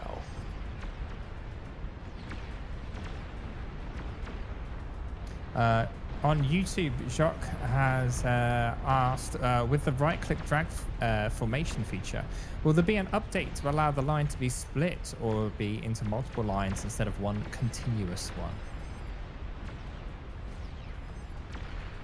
Interesting question. I don't believe we've had any plans to do that. That would be an interesting challenge. So at least it's quite a very technically challenging feature as it is. So adding the ability to split it up and that without the key thing about the formation line drawn tool is just how intuitive it is. You just right click and you just draw a shape and the units are just spread out on there. And you go try and add an extra level of complexity on top of that. I must admit that would be an interesting challenge at how you try to keep it feeling intuitive as well.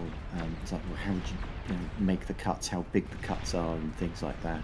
So if he's interested in trying to figure that out and come up with a proposal and it adds an interesting dimension to the game, I'd certainly be interested in hearing suggestions and is accepting pull requests and that for that kind of thing. If they want to make forward the suggestions with an implementation plan. It'd be quite interesting. But I don't think anyone in our team at the moment is planning on doing anything like that. Thank you, Tarnished. Sam has plans, has a question. And that question is, any ideas about achievements or challenges to be completed? Perhaps icons on our in-game account, banners? Short answer is, I think that it would be something we would look to, especially with Steam integration. That's one of the things, isn't it? Steam achievements. It might be a bit early days. I don't know, Volshok, you've already started thinking about little achievements in campaigns that you can put forward? Yeah, there's tons of those. So there's a few different things. So while we can have while we've talked quite a bit about achievements for the campaign, especially achievements for challenge campaign playthrough. So an example would be you play the Armada campaign, but there's a setting and you're limited to just the units of the sub-faction that you play as. So instead of having the entire unit roster, you're only allowed to build Veltara units, or only allowed to build Orfeo units. And you could get special achievements for that. We've also talked about achievements for multiplayer. The problem is that multiplayer achievements, the last thing you want multiplayer achievements to do is incentivize bad behavior. So some games will have multiplayer achievements of like, you know, kill X number of buildings with a nuke. And what that ends up doing is incentivizing like suboptimal play where someone's like, hey, nuke the front and save me from this attacking army. And you're like, no, I'm trying to get this achievement. Let me, you know, you can die, but let me nuke this other one there. And some games get around that with like, you can only do it in a winning match.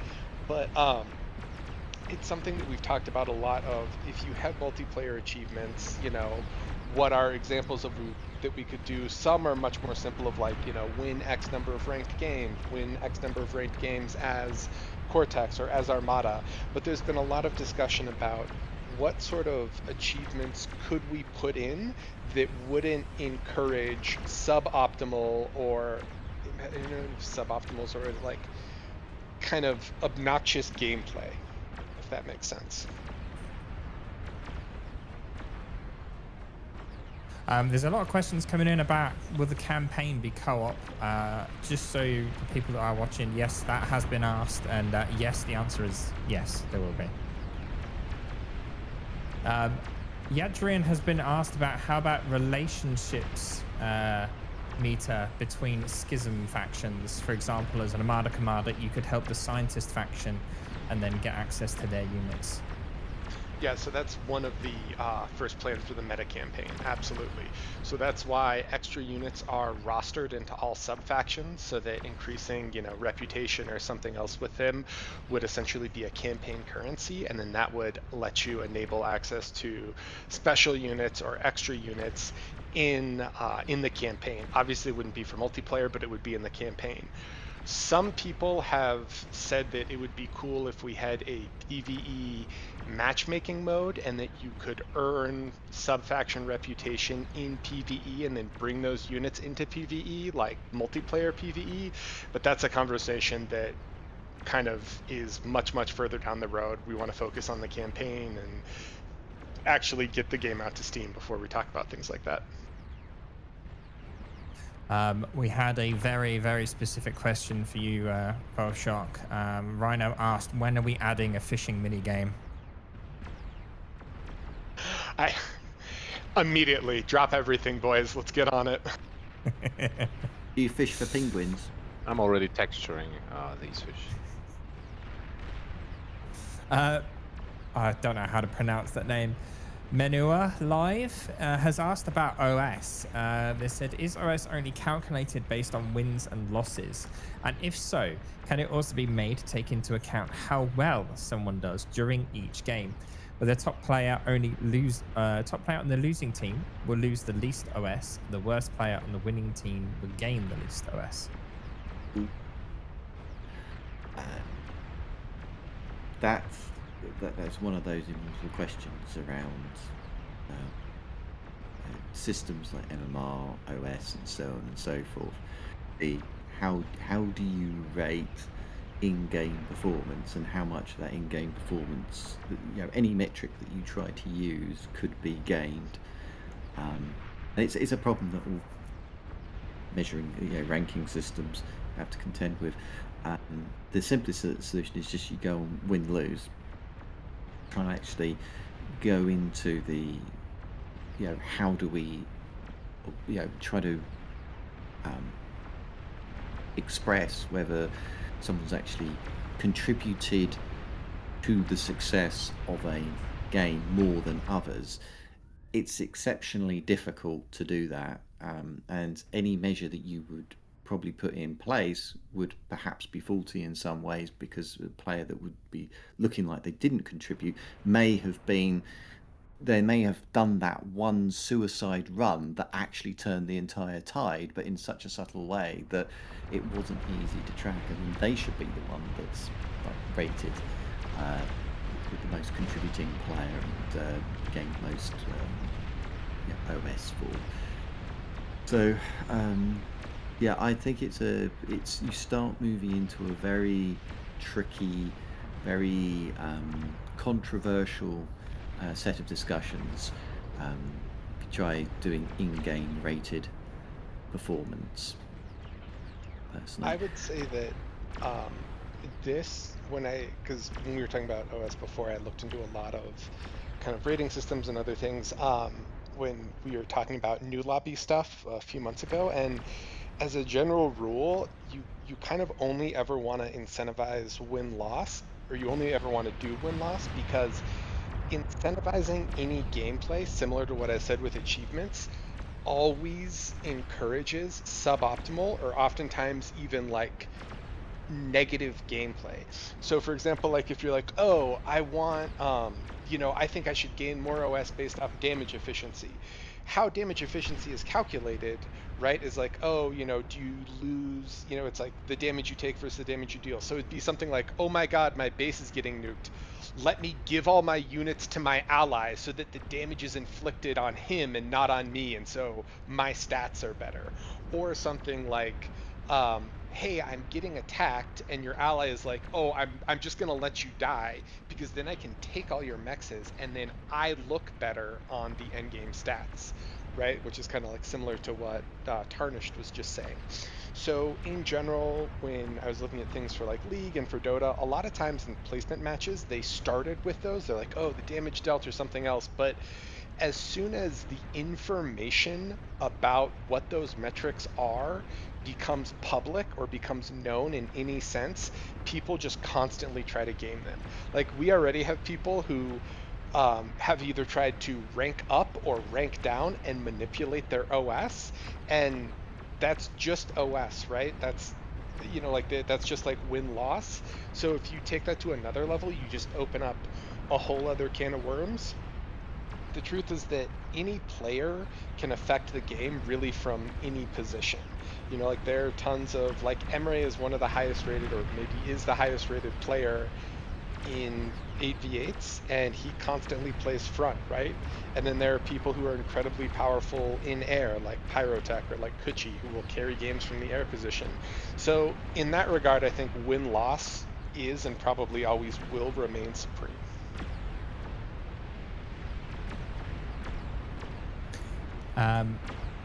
Going back to the megafauna question that was answered earlier on, there was a question of if it will be reclaimable, and or could you set up farms for it? I have not thought about it. I don't know. Generally, flora is reclaimable. Farming, I don't think so. I don't know. Yeah. Beyond all Stardew Valley. Chronically Online has said, is there a chance we might get constructible bridges for units like tanks to traverse over rivers or water craters from abandonments? I think, I guess, from a graphical standpoint or from a model standpoint, it's quite a strong yes, but if I recall correctly, it's quite a strong no from the engine side, right, TK? Yes, I mean no. So I agree, and I almost fell for the trap there. Yeah, it is a considerable challenge from a technical perspective of having bridges with the engine. There's so many things that are fundamentally ingrained from the ground up in the engine that even though you're looking at a 3D game, the units are moving on a 2D plane. That rhymes. But bridges complicate that now. We now have to be aware of the height of units in order for them to walk under, also pathing challenges of, well, can you go left to right or can you go back to front, across, and how does that affect the pathing? So it's one of those things that really needs to be designed from the ground up to support that kind of feature. We have looked at it, but it is a massive undertaking to try and put something like that into the engine as it currently stands. So I don't think we're going to see true bridges where you can have a unit travel underneath and a unit travel above.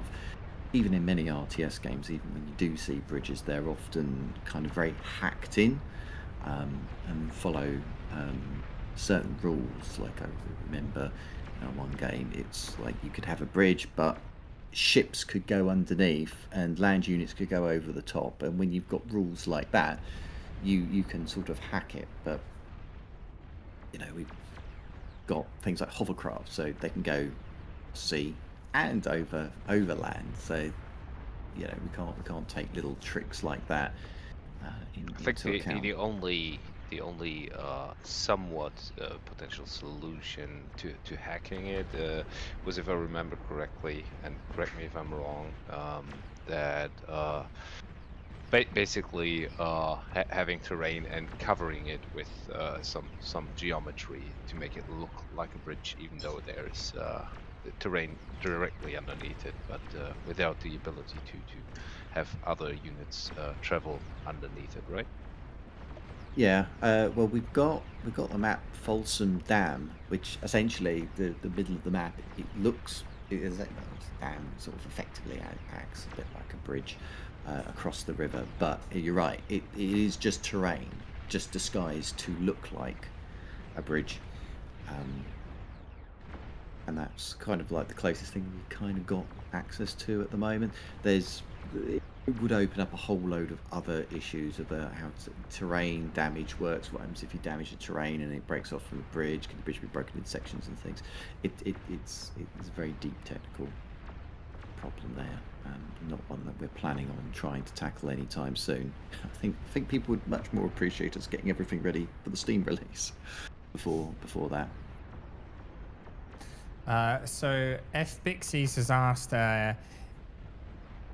is there going to be a map with more fog or a darker map where line of sight is smaller? I think there are plans. I think this is an Ice Quick question for the most part, because he has more knowledge about that. But if I recall correctly, there are some plans, but I'm also not wanting to spoil anything, but I think stuff has been tested in these directions. So I will answer this with a certain perhaps. Yeah, so the issue from what I remember is he's actually created the visuals for a lot of those, for like dust storms and like fog and things like that, but the larger issue was performance, right? Like there's this really fine line you walk between how do we make this look good and be awesome and not just like cripple FPS. I think there's videos, if you look in mapping, he did some videos of it, and you guys can check those out. They look really cool.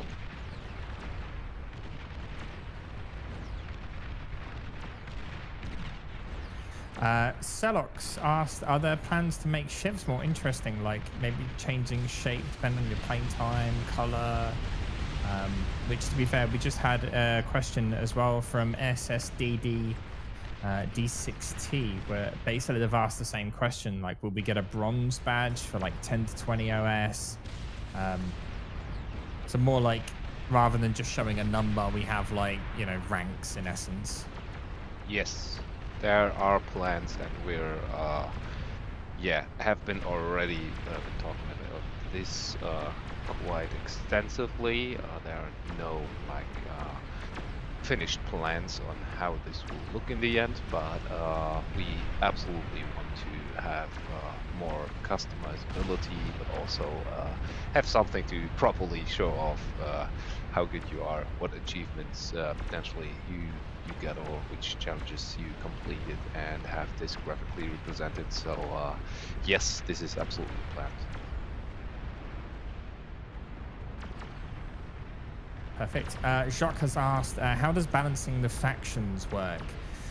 What steps do you guys take to figure out how much each unit should cost and how much damage they should do, and such, especially with how different each match can be?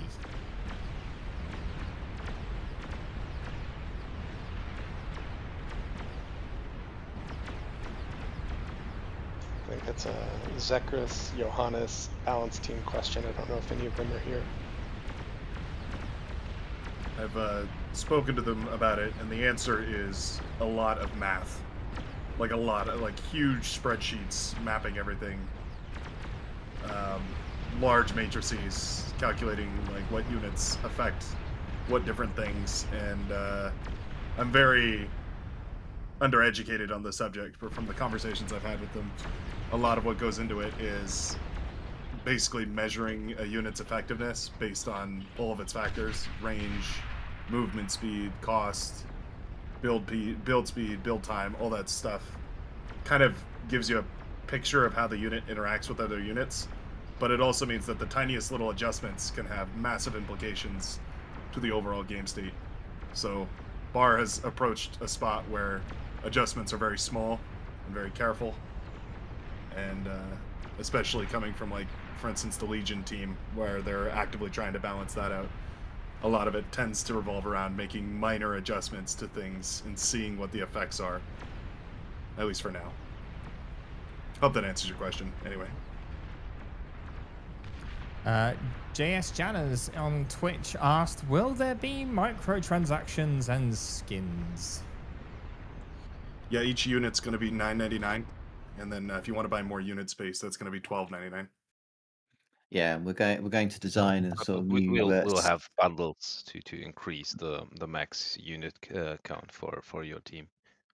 Yeah, and there'll be special skin designs for the commanders, so you'll be able to have like a Raptor commander skin and a Scavenger commander skin, and then we'll have all sorts of other things. I think the Penguin commander with the lasers. All being sarcastic, by the way. Please don't take any of that to heart. Yeah, I just wanted to say, let's clear that up. Sorry, we had to have one question where we could have a bit of fun with that. They're just going to clip it without that end bit, though. Yeah. Yeah. It's got on the record. For those that are wondering, like sorry, one sec, guys. For those that are wondering what happened to the stream, basically, the entire blue team's AFUS stack just blew up and it crashed the stream host's game. So if you're not seeing the game right now, that's why. It was a very, very big explosion. Oh, we found something that we need to work on. Engine team, yeah. VV Vidmo on YouTube again has asked, have you guys thought about cryo weapons? I'm guessing to slow enemies instead of paralyzing them? Wasn't the EMP changed to actually slow enemies down, or was that? So yes, I just wanted to mention that, yeah. Yeah, the EMP rework had thresholds. I don't remember what they were. I want to say they were 25, 50, 75, and 100. I think 25 was slow, 50 was, or 25 was turn rate, I think, and then 50 was like speed and slow, 75 was disable weapon, and 100 was stunned. EMP rework was shelved. I don't remember the specifics about it. In terms of cryo weapons, the only thing I've heard of is trying to differentiate faction weaponry so that like only Armada has EMP. You could introduce something like cryo weapons to Cortex so that they still have a style of control, but it's faction flavored, if that makes sense. As far as I know, none of those have gone anywhere, mainly because we don't want to affect main game balance too much.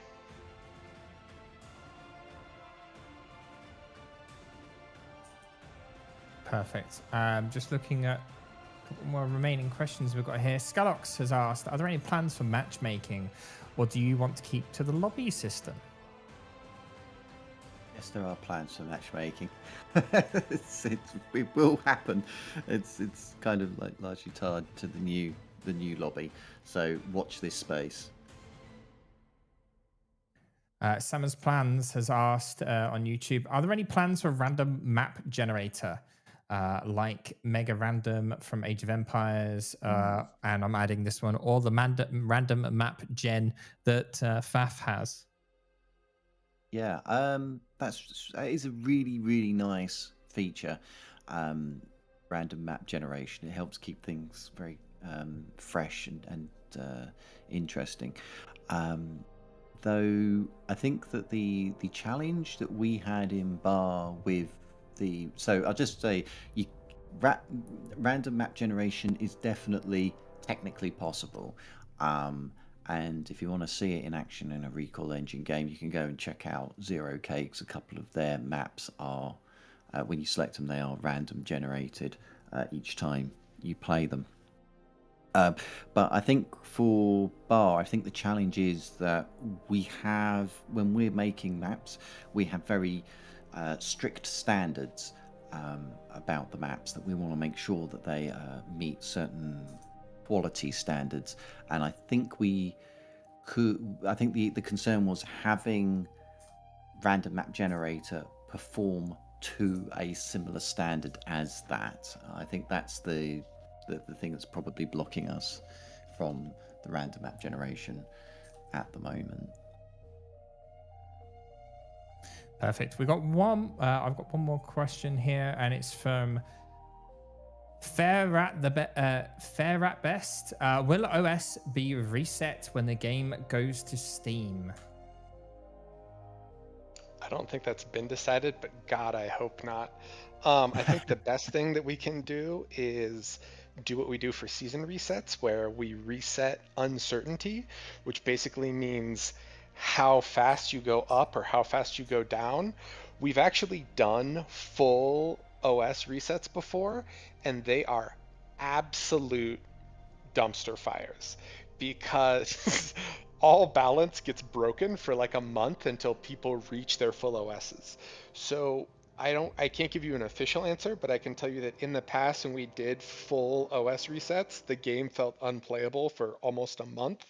And so learning from that lesson, what we've done instead are uncertainty resets, where, you know, when you win or lose, as opposed to losing, say, 0.5 OS, you would, you know, gain or lose like 1 OS or 2 OS or whatever.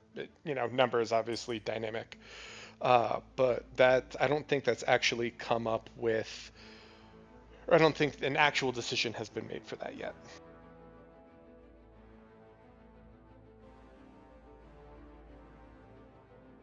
Perfect. So now we're going into a little bit of an intermission while Taku sets up the next lobby, and I am going to introduce you all to someone who will be taking over the hosting from myself. He kind of needs no introduction. The man, the legend, Brightworks. Well, thank you very much. I appreciate it. You've probably heard me chiming in here and there as I've been cracking jokes, but yeah, I'm very excited for today. I've been, you know, watching and hanging out, and some good questions for sure, all over the place. Exciting to see everybody really diving into the lore, and as I think you've mentioned, even the cracks and crevices that we hadn't considered, like the laser penguins and whatnot. But this should be a lot of fun. We have some great events, well, a great event coming up here.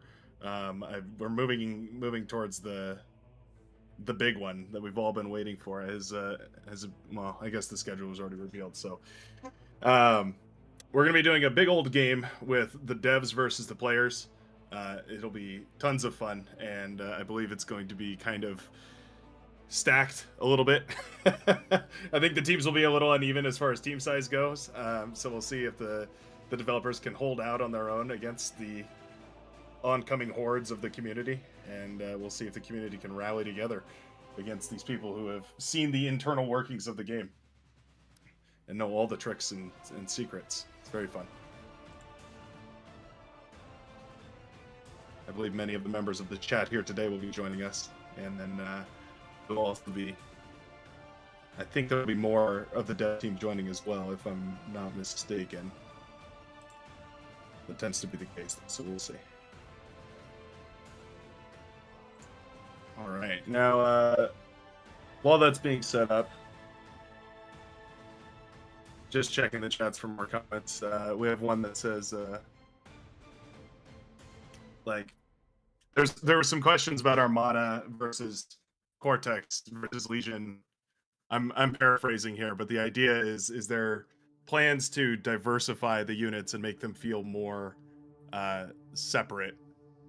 As in, like, I guess they're asking, like, will more units be, will factions have their own identifying marks, like Armada has lightning and Cortex has, they said shurikens with EMP, but I feel like EMP is more of an Armada thing.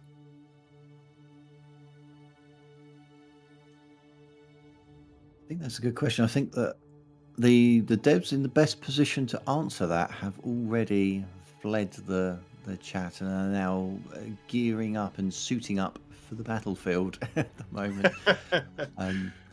So yeah, I wouldn't want to put words in people's mouths about that. I think it is something that has been discussed, but I don't know what the final decisions are in relation to that. Yeah, it's a great question, and I know the idea is sort of to head that way, but there's, again, without overreaching into the design and balance team's territory, it's difficult to give one faction an overall weapon and then not give it to the other factions in any regard. It's a very easy way for things to become unbalanced, as I understand it, which is why all factions tend to have some manner of EMP and some manner of direct fire weapon. Stylistically all different though, like Legion has heat rays, and they make use of those rather than laser weaponry in most cases. No, absolutely, you're absolutely right there. Balancing is a very difficult and challenging problem. Like, as we were answering one of the earlier questions about balancing, and apparently the balance team have got these massive spreadsheets with tons of data and sort of tweaking them ever so slightly, say, oh, what's this going to do? And just seeing all the calculations just go absolutely balmy when something's just changed 0.1. Go, oh yeah, we might not want to do that. So it is a very complicated problem, balance, because there's so many interactions involved, and we've got so many different units, and a lot of it is you just have to see how the player base take these changes. And you're right, you wouldn't want to put something too exclusively on one side or the other, in case it ends up proving to be very difficult to balance for or against. So having at least a little bit of interchange, and one pushes more heavily in one direction than the other, at least gives you that basis that if there is something that's difficult to balance, you at least know that the other side's still got something to work with, and you've got more levers to work with. And I think that's really the important thing with balance, is just having enough levers to pull and push to get the balance just right. And I think the balance team have done a fantastic job doing that. Absolutely. But, game's had a long time to find its balance, and I dare say that when Legion becomes official, it's all gonna just go a bit crazy. I know they try and do everything in their power to make sure that it will not be not go crazy, but I think the reality is that our players are very creative and very intelligent, as we've deduced by quite a number of the questions, especially some of the physicists there out there. The questions about relativity and black holes and so on and so forth. That they're going to find things that the team aren't, I think, and certainly show us that, you think you can do balancing? Right, just watch us break it in the first month. It's going to be fun and exciting when that all comes through. It's very, very easy to unset something, and a whole balance scheme comes crumbling down. Meta shifts so rapidly. We've got another question here. It says, any ideas to promote more clans? And I think they're referring to things like Creed or these other independent clans that have been set up. Anybody know anything about that? They were talking about the clans features for players. Are we already? I guess so. Yeah, I think with a lot of these things that the players are thinking about it, the contributors are thinking about it. The contributor team is quite large. Overall, I haven't got the exact number of contributors there, but it's very difficult to know exactly all the contributors.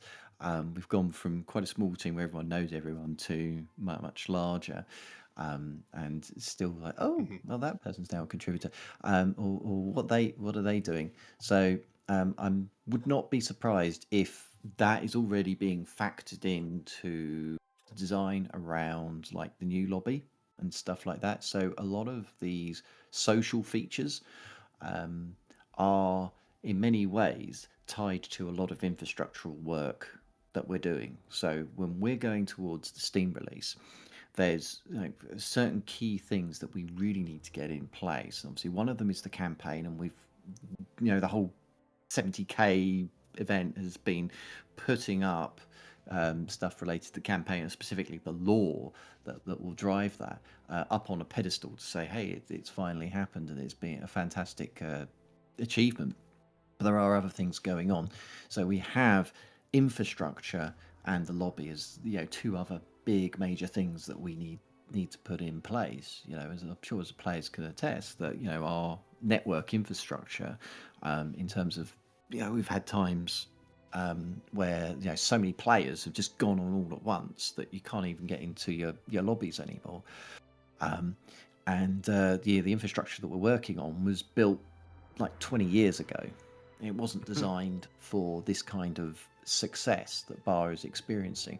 So we're in the background writing new infrastructure to support that kind, much more capacity. But at the same time, we're also looking at social features. How do we better support those, and things like clans and all that?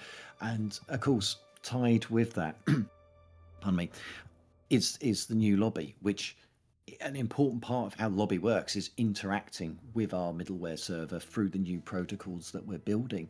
And so it all dovetails. And I've seen in the comments people say, well, wasn't there a new GUI shown like a year ago? And yes, I think we did show off new GUI's new lobby related stuff a year ago. It's still ongoing. We're still trying to make progress on it. It's a big task, but it's a very important task, and one that our contributors are very passionate about. And if people have got skills in HTML, JavaScript, and got interest in lobby, then come along and help us push these things forward. And it's a lot of speciality, little areas that you get really into the guts of what makes the game run, and it's not always on the face of what everyone sees, but all that work has to happen in order for it to work properly. It's sadly a rather thankless task working in infrastructure, and obviously I work in the engine, which again is another sort of, I don't want to sound ungrateful, but it is a little bit thankless because you're in the background. It isn't Yes. you're not seen like the game devs are seen.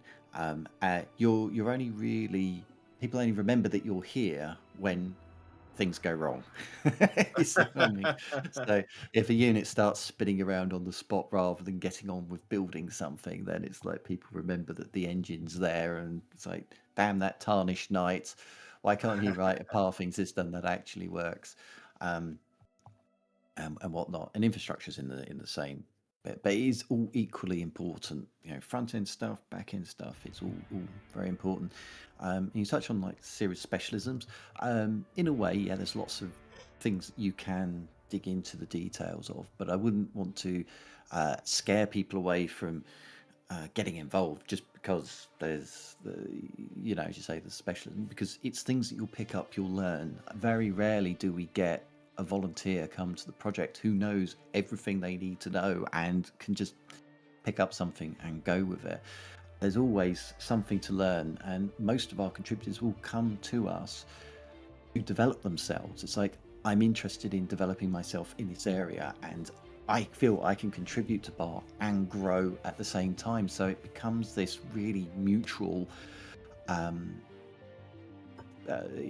relationship, in that Bar's getting something, you're giving back to the community, but at the same time the community's giving you the opportunity to improve yourself as well. So both sides are improving at the same time. Yeah, that ties into we've answered this question earlier, but just reiterating at this point to a couple new people that seem to have joined us. Folks asking how to get involved with Beyond All Reason, and really there's no solid one answer to that question other than to get on the Discord, because there's so many areas that need help. If you're UI, UX, and design, that's a big area that's booming right now. If there's experience in like even just artwork and stuff. There's loads of room to contribute for Commander. artistic renditions, for new unit designs and whatnot, because those are also ongoing. Or if you're on the technical side and you're more interested in the infrastructure, I mean, your boss is sitting right here. So well, yeah. So I'd say it's not just technical as well. I have to keep in mind, people, that we do need people with non-technical skills as well. So we've got the Overwatch team. We're not talking about the computer game, but Overwatch as in player reports coming in. Because unfortunately, not everyone is always being quite civil or nice. There are a few perhaps not well-behaved players, unsavory commanders for sure. Unsavory commanders, yeah. So that perhaps their exposure to the void has also impacted them in ways that wasn't originally intended. But the and start building the law around it. Oh dear, I'll get into trouble for that if I did that. But yeah, so they'll essentially look over the initial reports, and come up with the look at what the moderation action is supposed to be, take that to the moderators, and then the moderators make the final decision and that kind of thing. So we need moderators. Overwatch is usually a way to actually get promoted into becoming a moderator if you show good reasoning skills and you've seen enough of these reports come in. There's also help Taku, who's been doing a lot of talking on the stream for us, telling us a lot of wonderful things about Bar and what's going on. Our community lead, he also handles the marketing side. He's always looking for people to come and help him on that front. We are there's the opportunity to tutor if you've got really good at the game and you want to actually become a tutor, sort of help people. It's like, I think it's called the mentor program. You can get involved on that side of things. So there are, even if you're just a streamer, even if you just stream Bar, that's still something, that's still contributing, even if you don't even have to be on the Discord to do that. Yeah, tell your friends. Yeah. It's funny, I hear it all the time. Folks, I can't help but gush about Bar in the real world, out in there in the real space.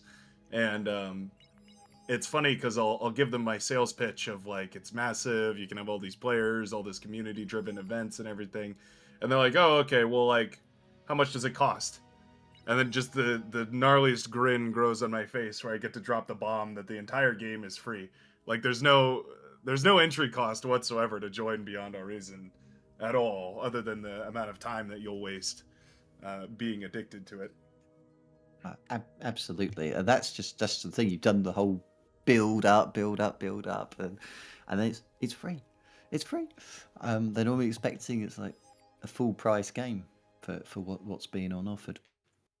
Now I noticed that obviously everyone's got into the lobby there. The game's sort of starting up, and I thought I'd take a moment for because we've had some really big games, and I've noticed in the chat some people have had perhaps not the most stellar of experiences in terms of like the lag and that. And these really big games do push the engine hard. At one point we had over 17k units on the field, and we were seeing things running, in a bit of a slower, more bullet time like effect, if we put it nicely. Right. And there's also a bit of confusion around what it means to be lagging in a game like this. And I think Bar's a bit different to most other RTS games in this sort of respect, in that historically with RTS games, because of the way their networking works, they run as fast as the slowest player.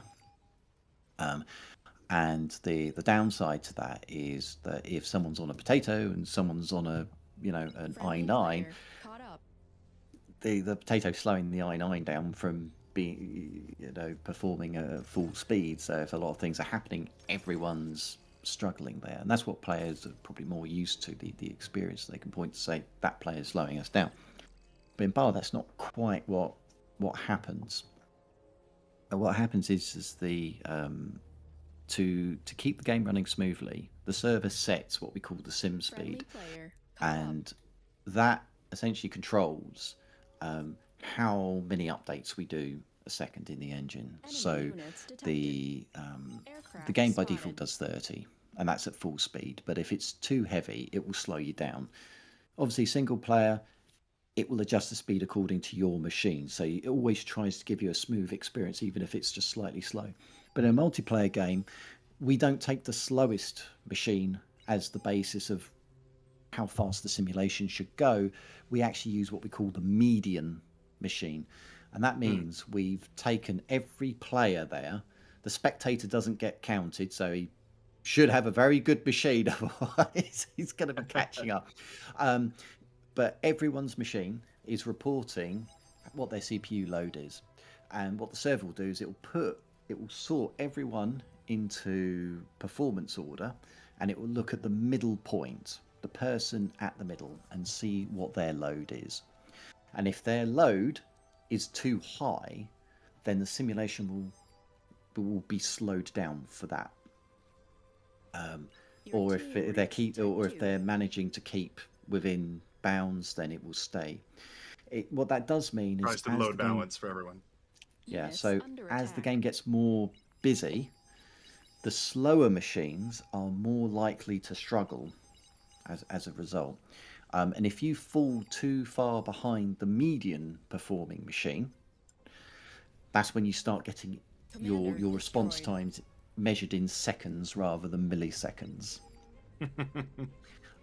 So it's not that the network's slow or whatever, it's just that your machine is not processing enough simulation updates in response to where the game currently is, which means if you issue a command, your command is going to be handled by the server, and that's might be several seconds ahead of you, so it means you have to wait several seconds before you see your command happen, and that's kind of what's going on there.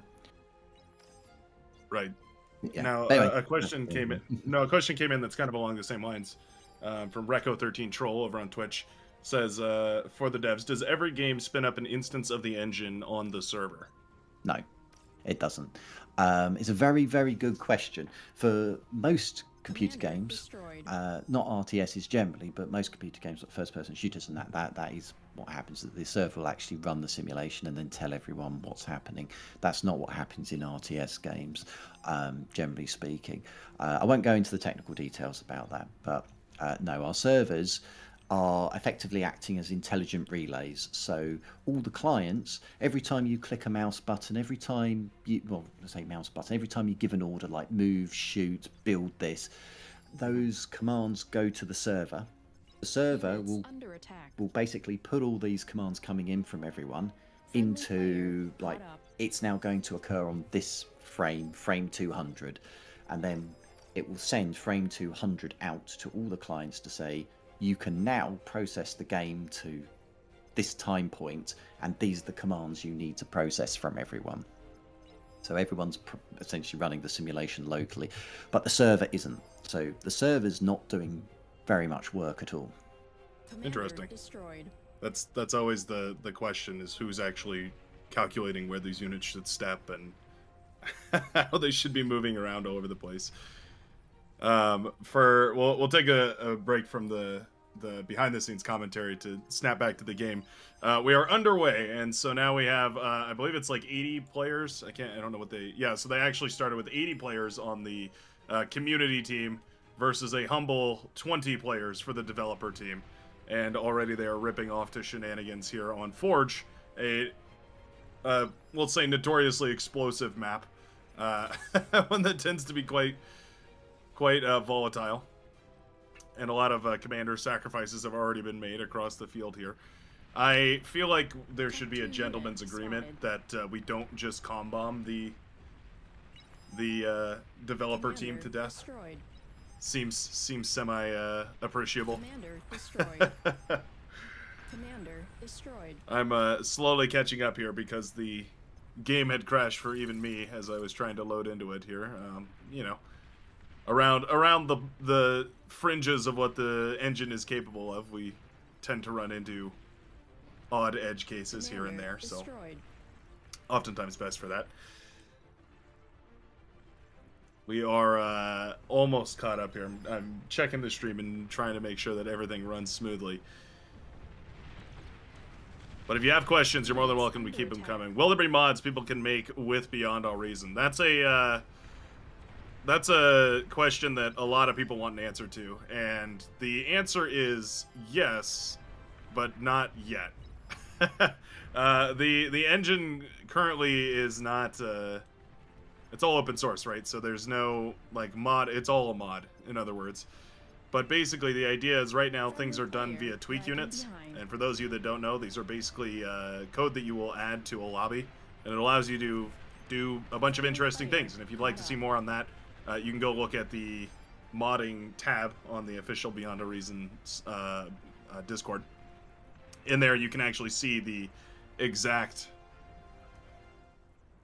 modding discussion and everything, and there's a whole bunch of different stuff in there, from all the different kinds of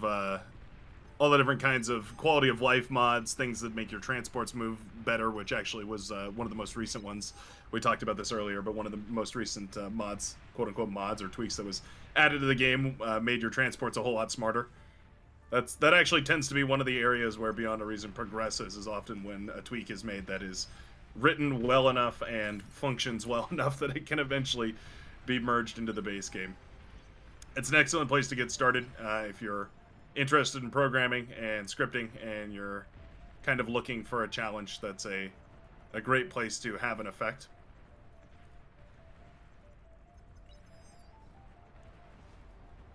We're looking all across the battlefield here. I'm still catching up, and we will forever be catching up in this game. But the blue side is pushing in on that northern ridge, and they've killed quite a few of the commanders here in red. Red team down to just 14. The blue obviously up on 74 still, as they have commanders to burn. Damgam fighting on the front lines here with multiple commanders, losing them all. And on the southern ridges, Ammo Genie and Volshak trying to hold it together as well. Patak also fighting, bold-faced on the southern side, trying to keep it together. Metal extraction was also cranked up 6 times. So this single metal extractor is producing 24 metal per second, which is why you can see that this commander now has about 74 metal per second here. Of course, that goes for the blue team as well, but they're sharing quite a few more metal extractors. So each one of these commanders has quite a substantial bit less. As we see this commander goes up to T2. We're going to be looking at 96 metal per second T2 metal extractors, which is far and away enough for even T3. The mech is spinning at supersonic speeds, about to fly away indeed. Just took a look at 0K, amazing game, balanced and very different weapon types. I wish Bar took inspiration. This is Gippin 6832, 6,832. And I agree, 0K is definitely, 0K and Bar are like from the same family, you could say. They're like cousins. And yeah, 0K is oftentimes compared with Bar and vice versa for a lot of the diversity that 0K does have.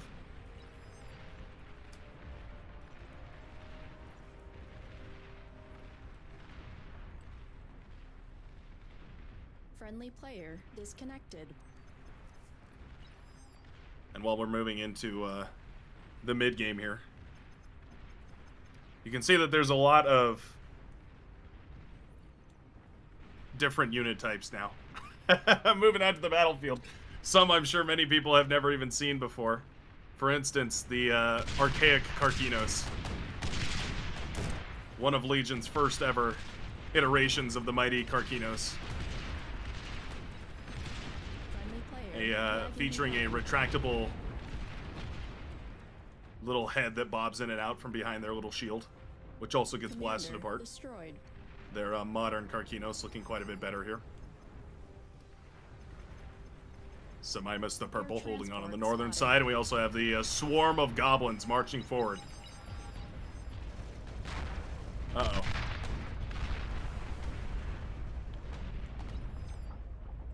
Those aren't just boring science sounds. Typically, that means trouble. The volcano is crackling.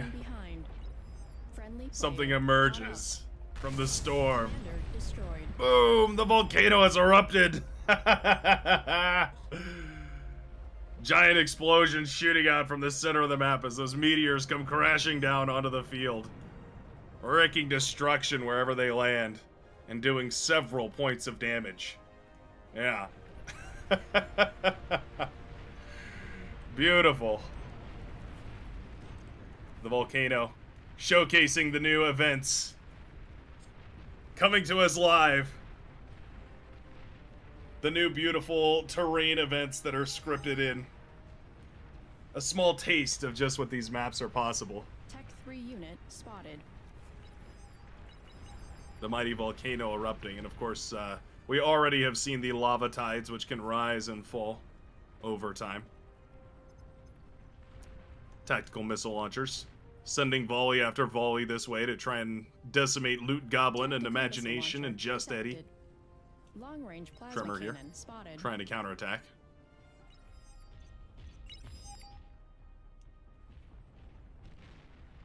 The volcano let out a spurt. The lore!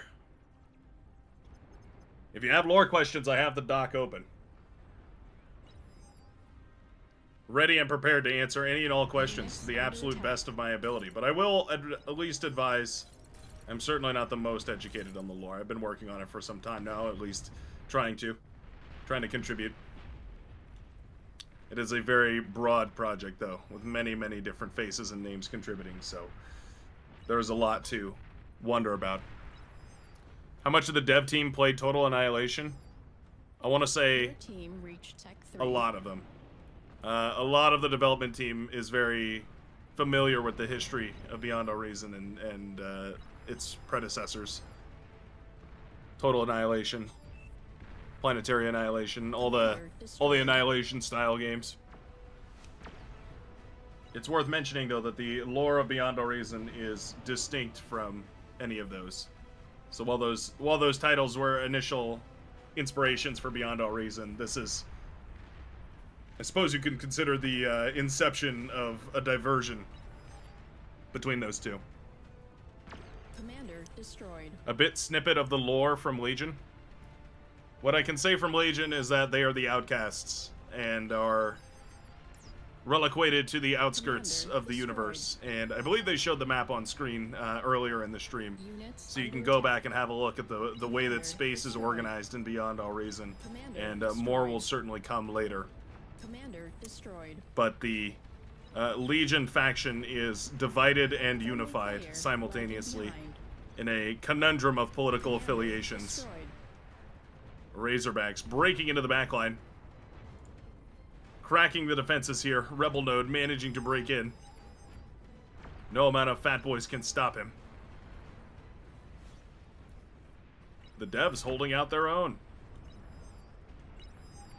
The real trick, of course, being making stuff. Yeah. That is always the hardest part. How many of you remember the Mukade? Definitely one of the units of all time. The Legion Centipede. It has double miniguns, double railguns, double rocket launchers, all on a giant segmented body. A freak of engineering. There's Ice in the chat answering the question as well. Many, many hours is the answer.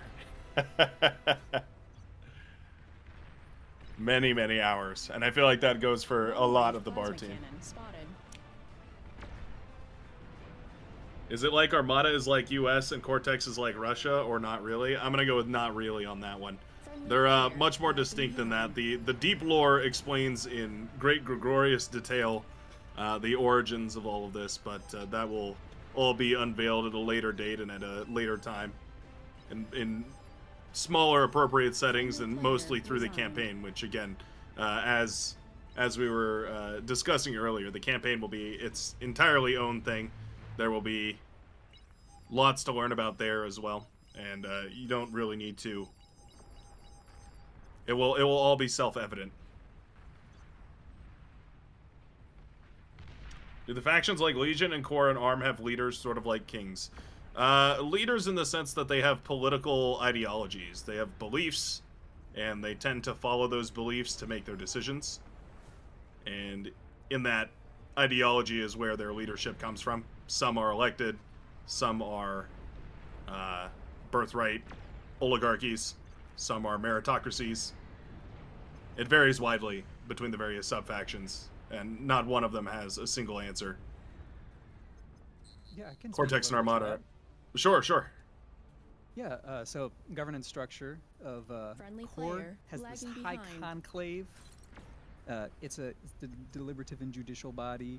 It's run by these code monarchs. They're generally considered the wise and just. They're composed of people from the various different directorates. And for Armada, there's a continuum assembly. It's more federated, sort of.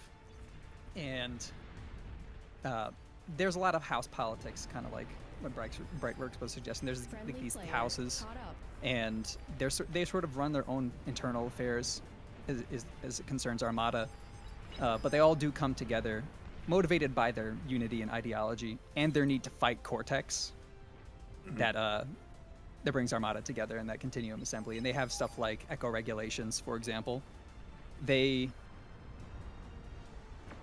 do regulate their gene modifications a little bit, for example. That's like the extent of their governance, I would say, roughly. As for specific characters, we don't have as much right now, but we're working on it. There are ideas for how those characters will appear, but the characters themselves, I don't think have been defined. Not like concretely, anyway, if I can remember correctly. Yeah. There's been a lot of side characters. There's been a lot of little characters for short stories and stuff like that. Stuff in the deep lore, like Commander Tarpor Rimhursk. It's going to be another point of interest you can see on the galaxy map once you get that galaxy map. Do you know when that's coming out? Was that part of the announcement? No, I don't. I wasn't here. Okay. I imagine that will be coming out shortly at some point. I would imagine so too, yeah. We still need to do some editing. Some of it's a little rough, but that's a lot of content, man. Yeah, it's going to be a lot of exploration. A lot of fun stuff to figure out. Destroyed. Do the factions reproduce and breed differently? Says I Will Clunker, asking the real questions. Short answer, yes. Absolutely. Yeah. So you know, absolutely. Dinosukas asks, are the robots controlled by humans, or are the civilizations just robots, not people? They are. The robots are controlled by humans. Anything that a commander makes will be controlled by the commander, and commanders are human, though they have been touched by the void, which makes them a little different, not too different. And any unit not controlled by a commander is controlled by a human. So I think that would be a good example, might be like the drones, for instance, of Legion. Would be one of those things that are like piloted by someone sitting in a chair. Yeah. Are we going to get cutscenes like in Supreme Commander 1? Friendly player resigned. That's definitely it feels like a Protar kind of a question. But I think the idea is yes. I'm not sure the extent. I'm not sure the extent of what we will have. I'm doing my best to cobble this information together. Please, just as a forewarning to all you lovely folks out there in the chat, the developers are fighting very hard on the front lines, trying to keep their lives intact as they battle the horde of oncoming fans. Commander destroyed. Commander destroyed. Is there another faction in the works? I don't think officially. There's not to the same scale as Legion, for instance, where it was like it was a concrete idea and it became underdeveloped, had a whole team and everything. I think there are discussions of less a whole faction and more so specific assets to fill specific needs. So like the civilian faction is kind of one of those things. But I don't think there's another faction in the works at the moment. At least not a official Beyond Our Reason sponsored one. People are always coming up with interesting tweaks to give players control of new units and whatnot, though. So you'll have to stay tuned with the modding community for that. Commander destroyed. Beautiful bombing run coming in here as the heavy bombers and the Phoenixes sweep across the southern side, killing not one, but 2 different bases. Probably closer to 4 different bases, as those commanders were so intertwined. Phoenix is finally shot down on the southern side, but the bases are cracking. The mods have managed to, or the developers rather, have managed to fight their way through the front line. Still some tremendous eco-scaling happening in the back line. I wouldn't put the fans out of it.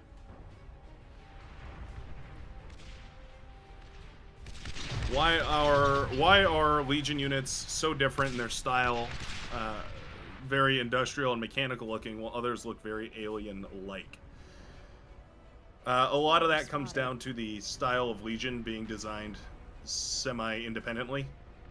Legion was designed sort of from the ground up, with emphasis on certain traits, and part of that meant that they took on a very distinct, very characteristic look. Lore-wise, I don't know, Jadric, if you have any input on this, but lore-wise, they are kind of the outcast. They borrow a lot from other factions and tend to produce solutions in their own unique ways, which is part of the reason why a lot of their technology relies on weird gimmicky mechanics like napalm and drone warfare, but also why they look so different. Yeah, you pretty much got it. It's Core and Cortex and Armada kind of dominated the known galaxy for most of the history of the timeline, and without revealing too much about Legion, they're kind of pushed out. So they just took a different path with their tech, so to speak. Commander destroyed. And that gives them their characteristic shine.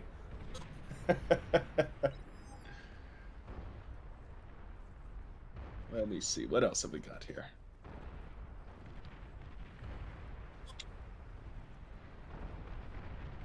Do devs use AI when programming or not much? We talked about that a little bit earlier. The overall emphasis is no.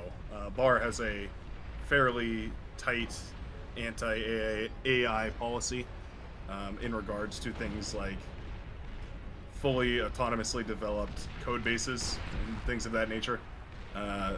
Procedural generation is still widely used in a lot of cases for terrain mapping and other tasks like that, but as one of our developers in the chat pointed out, that's been going on since like the 80s. So that's, you know, that's an old and well-established technology, not one that I think anybody is too terribly critical of. No, you know, Microsoft Copilot generated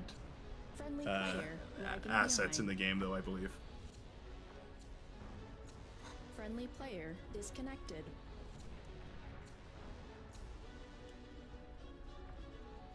And yeah, the lore will be coming out in stages.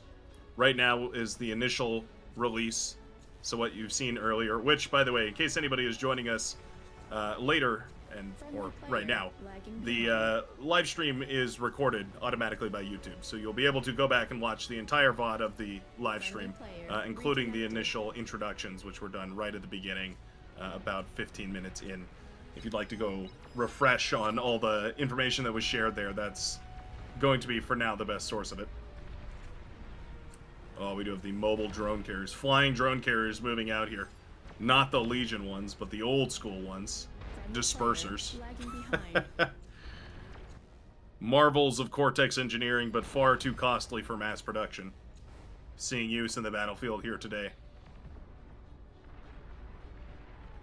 Commander destroyed. Some of you might also recognize the Tier 3 epic fusion reactors and whatnot coming up in online. A staple of any Raptors game. Friendly player resigned. Is the Raptor factions expected to be more polished and given a distinct look?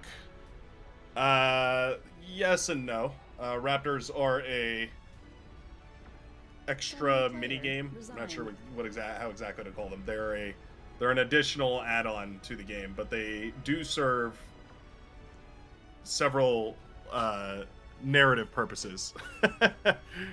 I can't give away all the information, but they serve a strong narrative purpose in the game. Massive explosion as the Phoenixes connect once more in the backline, taking out an epic fusion.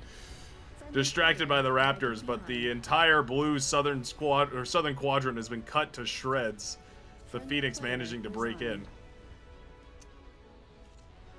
But yes, Raptors will be expanded upon. They will have their own developments. Player caught up. They will be polished and otherwise Commander destroyed. deepened. Behemoth Their lore pit will be deepened. Friendly player resigned.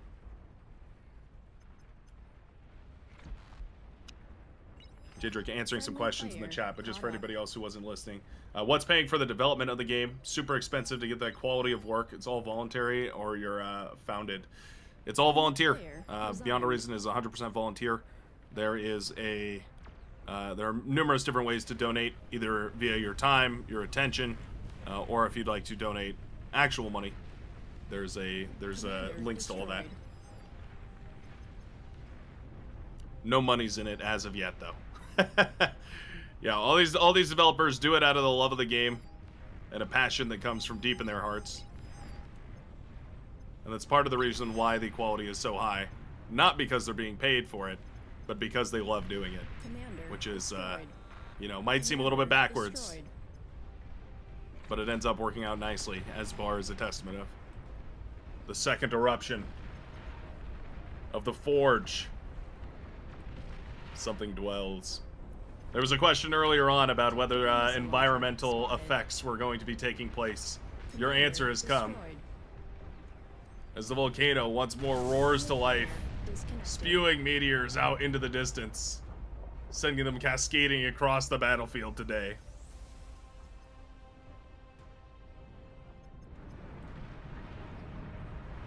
Looks like they missed this time. A small taste of what's to come as the environmental effects are developed, and this is an area that is ongoing and going to be very, very aggressively maintained, because it's very cool to see. And in fact, I mean, as Patak was mentioning earlier today, a lot of these environmental effects are largely done. These have already been created and, well, not implemented, they've been created and set for implementation for a while, but there are technical limitations that keep them from being dropped into base game immediately.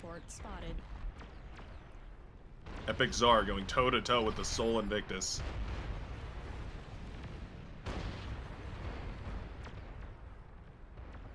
Commander destroyed. Massive explosion in the backline here as well. One Sol Invictus cracks the defenses, manages to chain react the Aegios.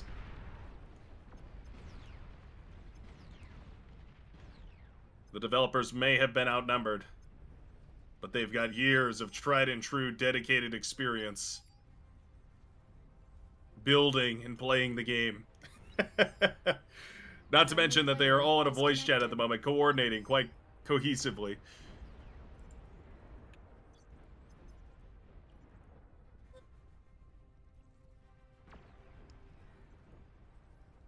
Are you planning on keeping / using the fire mechanics and units?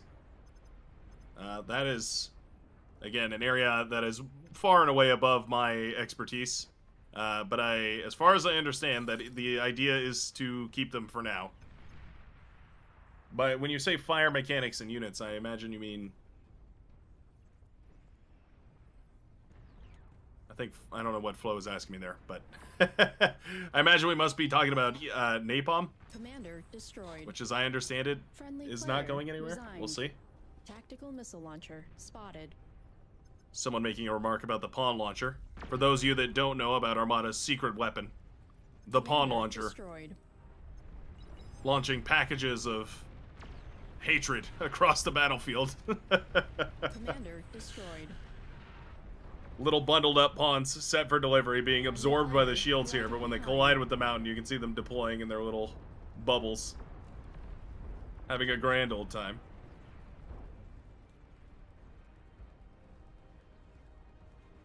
Friendly player resigned. I meant like the fire RT, like the napalm mechanic, fire on the ground, etc. Just because I'm not a big fan of it. The napalm is constantly under discussion. Currently, the way that napalm works is it can stack up to twice, and I believe it does 60 damage a second. So it can do up to 120 damage a second if you're standing in 2 puddles of napalm.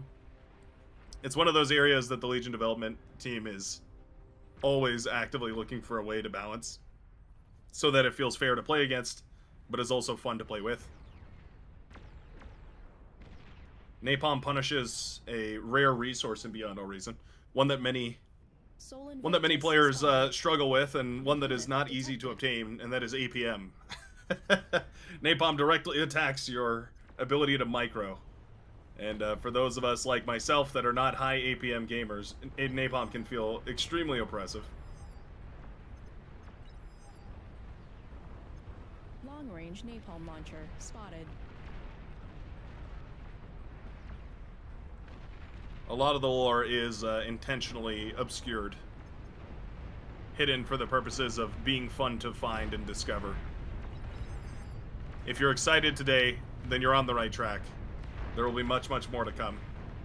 As was mentioned earlier, again, I'm quoting what was mentioned earlier a lot just to remind people that they can go backwards in the video if you're especially watching on YouTube. I believe the Twitch VOD will be there as well, but the YouTube is just convenient. You can just rewind straight off the YouTube and go all the way back to the start where you can watch the exact beginnings and see exactly what was handed out. Air transport detected. Epic dragons flying overhead here, trying to melt apart any of these epic Zars coming through. But the southern side has been cleansed by fire.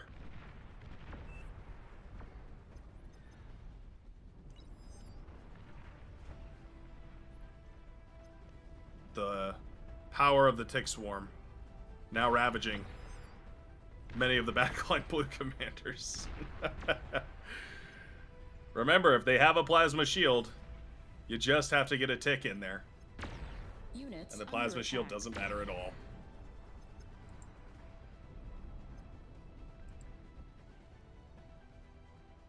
Mega Aphis coming online. Epic fusion reactors producing 30,000 energy.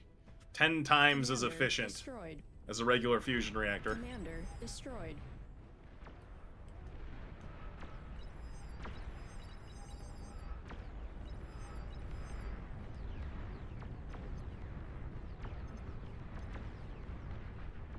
Commander destroyed. Epic dragons casually floating their way across, firing heavy anti-air ordnance to protect themselves and their heavy laser beams to ravage everything on the ground. Commander destroyed. Commander destroyed. Massive explosion in the northern quadrant. Ah, there we go. As the Aphis chain react, the epic Aphis fall, everything begins to cave.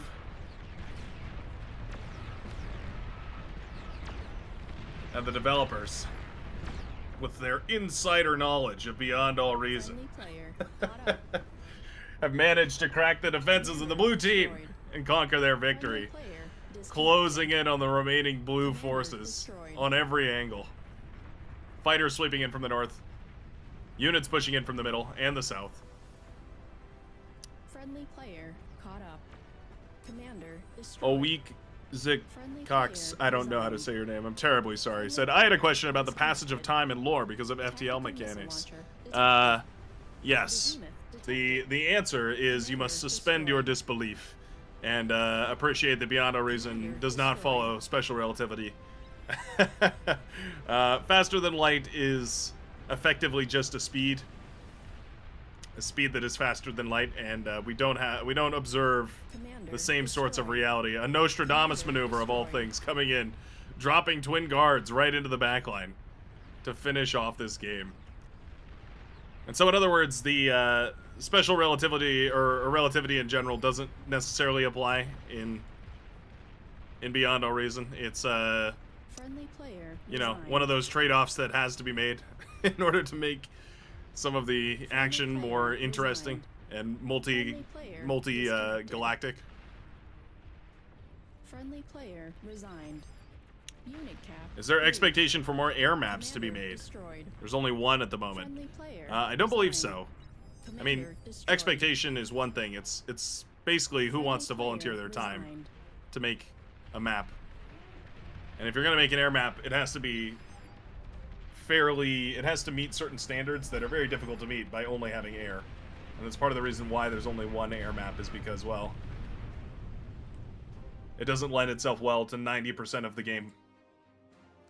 The developers have managed to claim their victory on this disturbed Forge map, spewing hot magma out across the battlefield as they claim their prize. A hard-fought one over their community. Showcasing both expertise and strategic intuition of a void-touched commander indeed. Fantastic. And now that their game is wrapped up, I do believe that they will be stepping in to join us shortly here. We'll have a couple more games of developer versus players, and then we'll allow them to come back, and they'll have a little bit of an interview. As we fade to the beautifully created logo, featuring that brilliant tenebrium shimmer. Are the Duracell battery crystals canon yet? I'm working very hard on that. That's one of those areas that I'm pushing super hard for development. We will see if we can get that implemented. We have to write some very creative hoops and hurdles to make that happen, being that they were discovered on alien planets far and away from Earth and the Duracell Corporation, of which Beyond a Reason has no real-life affiliation. I'll try my best. Any mod to play Raptors as a player? Here and there, folks have done it. Technically speaking, it is possible. It's doable. Not super common, though. Not super popular. There are ways to make that happen, but I don't think it's been explored super in-depth here.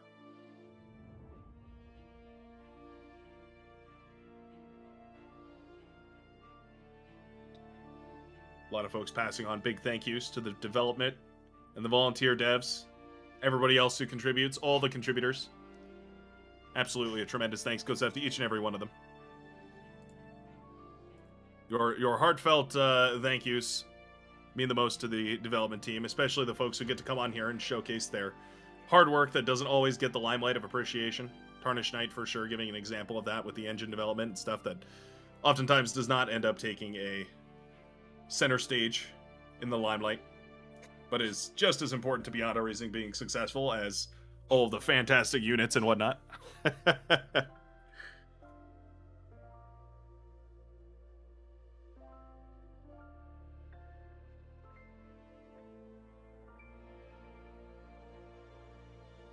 Such a fancy waiting screen, yes.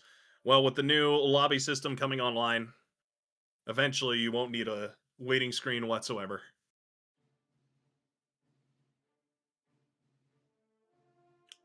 What did I add to the lore? My additions were very minimal. I've made several adjustments to things, and I've begun to work in the Legion lore, but I'm still far and away from contributing on any scale comparable to some of the other folks that we met today. Largely, my role in the lore is a surface area to give it out to people and show people the lore. And in that regard, I am extremely excited because today is finally the day that gets to happen, and I get to spill the beans in certain regards, so to speak, with all of you fine folks. I think the biggest addition I made to the lore was some notes about biocomputers, which is not strictly speaking relevant to basically anything today. Very, very minimal. Yeah, it could be one day. One day, perhaps. One day. We'll see. We'll see if those contributions go anywhere. What is that Space Units pack that you used to play sometimes Brightworks? That's an excellent example of a community-made, community member-made mod that is extremely extensive, super, super in-depth, and adds a lot of complexity. Basically a whole new tier of units, like we have land and sea and air. It adds space units, orbital units, which is complicated and difficult in and of itself, but it is a fun challenge. And if you want to go play it, you again will head over to the Beyond a Reason Discord channel, and that's going to be where you're picking up the modding tab over there. You basically choose whatever role you want. And if you choose contributor, or I forget what it's called exactly, but if you choose the development role, then it means that you unlock a bunch of extra ones for all the different things. I'm looking at it now to give examples. There's like the engine, interfaces, modeling, sounds, music, graphics, mapping, map events, raptors, extra units, scavengers, legion faction, campaign, technical, AI, naming and lore, keybinds, Chabi. Oh yeah, that's engine stuff. TI server, Tachyon protocol, a bunch of different stuff, like all these different things. Anything and everything that you'd like to learn. And I love the note earlier about Beyond a Reason being just as positive an experience for a lot of the people that contribute as it is to the contributors on the half of Beyond a Reason. You get to learn some skills from developing things if you're interested, and Beyond a Reason benefits from your contributions greatly. Welcome back, Volshock. Are there any questions I was answering that you happen to pick up that you think deserve an answer?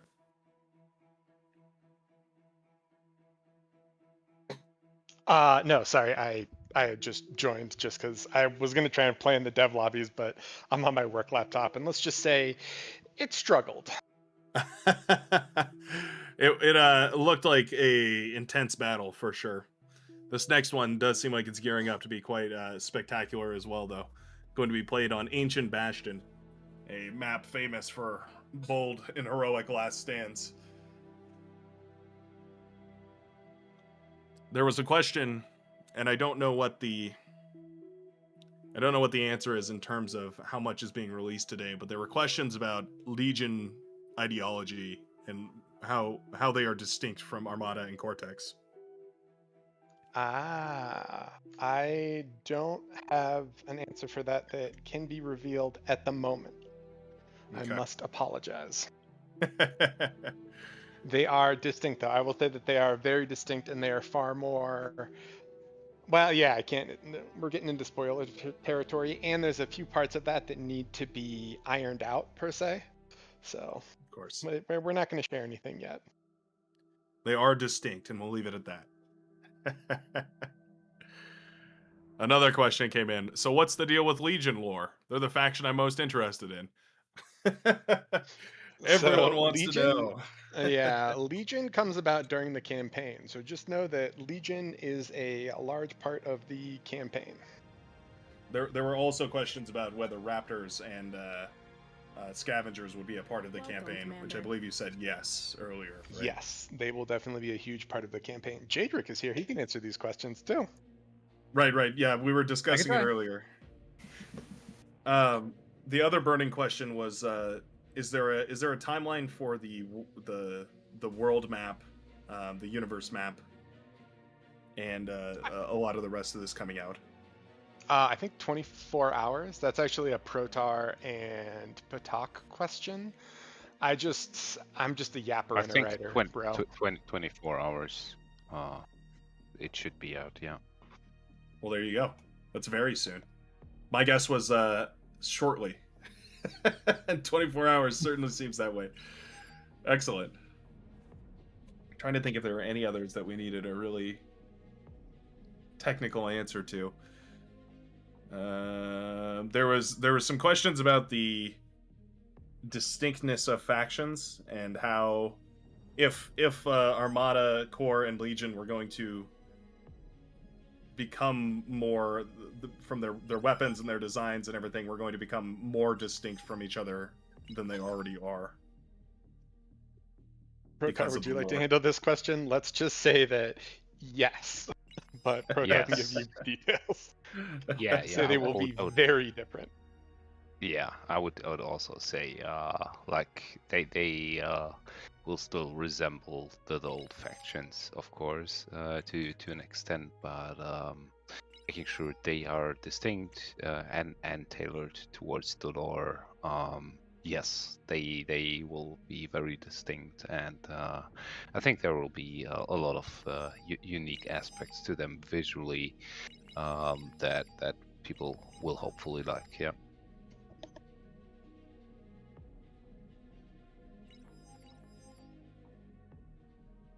And I think there's a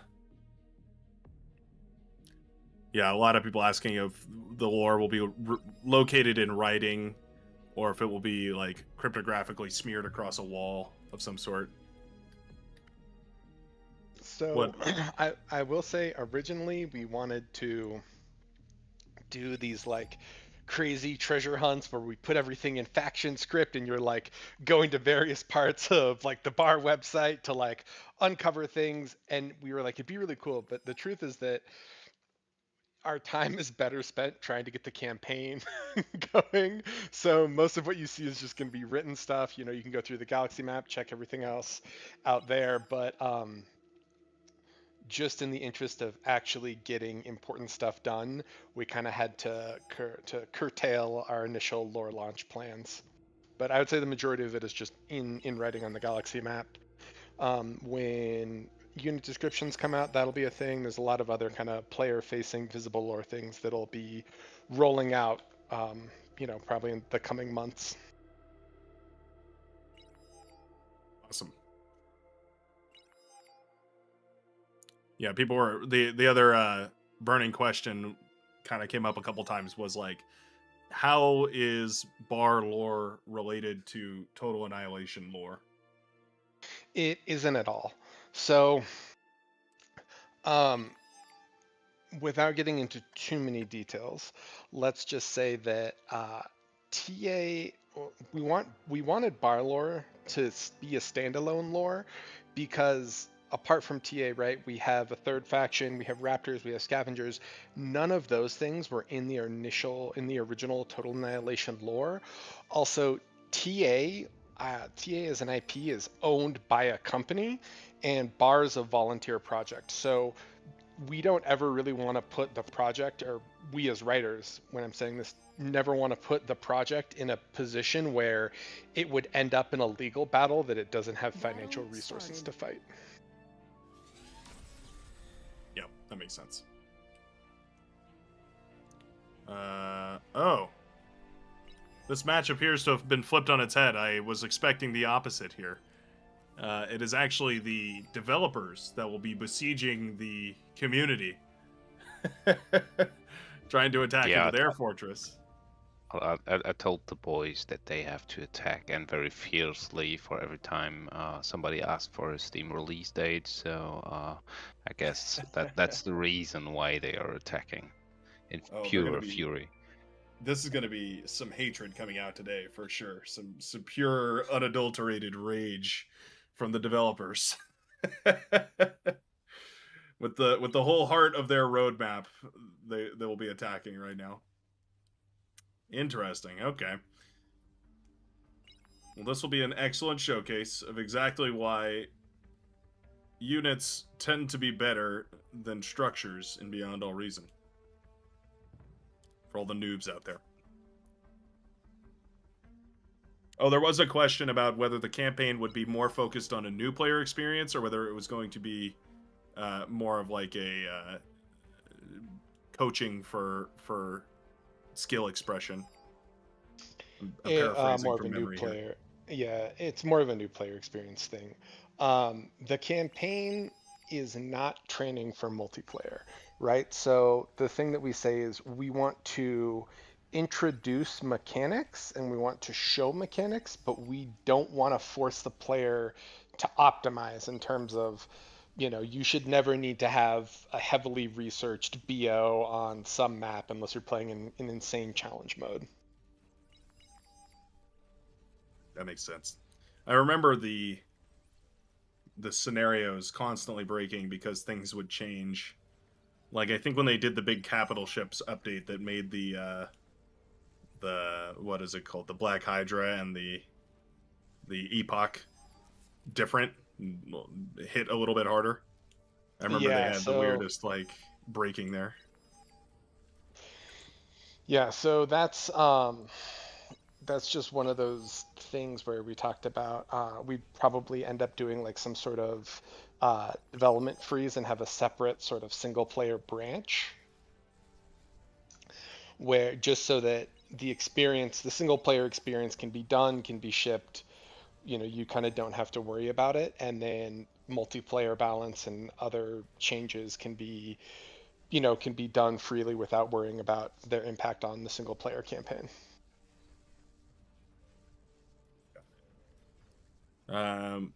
We have two questions. One from VV Vidmo over on YouTube. Says, with Raptors not being that popular, which is contentious in and of itself, but with Raptors not being that popular and quite similar to Scavengers, have you maybe thought about taking some inspiration of some other Horde games? Like, for example, They Are Billions. That's So I am not the Raptor lead. That is Dangam. I know that he is not super, or I don't know, not super, like, he thinks that scavs are a much better player experience, from my knowledge. I'm paraphrasing here. So I know he's open to changes to Raptors, but I don't actually know what those changes are or what they would look like. Yeah, so hopefully that answers your question. It's kind of, Raptors is still a work in progress, I think it's probably fair to say. And then there was another question said, hang on, you're changing the factions. So like all the units will be completely different to what they are now. I don't know how I feel about that. Hold on. No. That's a visual overhaul, not a gameplay overhaul. So the units will act exactly the same, right? Same stats, same behaviors, etc. It's just that they will receive a visual update to have them, one, in line with the lore, and two, to bring them up to 2026 levels of visual clarity, or at least higher levels of visual clarity and fidelity, right? Like if you go on the website right now and you go look at the Armada Spybot, it's not the prettiest of units.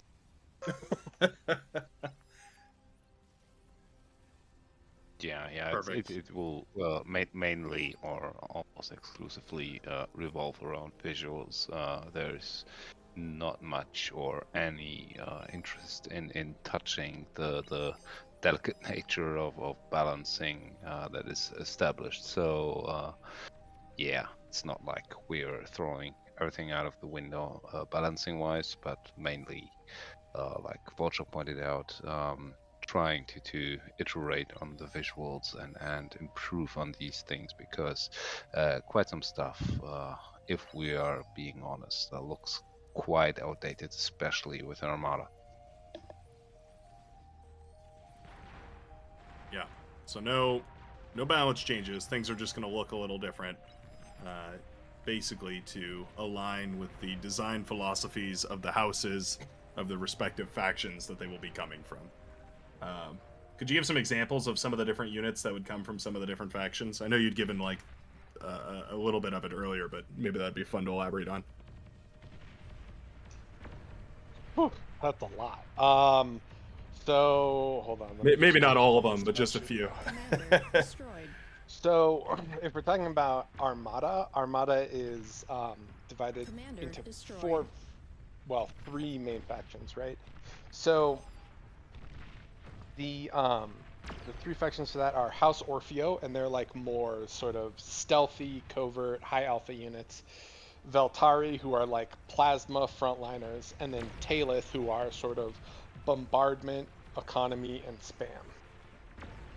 So for Orfeo, like for example, you'd have things like the Abductor, the Oracle, Sharpshooters, Webbers, Starlights, Gremlins, Lazarus, Centurion, Thor, because they also have EMP weapons.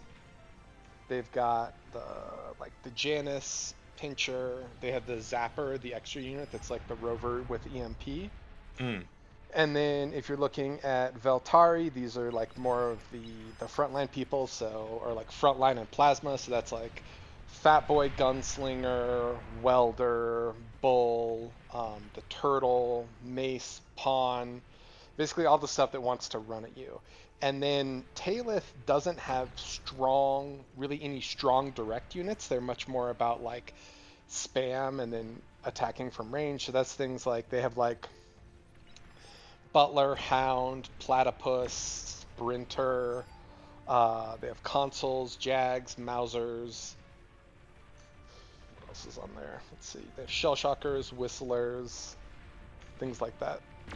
And then if we look at Cortex has technically 4 sub-factions, but the vast majority of the Lexrite units are kind of bundled in with Mantle Guard units. So for that, you can kind of think of Mantle Guard are sort of like the serious boys. They're like when you play some game and the guy's like, don't make that unit, you can only make this unit. They have like the try-hard unit, so to speak. That's kind of a funny thing to say, I guess, but that's the best lore accurate description I've heard so far. Right. Yeah, I'm just trying to make it there.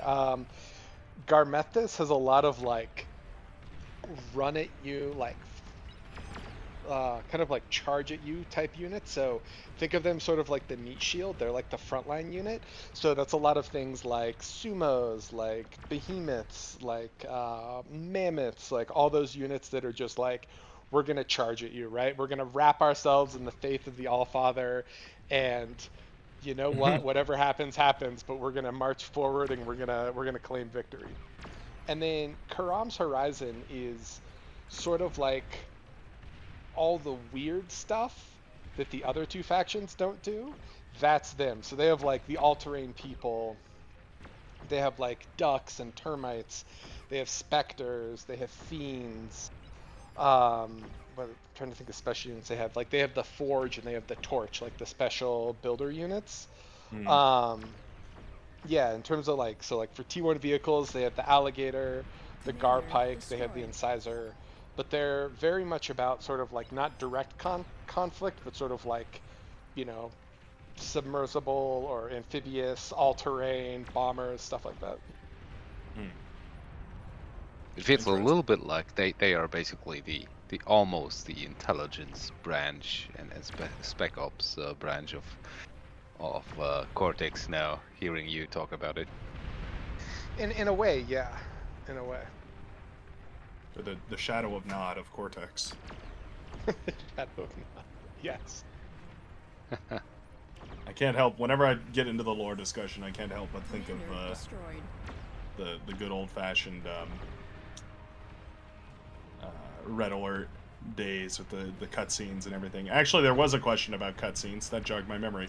Are there plans for any cutscenes similar to, like, for instance, StarCraft or Red Alert or any of those other RTS titles? So we had interest from an incredibly talented and I'm not sure where to describe it, like high skill, like well-known, established cinematic team. We would love to have them, and that's something that we would plan to do, but we need things like new models, we need all sorts of other stuff done first, and then yes, in a perfect world we would have them and they'd be an awesome part of the campaign and like an intro video, etc. Awesome.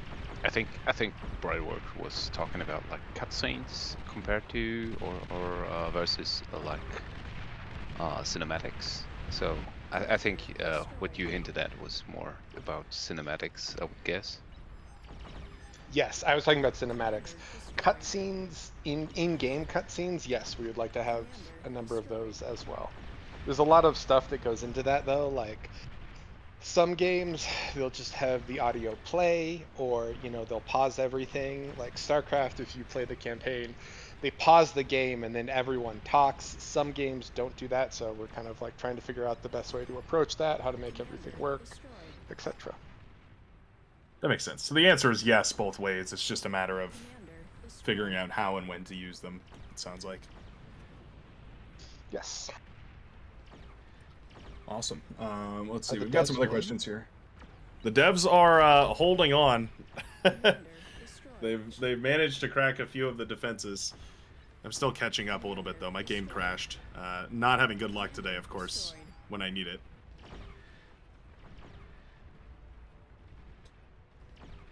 Those epic termites, who would those belong to? I would actually have to look. I'm pretty sure they're Karamite, though. They're from Karam's Horizon. Let me investigate. There was a question that I think was a joke, asking, what about a 70v70 air-only duel on a Steam Deck? Is that possible? And well, I think that would be hilarious. I think the real question here is what are the plans for Steam Deck integration, which I don't think this is the proper team for, but you can play on it though. Deck Commander played on it, and you got to like 40 OS. So it can be done. Are we gonna officially support it and recommend that you do it? No, I don't think so, but it's possible. You can say that.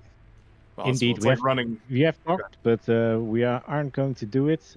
Two of our admins have Steam Decks, so we will support it somewhat, but more like as a desktop experience and not really for a joystick experience.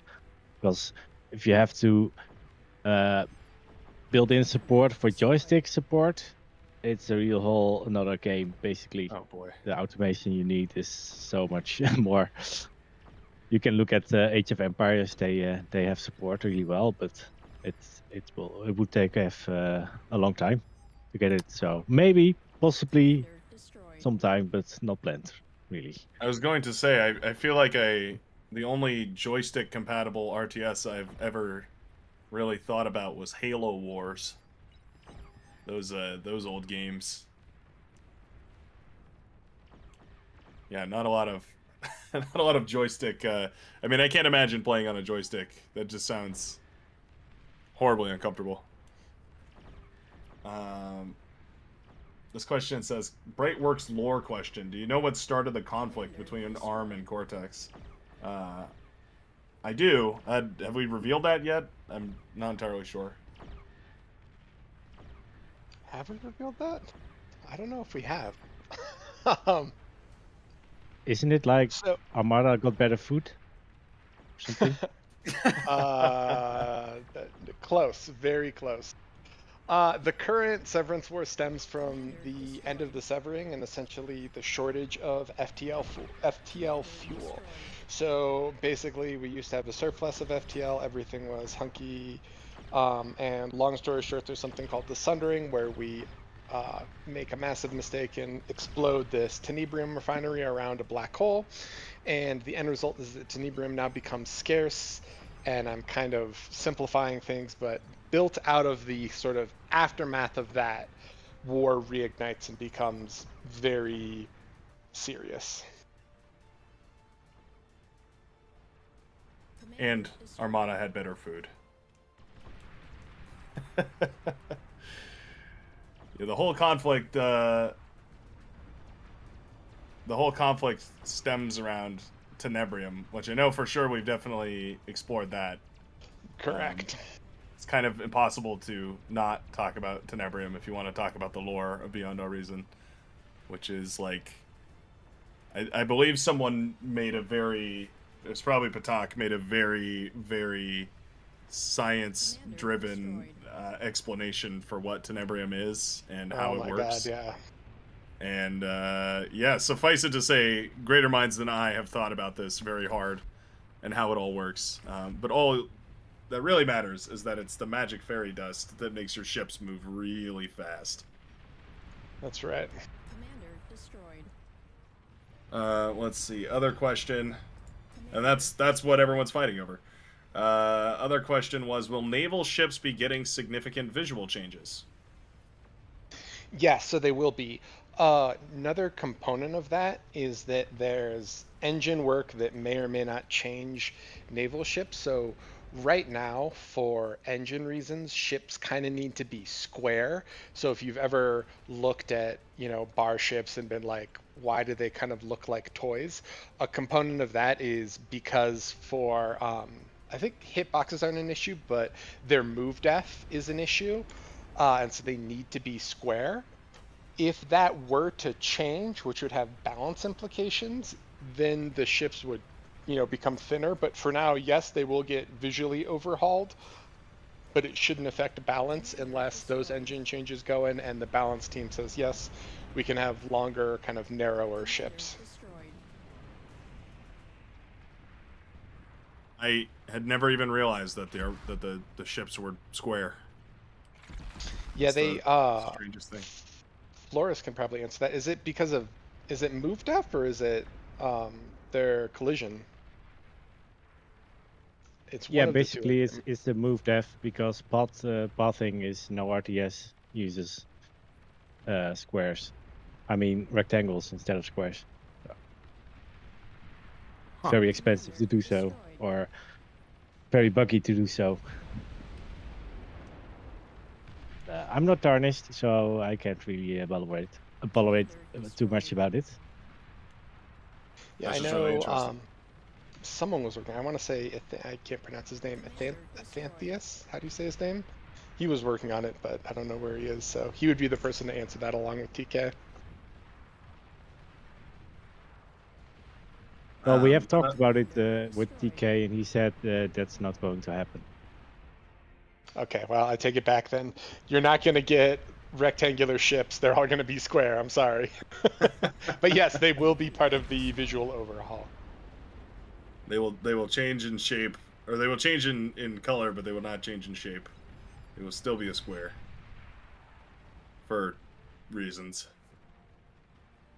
Let's see. Another question that came through here. Is there going to be an update to the Calamity and Ragnarok to make their function more diverse, similar to how a Starfall shoots in bursts? Not to my knowledge. That would be a very large balance change. If that happened, I don't know. I haven't ever heard of anything about that. Yeah, as far as I know, there are no changes. I know that some people would like to see more differentiation between Core and Armada in terms of playstyle and units, because many units are similar but slightly different, you know, as sort of like the mace and thug type thing. But as far as I know, nothing is on the table for that. Okay. Not so serious question. Now that we've confirmed playing Armada is unethical, will people that play Armada all the time be publicly shamed the way they should be? So absolutely. 100%. There will be dev support for public shaming and other bad things. I'm not even sure where to go with that, but yes, for sure, definitely happening. It'll be part of the report system. You can just at the start of the match report teammate for throwing morally by playing Armada. Armada is just as viable competitively. You I mean, just that already sacrifice happens morality when you open Arm Air. So we wanted the game to reflect. We wanted the lore to reflect the gameplay experience. That makes perfect sense. Yeah, it's a two-way street. The game and the lore work together to define what's right. The balance writes the lore. Okay, and a serious question here is: any suggestions on how to overcome the anxiety of actual playing of the game and not just watching a lot of matches? I would say, well, there's a lot. I would say ignore OS, try to have fun, and more than anything else, don't worry about what everyone else is doing. Just focus on your own gameplay, because at the end of the day, if you play 8v8s, right, you're one of 15 players. So I think one of the healthiest things you can do is just try to have fun and just try to focus on your own game, because there's no point in being like, well, you know, if I had Emre and, you know, Inda and Autopilot on my team, I wouldn't have lost. It's like you can't control what your teammates do or how they're going to react to stuff, right? So what you should do instead is just play, completely ignore win-loss, like don't even worry about it. Who cares? At the end of the day, just play, try to have fun, and try to focus on yourself, right? And so there's a lot of different ways to do that. You can watch your own replays. You can watch replays of games you're in where someone does really well and kind of copy their build or look at their build. But I think at the end of the day, you're playing a game, so there's no need for you to put that kind of stress and pressure on yourself. You just have fun. That's sage advice. You can also, I'm just going to bring this up because someone asked about it earlier, but you can also watch your own replays. There's a whole replay system built into Beyond All Reason. All the replays for all the games are also stored on the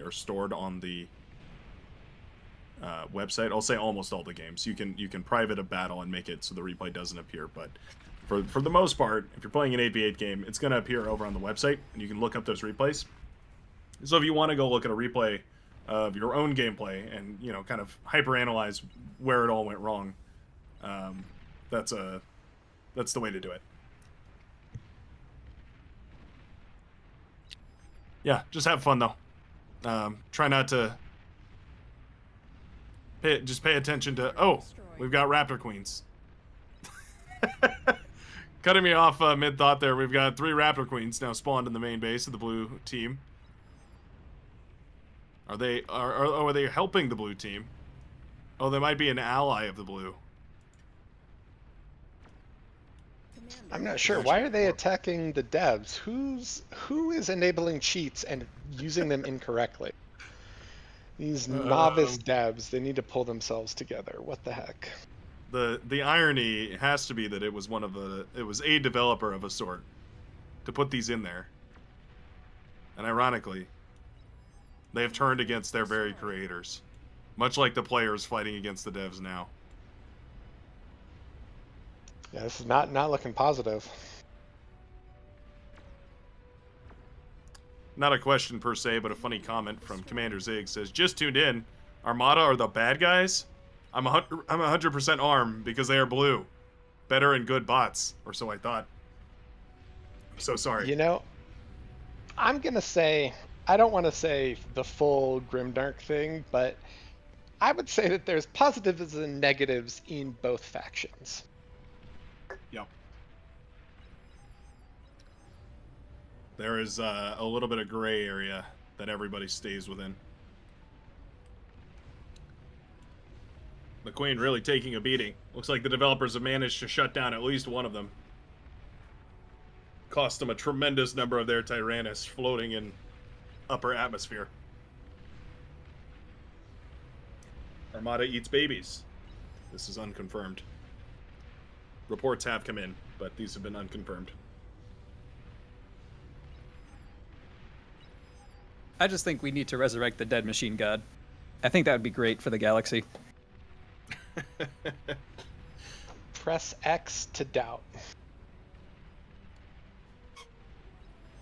I mean, he was cool before for like 1,000 years. He can be cool again, right? I mean, I'll give you that. Yes, I will give you that. Sure. This is not what the All-Father stood for. Unbelievable. Commander destroyed. Well, this is heresy of the highest order. It might be. Then again, he's not around to criticize, so. Let's see. Any other question? Is there a vision behind the scenes for how Legion fits into everything from a lore perspective, or is that still in the works? The answer to both of those questions is yes. Yep.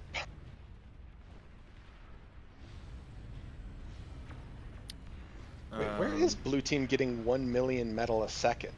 What? I'm guessing there's a generator in there somewhere.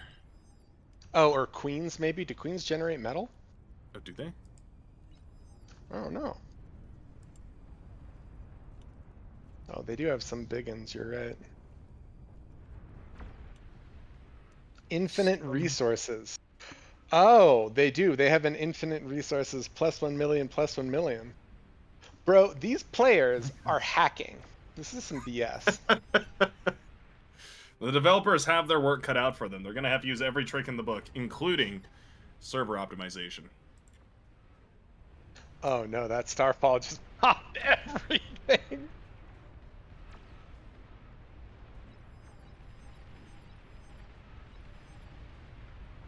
Wow. It's like a constant waterfall of Starfall projectiles.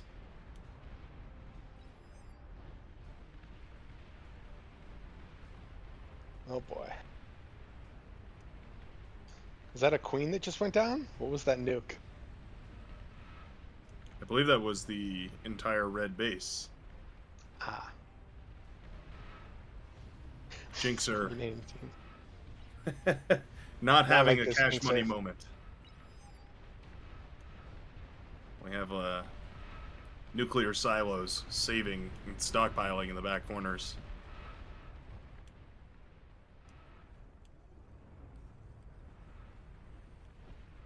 many of these queens have gone down? We have 3 remaining to guard the gates. And I think about 3 of them have died on the battlefield.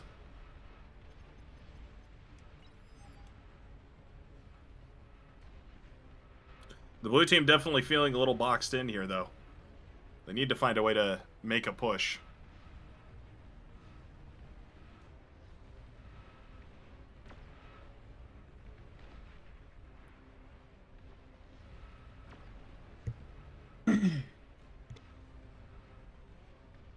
There was a question about how Earth is doing in the Beyond Our Reason lore. Oh, that's a secret. That is a secret. It's, you know. Let's just say it is a hotly debated secret. It's a point of much contention, but I think it's fair to say that it existed. At least. It did exist. That is the repository for all of humanity, where we all originally came from. It's just like Pluto. That used to exist too. That's true. Pluto did used to exist. Shame about that, but what can you do? Truly a shame. It's only one of the... Not even a planet, really, so can you really complain? No, isn't it a planet again, or no? For some reason, I feel like when I was young, it was unplaneted, and then it was replaneted later on. I know there was a gigantic public outcry as its planetary status was stripped. So maybe it was, maybe there was enough backlash that it was reinstated. I don't know. Where are cosmetologists? Cosmologists. Cosmetologist does the makeup. Pluto facts. I was trying to figure out. Oh, go ahead. Pluto facts from NASA. Pluto is a dwarf planet. Oh, it's still demoted, unfortunately. They weren't willing to give up.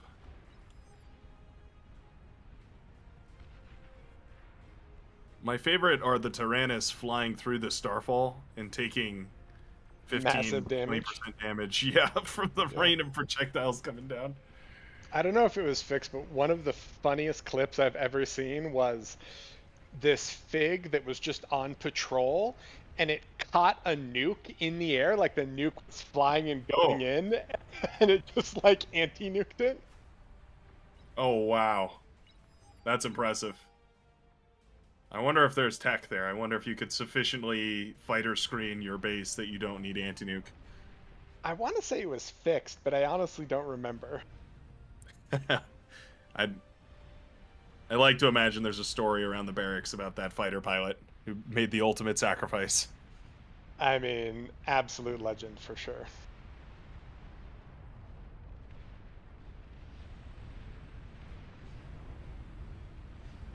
Yeah, no, you guys are reading way too far into it, you know. I'm just saying that at one point Earth existed. Its current whereabouts and the current date and time, unknown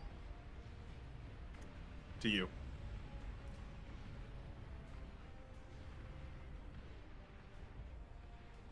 Developers have certainly been given, or rather the community has been given a second wind here with the support of these raptors and their bountiful infinite resources that they excrete.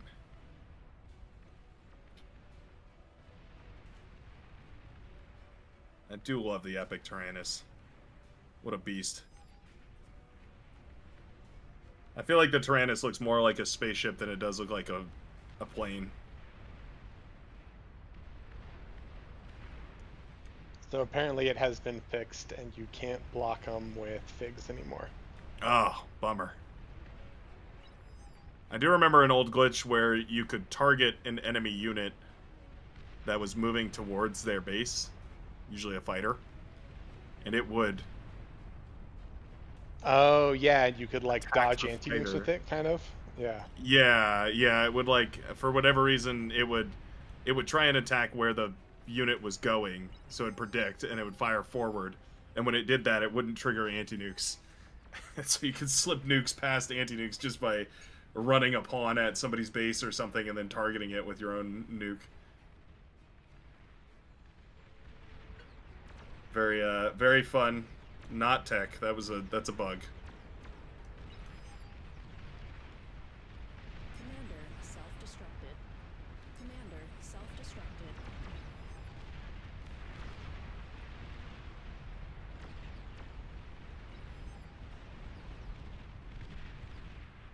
Some would say that Pluto was totally annihilated. I would say it was planetarily annihilated, but to each their own. Boo. I'm just receiving news that I've been kicked out of the lore team.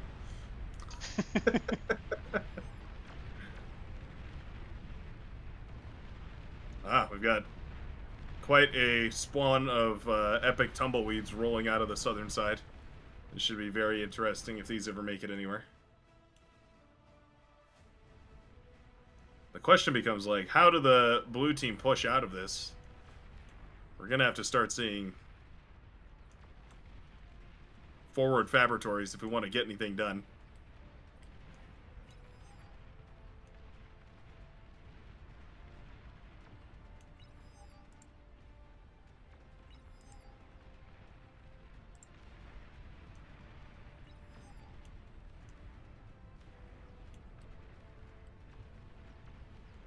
They're making a push with the Tyrannus, though. They've also got the epic mosquitoes.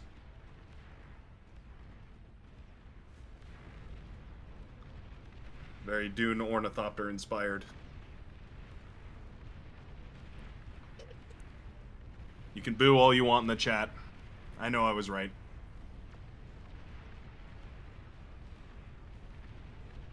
Oh, that's a good question from Gaboris100. Question, did you have fun writing the lore, or did you have some moments where you struggled to come up with it? That's... Oh, God. I'll just let you go wild on that one. Yeah, there's a lot there. So generally, I enjoyed writing the lore. I will say I enjoy writing lore a lot more than editing lore.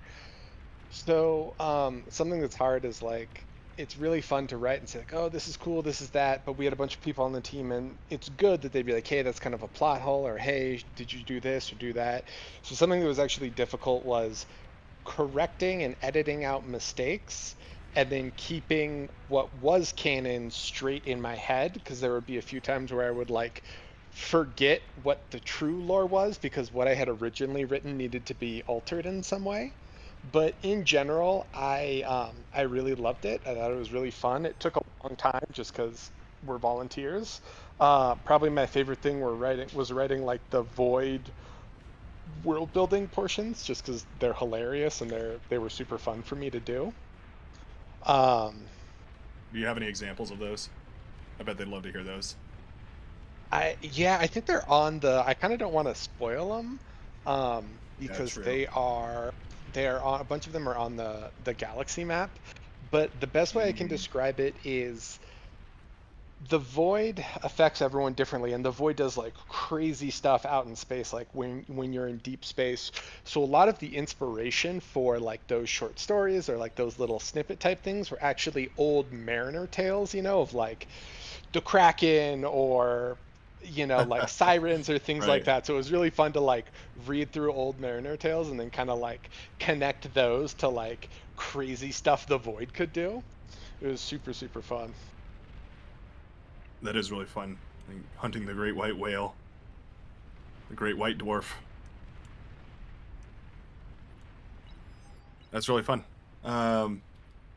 Anybody else want to jump in on that? Because it's kind of a very open-ended question. I feel like everybody's kind of got stories about their experience writing the lore.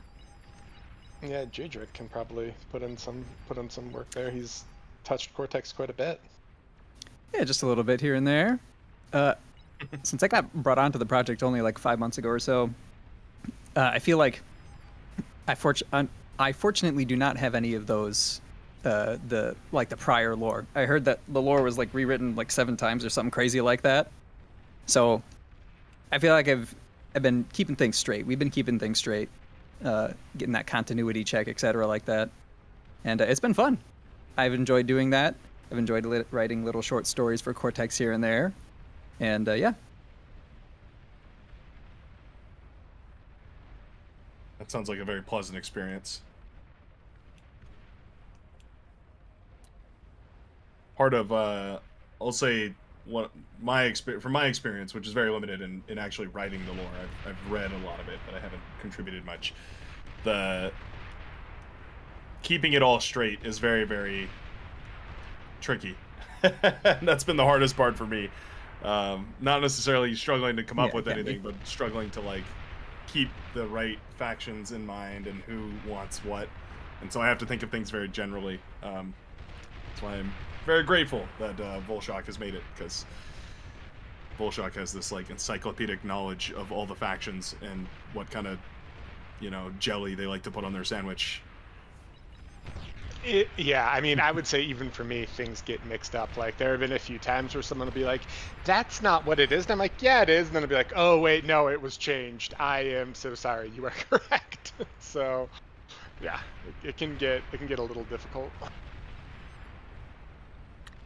I did, I'll say a positive story about the lore writing was a lot of the discussion about really minute details. I remember we were discussing like the names for how to reference different factions.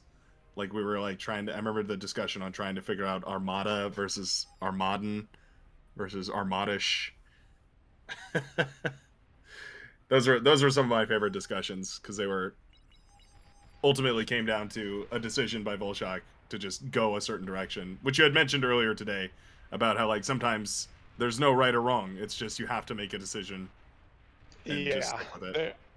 The biggest delays in the lore, to be honest, aren't even like writing stuff. It's more of just like, hey, we have 3 options and we need to pick one. Yeah. Makes perfect sense. Where can we read short stories for Cortex? That will be on the lore when it releases tomorrow publicly. There you go. Yeah, this whole thing is meant to be a teaser, so it's a 6-hour teaser, 9-hour teaser. We've got a Pokemon reference. Question about who is the best boy of every faction. I don't. Yeah, that's a tough one. There was kind of a related question about whether there are sort of named characters and heroes. I think it was like kind of. I think they were referencing 40K with like the Primarchs and whatnot. So we don't necessarily have Primarchs or anything like that, but you know, like there are the leaders of the houses who are people who will be named. There are the pre-commanders who are kind of awesome, you know, who are like heroes. There's stories about them, like the Andromeda Gate short story is about one of the pre-commanders, for example. So a couple of named characters and whatnot, but I imagine a lot of that stuff's gonna kind of be revealed as the lore proper is unveiled as well. Correct. So I hope that answers that question. Will there ever be any larger units added, like the Planetary Annihilation Titan unit level of stuff? You're watching it right now. This is the biggest unit in the game. It's called the Epic Commander Final Boss, and it even has a swear word in its name. That's how big it is. So I will say that. Yeah. Go ahead. For the campaign, we'd also probably like to have, you know, like potentially have some additional massive units, but they'd be one-off campaign things. That's the benefit of a campaign is you can freeze, like you said, a balance freeze, and then you can make fun interactions off of that. Whereas the meta will be changing forever and beyond no reason, just like any other RTS game. And so it's impossible to kind of say like what the biggest, baddest unit will ever be, especially with modding, potential for modding and tweak units and all that sort of a stuff. The ceiling is kind of infinite. Oh, significant tumbleweed detonation on the southern side. Quite nice. That is big. The entire map just shifted in the camera.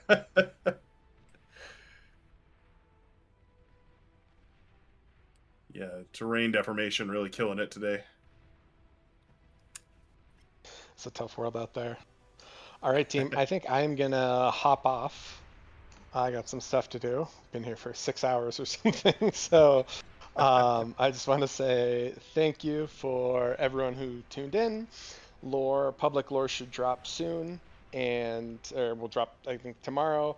And yeah, I hope you guys enjoy it. And that's it from me. Thank you very much. You've been a Thank tremendous you, treat to have on here, Bolshak. All right, see you guys.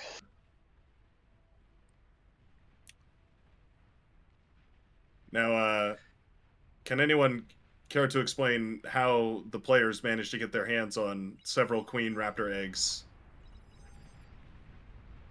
raise them, and train them to attack? They prayed to the All Father, so he's bound some. They were warped in from the void. There was some questions about how the void affects people and whether it's distinct and beyond all reason or sort of nebulous. And I think it is kind of intentionally a little nebulous. Yes. Yes, there's a lot of mystery in how it actually works, and maybe we'll, figure it out as we go on with the campaign and to drop some hints here and there. But this particular aspect, and also, what was the source of Tenebrium and why it even is there and stuff, things like that are going to be, hidden and maybe discoverable at some point, or maybe not. Maybe this will be a mystery forever.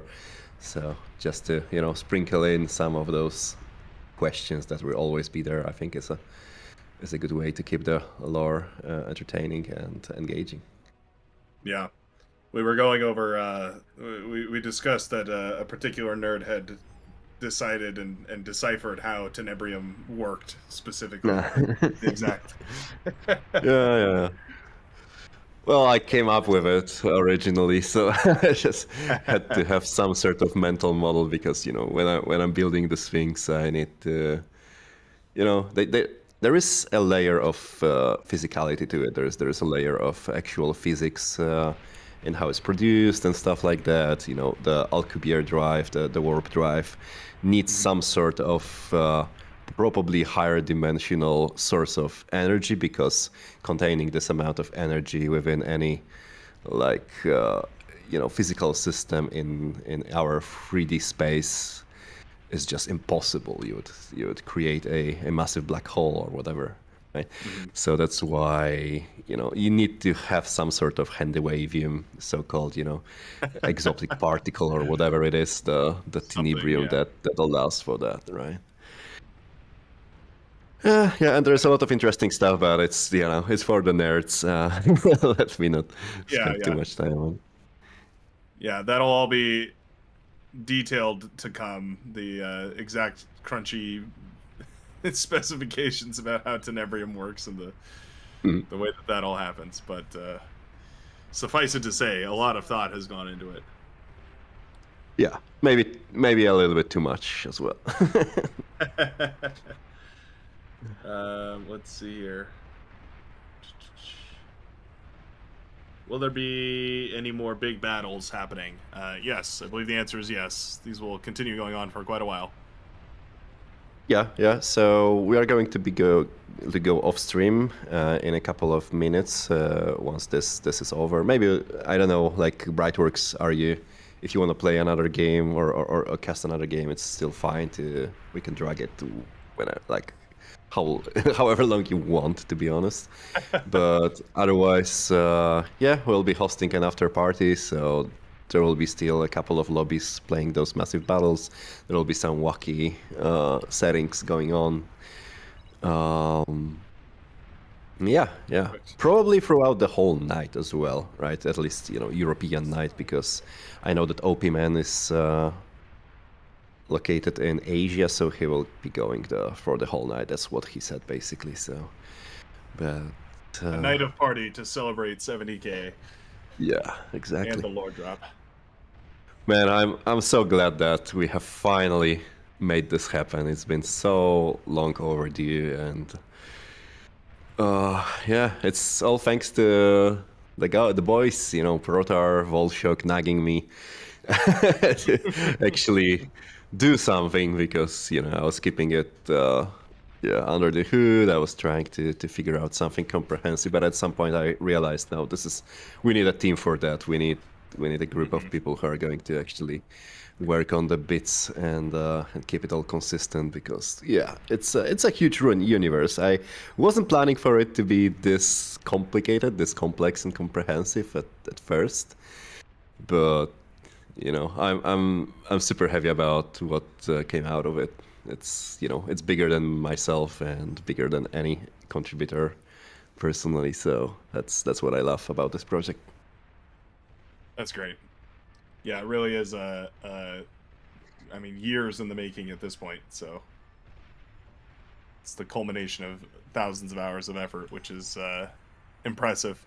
And again, entirely community driven. I feel like we've emphasized that a lot today, but people keep asking, like, who's paid for all this? Yeah. The answer is like love paid for all this. Let's see. Still got a lot of questions rolling in all the time. Will the campaign replace the scenarios or coexist? That's a good question. Will coexist. So yes, we still want to keep scenarios because they are quite a cool thing that we can also wrap, you know, achievements around, like a separate sort of leaderboard for score, or like at least a scoreboard for, you know, finishing the scenarios in given time. And it's a nice lightweight thing that, you know, is easy to develop as well, because it's not as involved as the campaign itself. You don't have to do the whole lore thing. You don't have to have briefings and so on, cutscenes.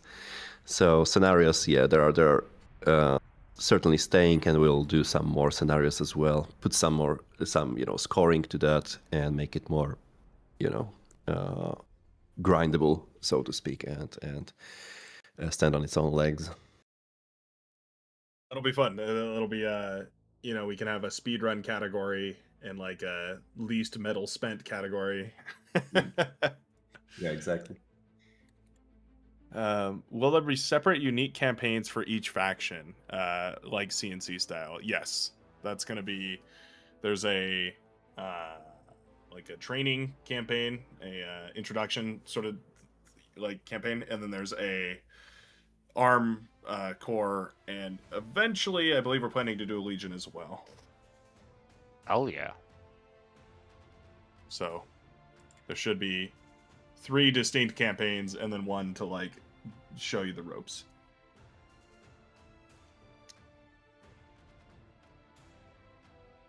Scenarios are extremely random depending on which AI spawns against you. A leaderboard will encourage people to just keep restarting hundreds of times.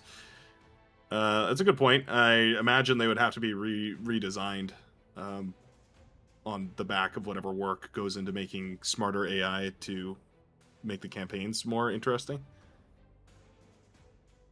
That's just my speculation, though. I don't know if anybody else has any thoughts on that idea. It is a good point.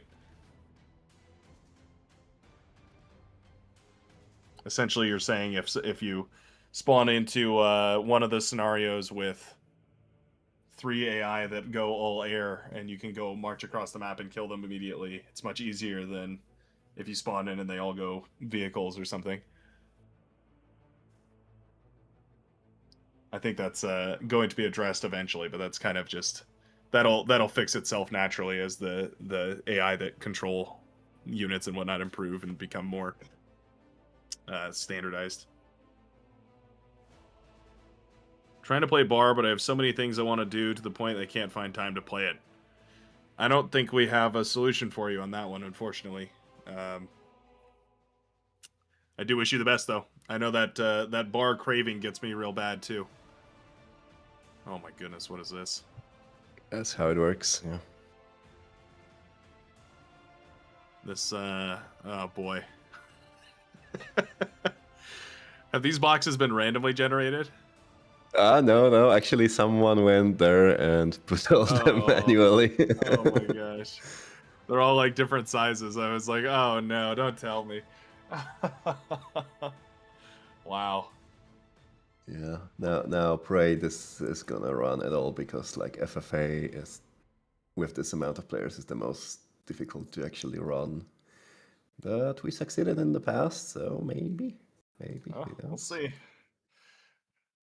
This might be a good one. I'm just trying to reduce it down to 64 now.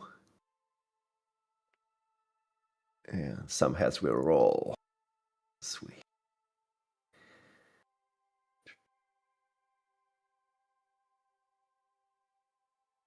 Yeah, Autopilot is asking, how many hours of bar a day is a healthy amount? And how much is an unhealthy amount? You'll have to talk to a medical professional about that. I can tell you what the average is for a player, so you might feel, depending on if you play more or less, you can feel better or worse hearing this information.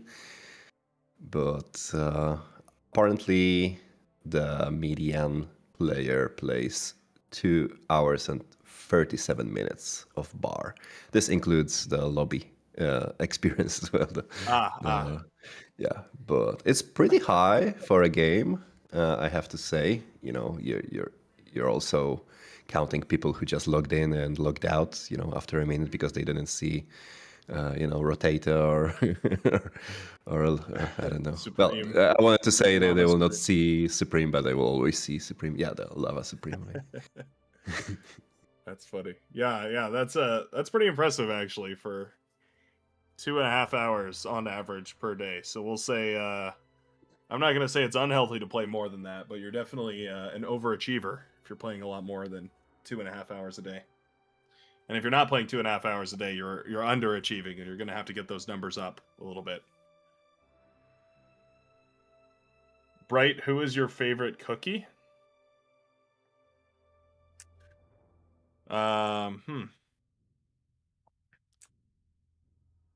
know the question you're trying to get me to answer, but I'm gonna say macadamia nut.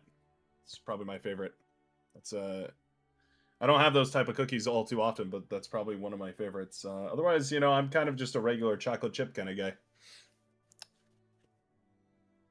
Macadamia are so good, man. Yeah, they've got a nice crunch to it and a very smooth taste flavor. Can we get an average hour per 10 OS tier? I think you're saying you want to see how many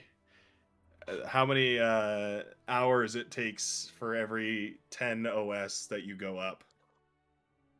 That would be pretty interesting. I'm sure someone could put together the data on that.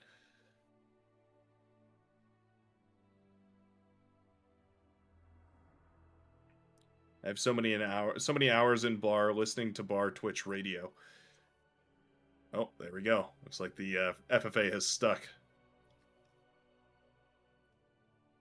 This one should be pretty funny. Oh, there's no rush time too. I didn't even see you added that. Oh, that's gonna be funny. Ooh. Oh, interesting. Yeah, I forgot it's on, but actually it might be interesting to use it. Since otherwise FFA, people just rush each other. It's going to be very explosive for the first 2 minutes, and then 10 minutes of people ecoing in corners, and then another 25 minutes. Kind of wish those boxes were a little bit more even. Since they're all made in some of them are paint. touching, some of them aren't. I appreciate so much whoever went through and did the effort of manually. If they're in the room with us now, thank you so much. Is he in the room with you? Brightworks OP, please nerf. Really not. I'm just a voice on the other end of the screen. Most people don't like being on my team. It's pretty standard.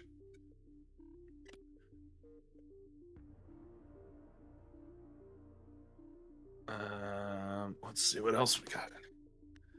A healthy amount is yes. Correct.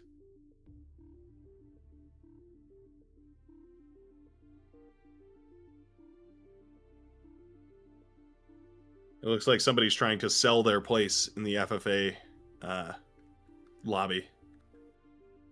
I think we might have to open a sort of like a Ticketmaster or StubHub kind of auctioning service at some point for these community events, so people can randomly receive their tickets and then resell them for 500% markup after the fact. That sounds like a good option when the donations run dry. We'll If have the servers start getting something to back expensive. up.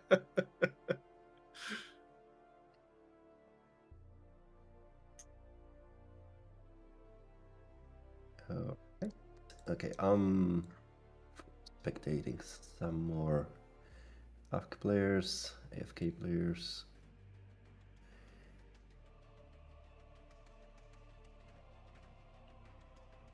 All right. Big fan of these new logos as well. Very much more visually interesting than the Aren't previous they? Yeah.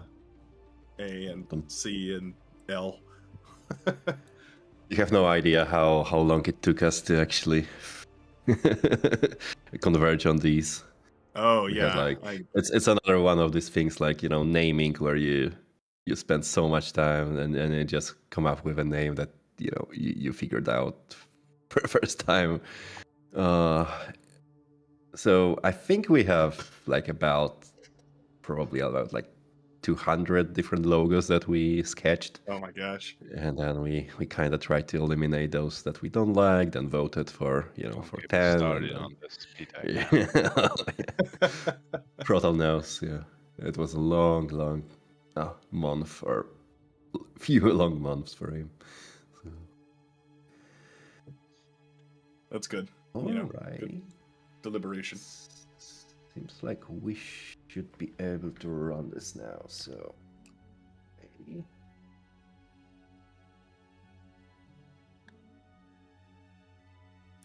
One day game will be too huge for these events.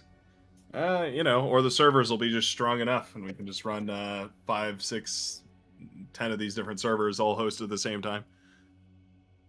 Yay! You never know. It started. Let's wow. just now. I can't believe it actually pulled it off. There might be a team of 2 people. Oh. But we'll see. We'll see. One OP team, 200% advantage. Yeah. You have to run 4 start for this lobby, so sometimes this, yeah, you do it before the balance run is over.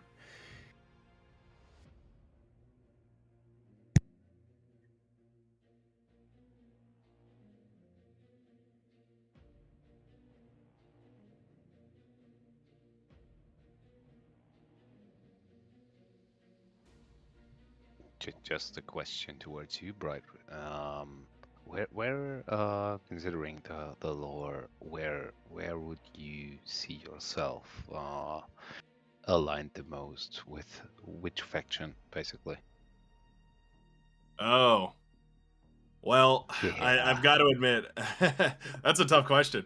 There's so much nuance to that, because all the little sub factions have their own little gimmicks. But personally, I've always kind of loved Legion as like the. I can't get into the spoilers of why exactly, but I really like a bunch of the how do I want to say this? Legion has a very fun politics to the way that they work, and I think they're kind of. I've always had a soft spot for like swarms. For instance, in StarCraft, I always enjoyed the Zerg for playing as like the swarm of units, etc. And Legion drone warfare kind of calls to me in that regard. But I will say that if not Legion, because I can't really talk about them, I'll say I love the Armada motif of like genetic engineering, which I think is really interesting. I'm a big fan of like Dune and that kind of a thing, and the whole like evolution by force kind of idea that's like, you know, sort of runs through some of the more aggressive Armada lineages, the memory gardens and whatnot. That's I think I'll say Armada for now, and I'll change my answer after the Legion lore drops, even if it's morally incorrect. Just wanted to say you despise morality then, but yeah. Yeah, but you know, at least the weapons are cool. We get to play with lightning and Yeah, EMP true. beams. I like that idea for cryo weapons earlier, though. That was pretty interesting. Hadn't heard that idea before. Maybe there's a way to work that in. Actually, at some point, I think I heard talks about that, but I think it wasn't really followed through. Well, yeah, I kind of like this as well. However, this would pan out. You could almost imagine it as just a very like an EMP beam that doesn't go all the way. Like it just only goes to 75% or something like that. Also, wow, my game is doing some really funny stuff. I'm in some sort of weird mode where everyone has spawned in, but nothing looks normal. I might have. Oh. Did I get put in like developer mode or something? No.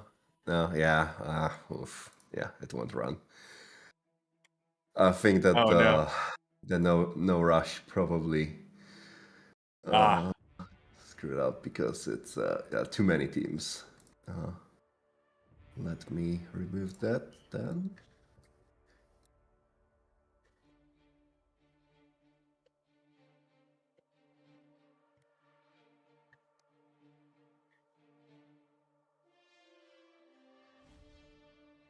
I've said it before, and I'll say it again.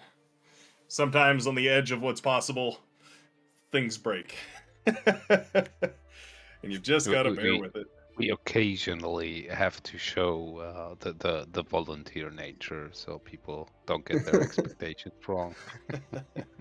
Sometimes I have the feeling that it's eventually things work, or occasionally You're things just on work. the bleeding edge, right? Yeah. That occasionally is beyond all reason. That's the whole. It's a big bubble, and inside that bubble is a little area that works, and that's the game. Said genetic engineering ? There's still biology involved here. They are not purely machines. No. No. People. I don't. Do you guys want to explain that a little better? You have better familiarity with that. No, please go ahead. I have to be a little bit more silent, sadly. Okay. What we're referencing here is a little bit bigger than just what's happening in the game. It's more than just the commanders. It's also like the civilizations and the like cultures. And in that respect, Armada is very focused on using genetic augmentation, like biological augmentation, to solve a lot of their problems. Whereas Cortex follows a much more industrial, mechanized approach to solving the same problems. And so in that regards, there's still quite a lot of biology involved, specifically for Armada, for both factions, but specifically for Armada, because they have really weird, like, creative solutions to things, like, for instance, living gardens that preserve actual memories is one of my favorite tidbits. And there are plenty of other examples. Gotta correct you there. That sure. would be Cortex. Please do. with the memory gardens, which would be like conserved memories of past people, basically. But yeah, Armada is almost all in on the whole like biological engineering. Yeah, Armada doesn't give a damn about the history. They're always, super progressive, and they only think about the future. Just and pushing forward. Yeah. Ancestors? What ancestors? Merely origins. Yep. There we go. Sorry, my game has not been able to keep up with whatever's going on today. I think I need to reinstall or something. But I hope that answers your question. There is still biology involved. There are still people in Beyond All Reason. The weapons, the mechanized warfare are robots controlled by the commander. But inside the commander is a person. So there are still living, beating hearts making the machinery go. It just... What you see in the game is only that close-up perspective of the commanders and the armies that they control.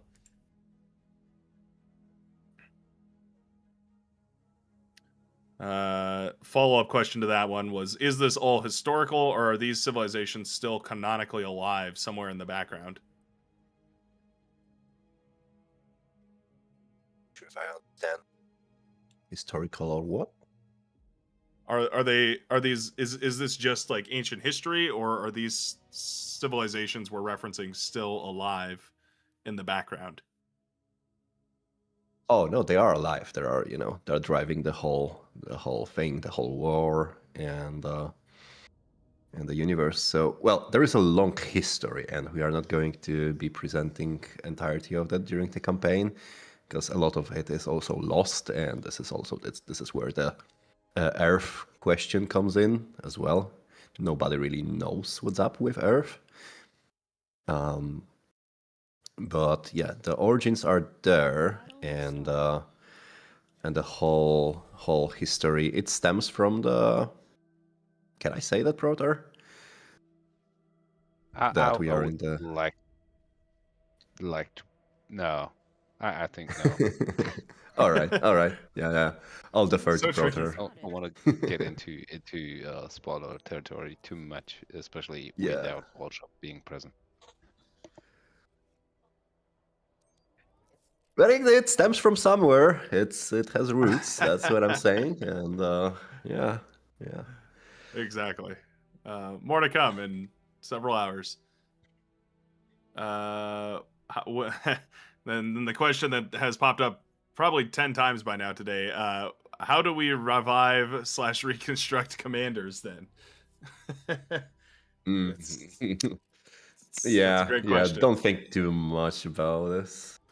That's the intersection between lore and gameplay mechanics where... Yeah, but there's you can say that resurrecting commanders is not actually putting the body back inside of it, or a living person back inside of it. It's just taking the control using the Tenebrium infused communications protocol. So basically your commander is now the commander, I'm the captain now, basically, right? So your commander is still has the person relay station. Yeah. Right. Yeah. All units can be remotely piloted. And then we got a bit into the gore territory, realizing that the dead carcass of the area commander is still there inside this machine that you're moving around. But we are not going to be showing that, P12 and stuff. Don't worry about that too much. I assume it gets cleaned up and turned into energy. It's just like a plant or anything. I mean, it can be turned into energy or metal depending on how augmented the person was, right? A little bit, a little bit. You get one metal and one energy out of it. But that evokes some interesting ideas for illustrations on the artsy side, like this displaying some freaking palm tree getting a round trip within the cockpit of a commander that has just died. So yeah, I'm taking notes here. It's great. This is community outsourcing right here.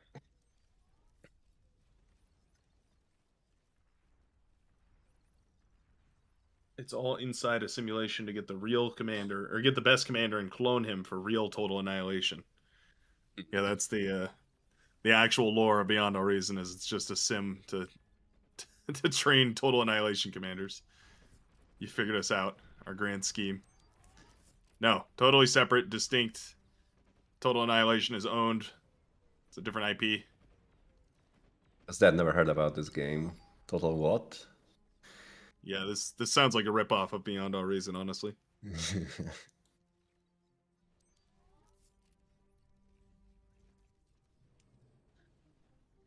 The free-for-all, however, has started.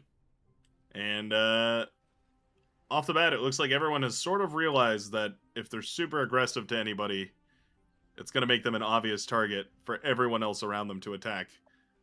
So I see literally zero aggression in the entire map. It's an incredibly peaceful FFA, I gotta say. Like, I think only one player died so far, and it's minute 4. Interesting. Usually these are a host of explosions constantly. And for a metal map is pretty surprising. Like, this is usually the kind of map that gets a little crazy. Maybe a lot of commanders tending to try and reach for T2 right off the bat, hoping to peacefully tech up. I see a lot of Legion commanders, but not a lot of them making use of their overcharged metal extractors, which seem like a very useful thing to make advantage of in this game.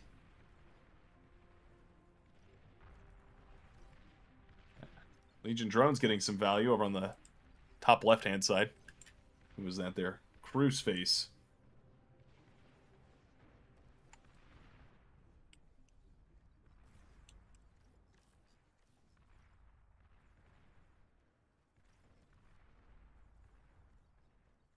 Bio E converters. That's why comms generate 2 metal per second. Yeah, I think that's another one of those like soft locking things so you can still rebuild in the worst of situations. What was the phrase again? Hand wavium. Units under attack. Tech 2 unit detected.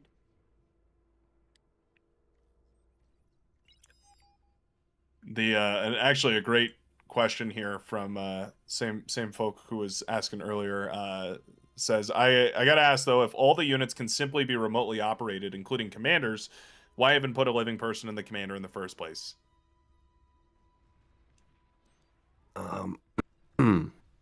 So there's the void touch thing, right? And it means that these particular humans are capable of more than just, what a AI-driven machine would do. They are better tactically, faster, stronger, smarter. And at some point, just factions realized that this is the best way to go about this. And I do remember Volshok brought up the Tenebrium command protocol or whatever already. So do you want to explain that a little as well? Oh, I wouldn't know enough. Brought up something that's the security that comes with it, not having purely like completely remotely controlled units that would be pretty prone to hacking and controlling compared to a commander in the vicinity directly controlling. Which is pretty funny because it means canonically we do have an explanation for the capture command. Yeah, exactly. And it also, it explains why you cannot capture commanders actually. Which you used to be able to do, but at some point some pesky game designers realized that it would be nice to have like a rule in the game design document that says you should always have control over your commander. Because it kind of makes sense, right? And that's why, there's a couple of things that stem from that, like you cannot transport other player commanders anymore. You have to share the transport and so on. And you cannot EMP the commander as well. Oh yeah, I forgot about that. At one point you could do that, couldn't you? Yeah, you just need some insane amount of EMP, but yeah, you could EMP it, capture it, transport back to your base, and yoink, basically. I mean, this tradition goes way, all the way back to Total Annihilation, where you could basically pick up the enemy commander on your transport and to self-de it. So, yeah, it was a bit game-breaking, I would say. Yeah, not the most competitive aspect of this game, but it's a very volatile meta. We already see that with the Supremismus transports grabbing Czars off the front line, trying to paralyze them and pick them up. Yeah. But yeah, there you go. There's the answer to your question. You need the commander. It's like the relay node. I think, yeah, Volshok did mention already that the reason, by the way, I keep saying that is because we're all trying to avoid spoilers, and the only person with like a 100% understanding of the lore and what is and isn't acceptable is Volshok. So I keep referencing things he said because I know they're safe. Tenebrium is a finite resource that's expended to enter FTL, and because it's finite, using the least amount of it is the most important directive to everybody. And it's much cheaper to send a commander that can control an entire army than to send an entire army. And Correct. so therefore we get commanders. Yeah, commander. You can think about commanders more or less about like an invading force, which is basically infectious. So you place your commander. It's like a like a virus, which then, because it has the exponential economy, it can build the army on its own. It can build more army. That can build even more army. That's how you infect the planet with your commander, basically, if you want to invade it. Oh, circling back just quickly, because I think it's not only OP man, but also other people were questioning the origins of Legion, or if they are robots or not. This is mainly due to showing two humanoids, basically, for the other two factions, and then a hoplite rendering. No. The Legion is also in its core human, but this was a deliberate decision because Legion isn't really fully revealed in this lore drop. So showing how they look and might give some pointers to things we don't want to spoil at this point. So no, Legion is also human in nature. Man, it really goes to say how careful you have to be with those presentations, so you don't give the wrong ideas. Because you wouldn't think about this, but yeah, that's obvious. Two humans and one robot, and now everyone thinks that Legion is just cybernetic. I didn't even think about that. Didn't even cross my mind in an instant. That's so funny. Good eye. What a stalwart community. Commander destroyed.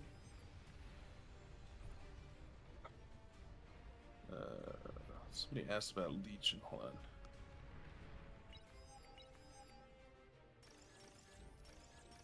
Commander destroyed.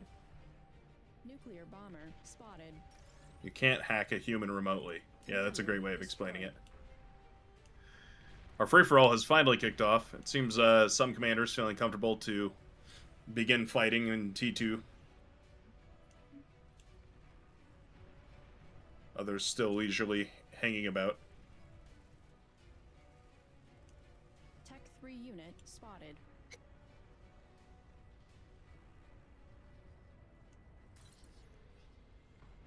The other interesting note is that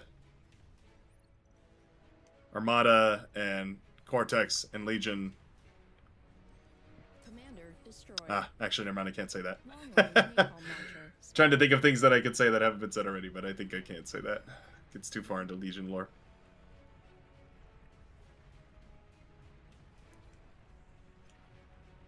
Anybody? I wonder balance the strike, right? Yeah. Or anything, but wanting to tell as much as possible. It's hard. I wonder how many questions we have actually, have been asked and answers today. Oh, that's good. Like I was like actually I was expecting that we'll have some breaks for just to show the game and so on, because the chat is going to take time. But it seems like people are so excited about all this stuff that we had like the constant barrage of questions, so there was no pause.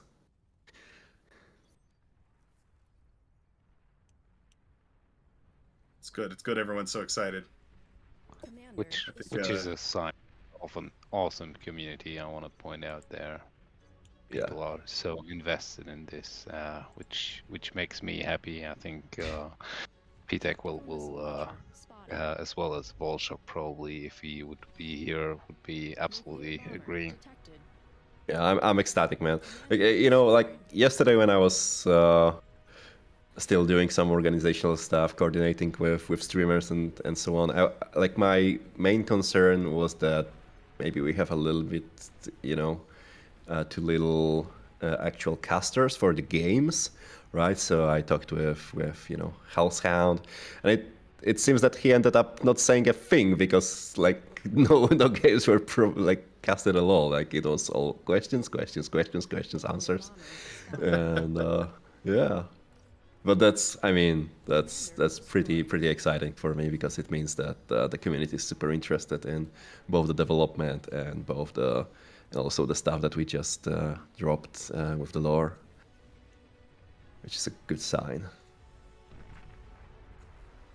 Yeah, I mean, it's always like you're afraid, because like we've been working on it for so long now that we might be super biased about this, and you never know like how people will react to it. You can only have some sort of feedback within the development team, which is also biased, kinda, right? So it was kinda awkward, waking up today and thinking about like how it's gonna go, but it seems like almost everyone is happy, so I'm happy as well. Yep. It seems like everyone's curious and wants more. So the good news is, for all of you out there that are listening to this, there is more, loads more, an unbelievable, beyond all reason amount more. Trying to work that in, little force, but anyway, there's tons of it. And so yes, I think the announcement will be. I mean, I'm sure when the adjustment is made, it'll be on the official website, no? Yes. I think within tomorrow we'll publish it at some point and then make an announcement. So look out for that. So yeah, stay tuned for that, because that's going to be where all the questions, all the wonderful questions that you've all thought of today, from the laser penguins to the good, the deep lore stuff. A lot of answers are going to be hidden in there. A lot of extra info is also going to be hidden around in there, well worth taking a look at. So stay well tuned for that. He said that. Regarding that, I have a question to Protar as our artistic director. Because I know about the faction reworks, I know about the Raptors reworks, but then Penguin rework when? Oh, it's almost done. It's almost done. Really?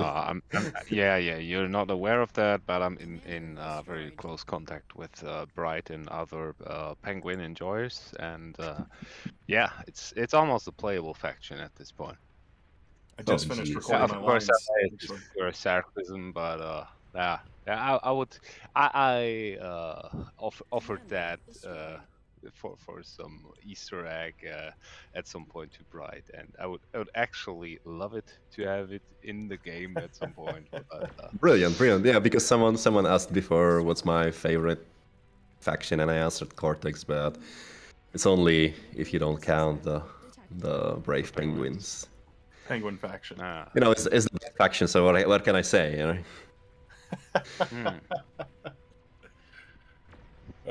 Yeah, it's gonna be good. Before you question that or voice that question, I wanted to point out also, because that was something that came up during the stream a couple of times with awesome folks asking how they could contribute, and I just wanted to point out that it has been a blast to have people almost contribute involuntarily by questioning lore or even like voicing their expectations, because this the same goes for some of the visual stuff that sometimes even spark like new thoughts on our side to think about things differently regarding the set like feedback loop that Pitek was talking about. So I just wanted to basically say a big thanks on the behalf of the whole creative team and I guess from the project towards the community, that people are so actively engaged and voicing these things instead of keeping them for themselves. So we can kind of also, as developers, like partake in them and sometimes draw inspiration and question ourselves. So big shout out and thanks to the community. Mm-hmm. It's a good sanity check, because no matter how many times you reread something, you never know if you've quite got it right. Yeah, But exactly. I mean, that and like Pitek said, like it's often you're in this weird situation where because you want to keep things under wraps, basically, you're in a feedback loop potentially without knowing it, and having these insights is quite valuable. Yeah, you know, it also stands for all other aspects of the game, basically, right? So this applies to balance, to design, to artistic stuff, so models, and like where would we be without the community actively participating in, you know, making comments, asking questions, telling us, okay, now this is not the way it should be, pointing out issues, pointing out things that are positive that we haven't really noticed, and so on and so on. So, you know, this community is, you know, I like to say sometimes that Bar, because like people ask me like what the community manager for Bar does, right? And I like to say that Bar is almost not a game with a community, but a community with a game. It sometimes feels like that. So this aspect of, you know, of Discord, of other social media that we run, and you know, it's like I recently checked, and I think we've got like 300 Discord servers which follow our Discord server. So this is all the, you know, like clans or like you know, tournament Discord servers, some different, you know, sub communities of Bar, some language communities of Bar, and these are only the ones that follow our announcements. So they clicked the, you know, the broadcast button, so they relate all our announcements from our channel. So this means that, you know, next to our 70k members on our Discord, you have to count, you know, way more, which, you know, is built around this game. But it's also like, I like to say that the game is built around the community more so than the other way around. Yeah, there's rare opportunities in gaming in general to be so close to the development that you can meet or be the developer.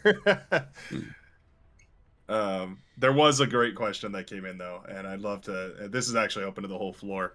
A lot of folks want to know when they can buy either DLCs or otherwise there will be a rework for the cat that sits in the bottom right hand side of the UI. Yeah, maybe Floris, you want to answer that?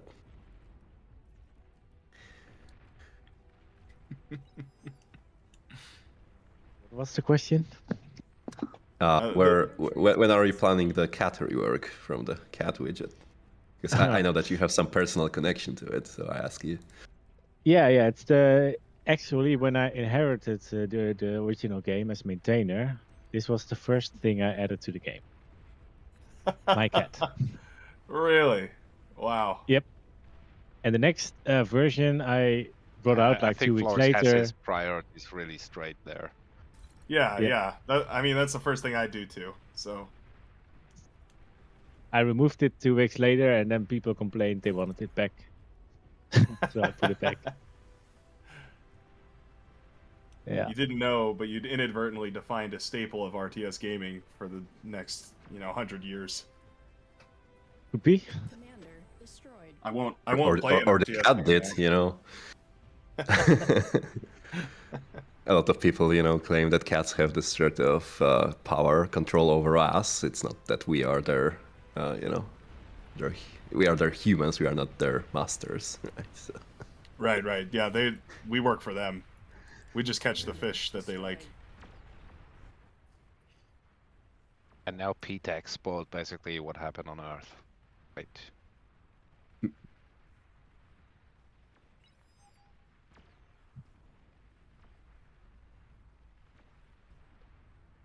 The cat originally was made for a login screen on a website, and it followed your mouse. And if you typed in the username, it will tilt its head down. So, and I ported it over to the game.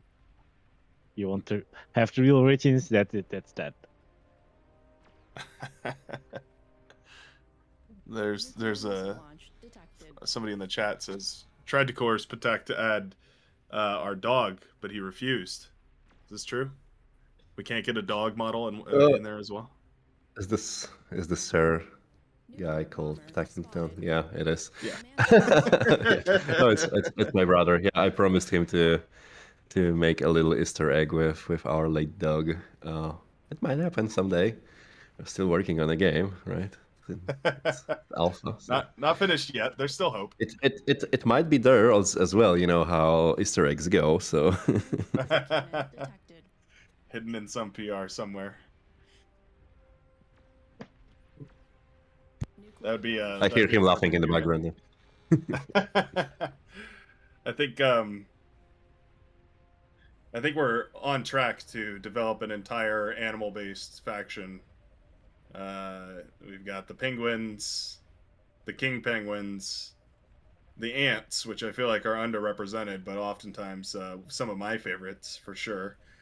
The crabs, and cats, and now dogs.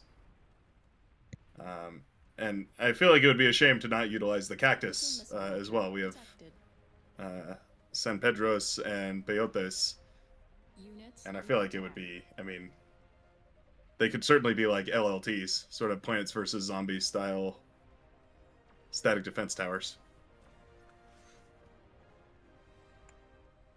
There's also Just some spitballing potential for I think modes, since people asked for some underground mechanics a little bit earlier on stream, so yeah, we can do the full range potentially. Perfect. This is what the people want. More lore and playable cats.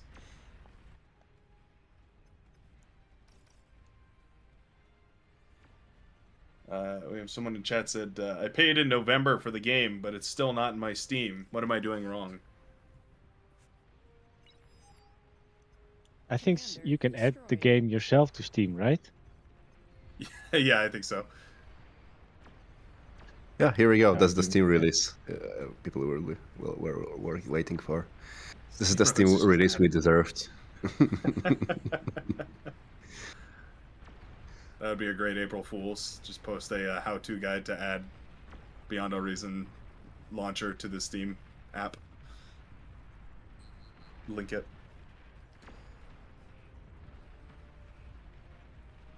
Commander destroyed. We have a technical question in chat asking about Ryzen support and multi-core CPU support.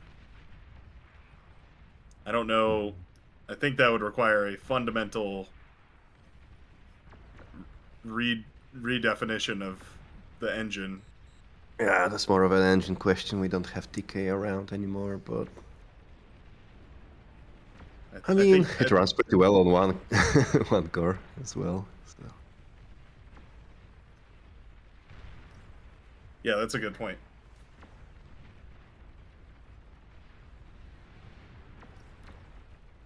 The free-for-all is still ongoing, by the way, for everybody that was tuned in for the games. We've got a significantly reduced number of players as they start to fold into their various little corners here and try and hold tight.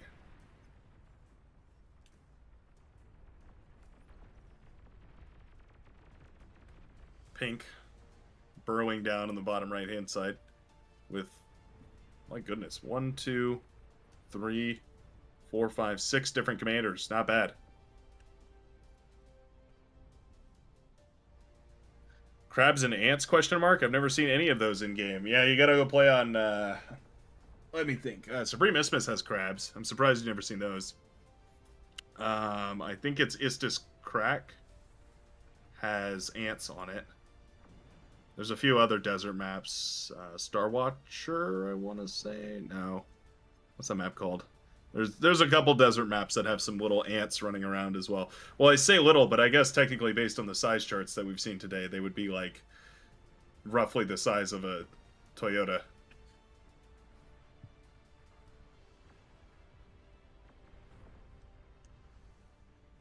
Titan detected. Lore spoiler: Toyota still exists and produces them.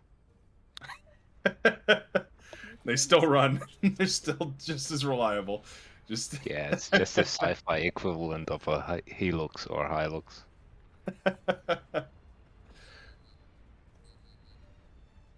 This is the ancient technology that's been buried for years. Commander destroyed.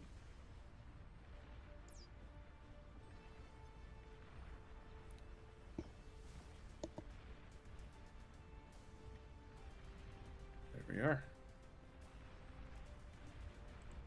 Is it fine? Have we finally answered all the questions?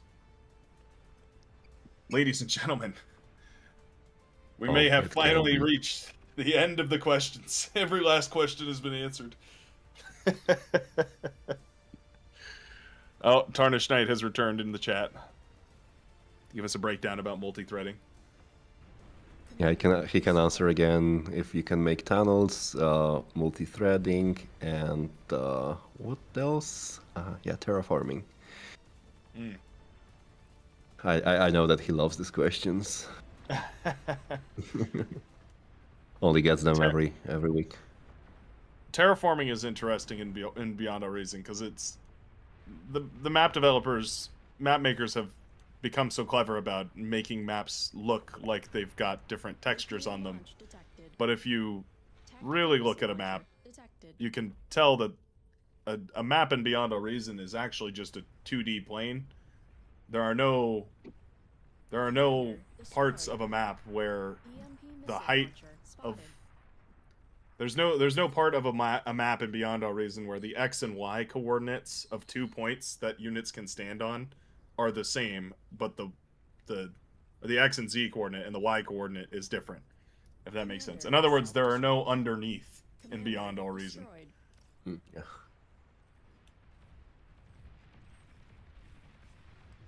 And so when people think of bridges or tunnels, they tend to think of underneath, but the closest you can kind of get is submarines, but those, it's not, it's a fake underneath. It's not a real underneath. Basically, water planes. Exactly, yeah. It's just it's a different plane that is also flat. It's planes all the way down.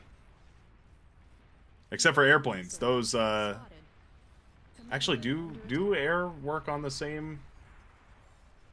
Because they can change their height, but I guess they try and stay at the same. Yeah, they have like a smooth map of the height that they're trying to reach always, and it's imposed over the landscape. I did like the. I can't remember. I remember seeing a demo a while back of. I don't know if it was a tweak or something, but it basically allowed planes a lot more vertical movement, and it sort of encouraged them to dogfight a little bit harder. They would kind of go up and over and around each other. Yeah, it is one thing that we might wanna revisit someday, because our let's say movement engine for players for planes, aircraft overall is like very, very ancient. This basically goes back to the beginnings of Spring RTS engine. And that means it has some clunky behavior. Like, for example, it's a bit infuriating that you cannot really tell the plane to go to a place because it will always overshoot, right? Oh yeah.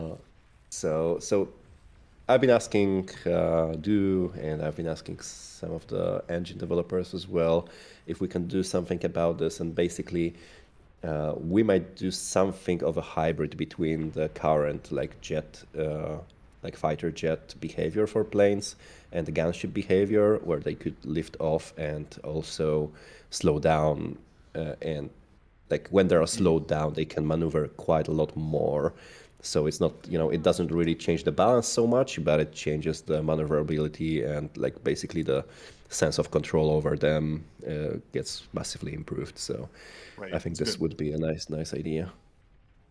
It would help feel like you're in control of your units, which is important in an RTS.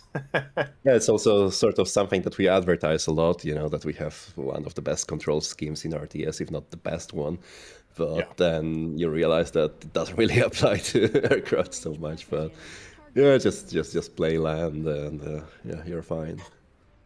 We'll just ignore that asterisk that says best control scheme in RTS minus air. Don't worry about air. Don't think about air. Don't even play air. Play frontline. Blame air. Bit too long for a tagline, I suppose, but. Well, and with the transport rework as well, air seems like it's getting more and more attention. Nuclear missile silo spotted. Yeah, there's a bunch of things and that you want to do with transports as well. There's like a big project and a small project, and the small project is just some more quality of life and some bug fixes here and there to make like group movement more reliable and stuff like that. But then we kind of realized that there are some games that just do it much better. Like Supreme Commander has a really compelling transport system with ferrying, with like multiple unit transports, and we would like to give it a shot. Like try to make this a little bit interesting and maybe make some more types of transports, introduce them into the game. So you have like 4-unit transport, like 8-unit transport, or you can pick up like 2 big units or something like that. But all the systems they require quite a lot of careful thinking and making sure it all plays well, and then it's kind of hard to implement as well. But at some point you might see a more comprehensive transport rework as well, and if that happens, there's also some opportunity to bring back, land transports, maybe sea transports at least, like hovercraft transports and all these other units like that. Right. Yeah, that's been a question for a long time, is why aren't there other types of transports? And frankly, I've never understood the reason you would want them. Like, you can... There's always this thing that you give someone toys and then you take them back and they're gonna rage because, it's already been there, and even if it was not very nice to use or whatever, it's like, give me back my transports, right? And that's why you have to be pretty careful in game development, not to, like, even if you're testing things sometimes, and you always risk the you always risk people just getting used to something that you're testing or liking it might more, but then you don't want to put it in the game yet or something, and then you have to take it away. So there's always this back and forth between the players and development team that you have to carefully manage. But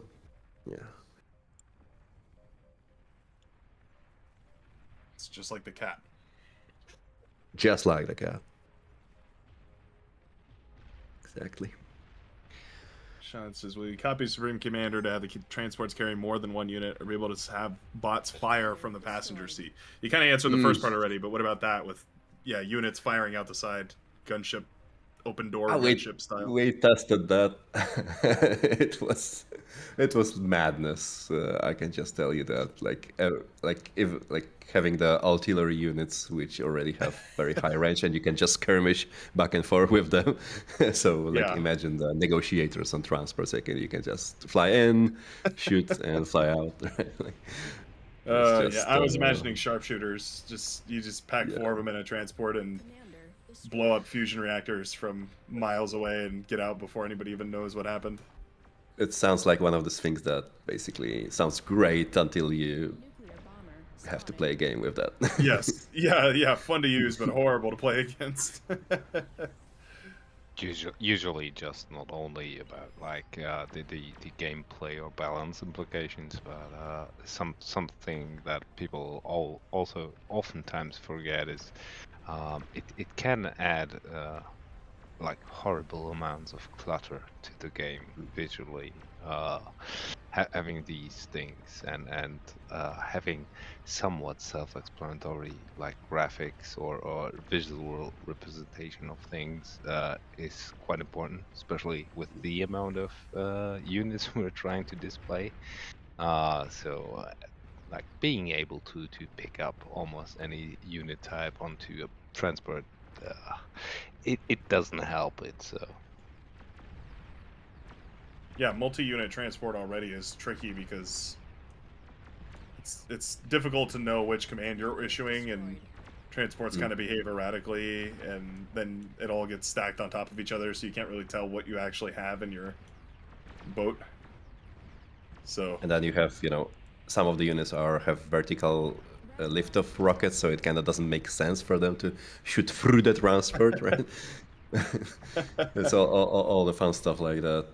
But yeah, I mean, this makes me think about one thing that I really enjoy about Bar, and I don't think that this gets enough attention, is that you might have noticed that Bar generally has very slow-moving projectiles.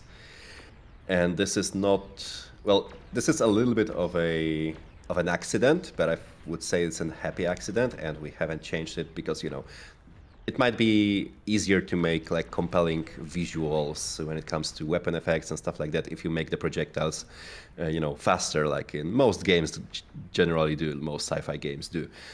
But if you notice that like the plasma cannon, it shoots a very slow, relatively. Now you know what the scale of the units is basically, right? So you can think about it that this plasma ball, it basically goes maybe like 20 kilometers per minute per hour, like not very very fast, right? Not super fast. Same with the rockets. Like the rockets are the most silly thing in the T1 rocket bots. the rockets just flying through the air. It doesn't even seem physical.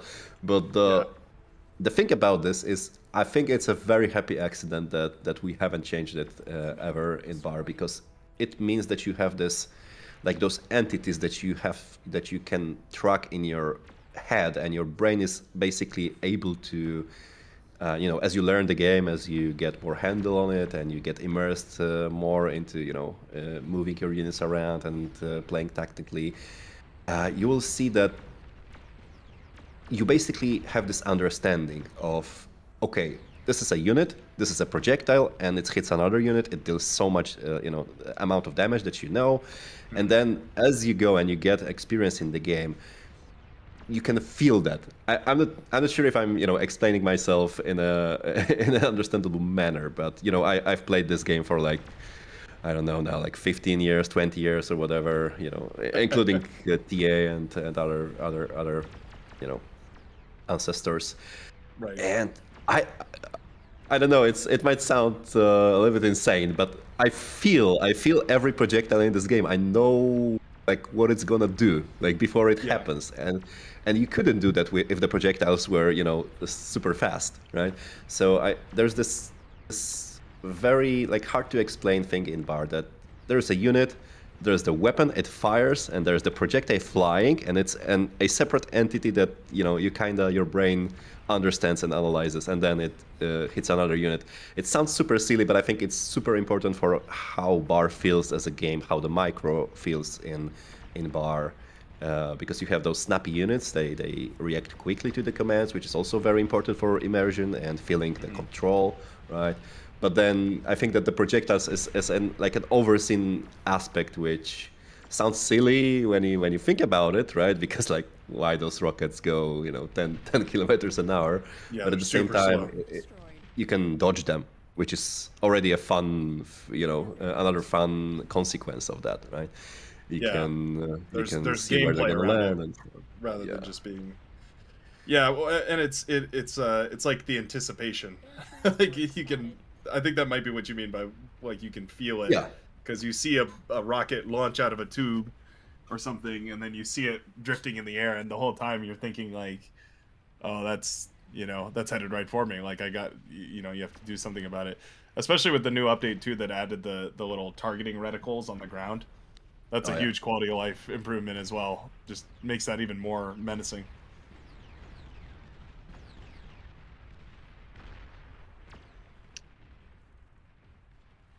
I was watching the Green Commanders fight, and it does seem like we have wound down to the last 8 players on the field. Zacruz being one of them, funnily enough.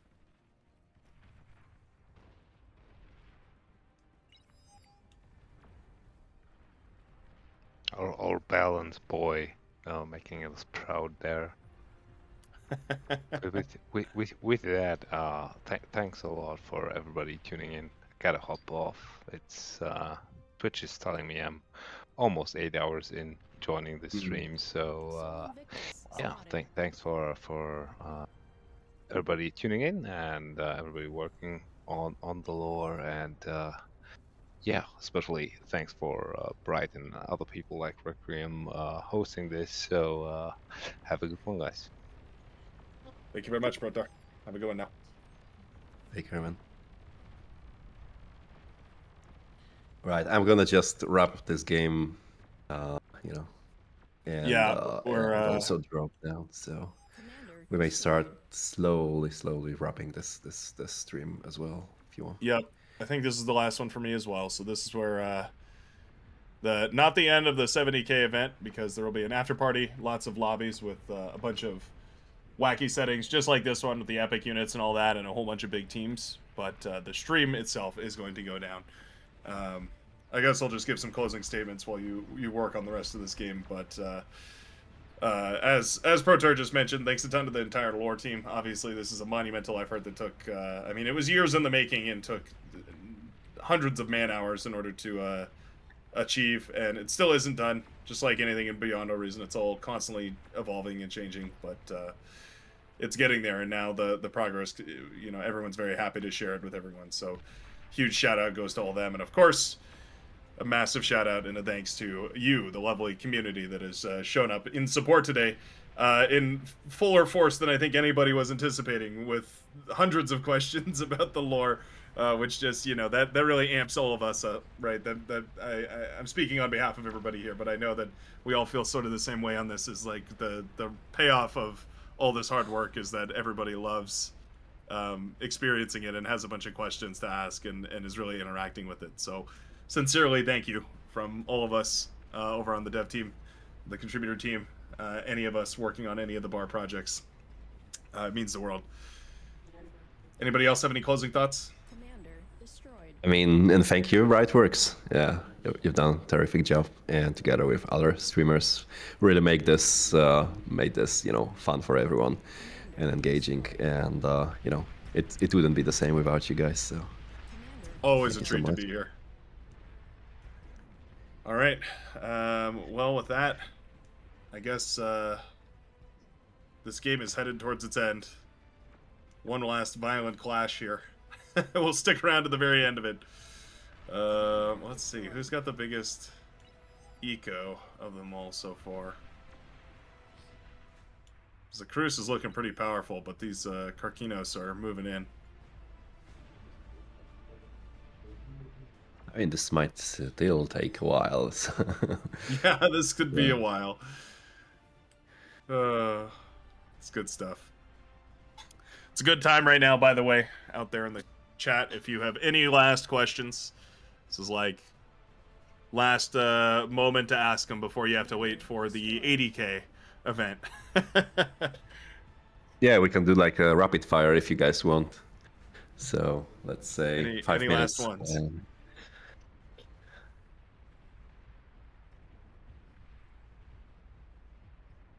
Let's see. No, It seems that we have exhausted the questions.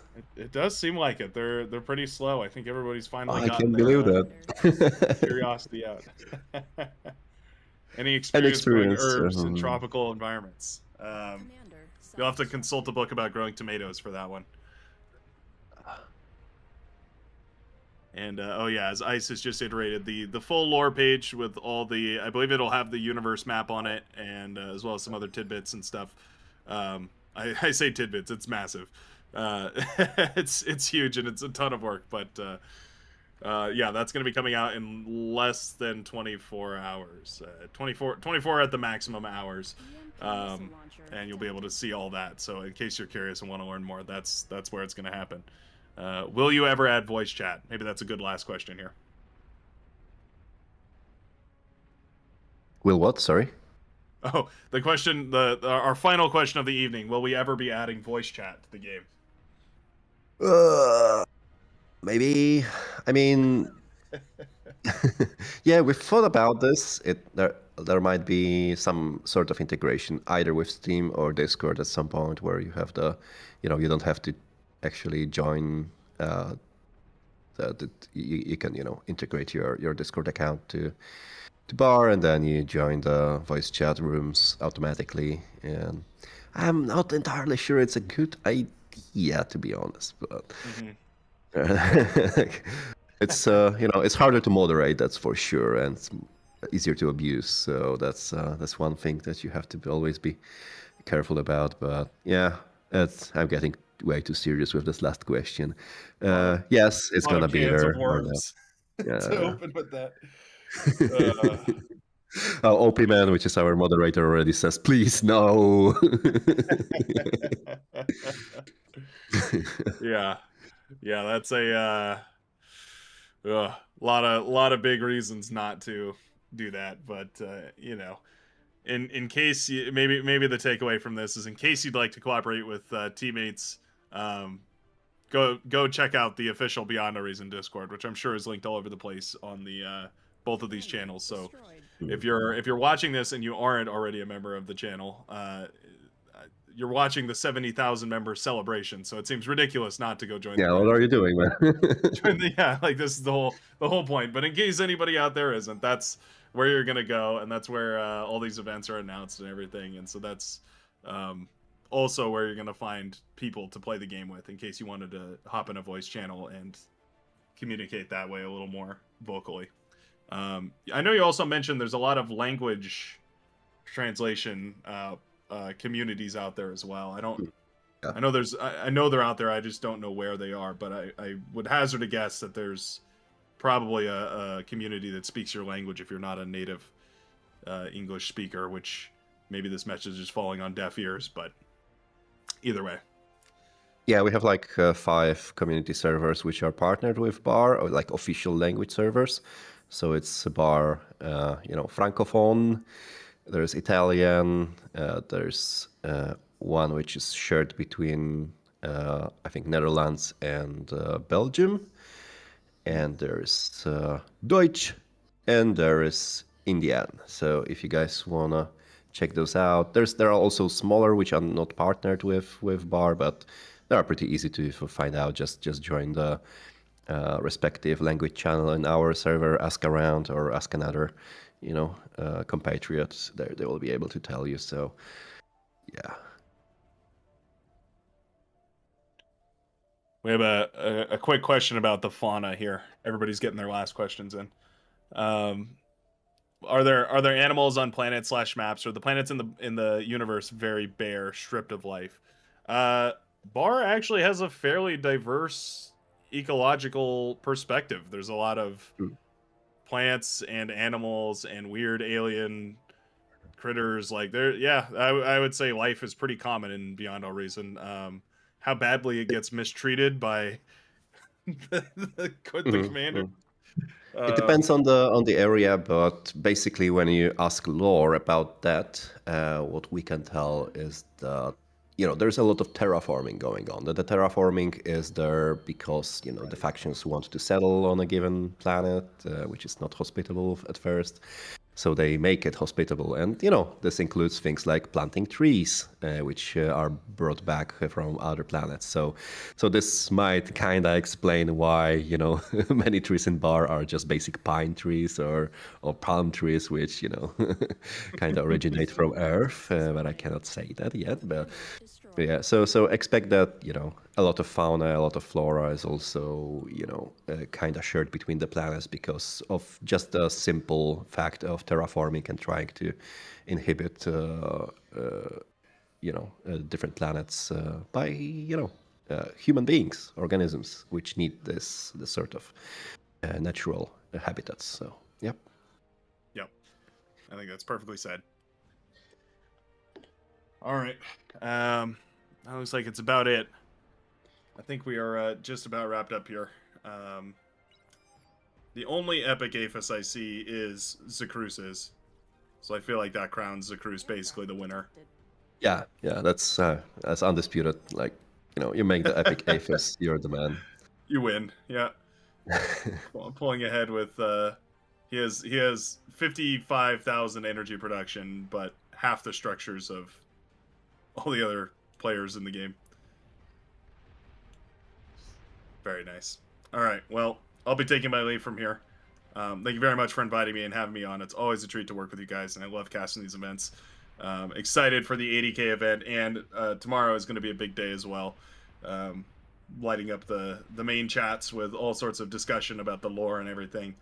I wonder, will there be a dedicated chat channel for lore discussion? Oh, there is already. But you have to grab the development role, and then you'll see. I think it's called naming and lore, basically. So, I guess it's gonna fire up now, quite a lot. Yeah, so. that might get very popular pretty quick. Yeah. So, in case anybody's interested in sharing their thoughts and opinions, because, you know, I know that tends to happen. They will. Yeah. I have no doubts about it. Well, we're very alrighty. Thanks a lot for the stream. Yep. Thank you very much for putting this whole event on, guys. Thank you, everybody, for coming out, and hope you guys have a fantastic rest of your day. And we'll see you again in the very next Beyond All Reason community event. Should be a lot of fun. See you on the battlefield.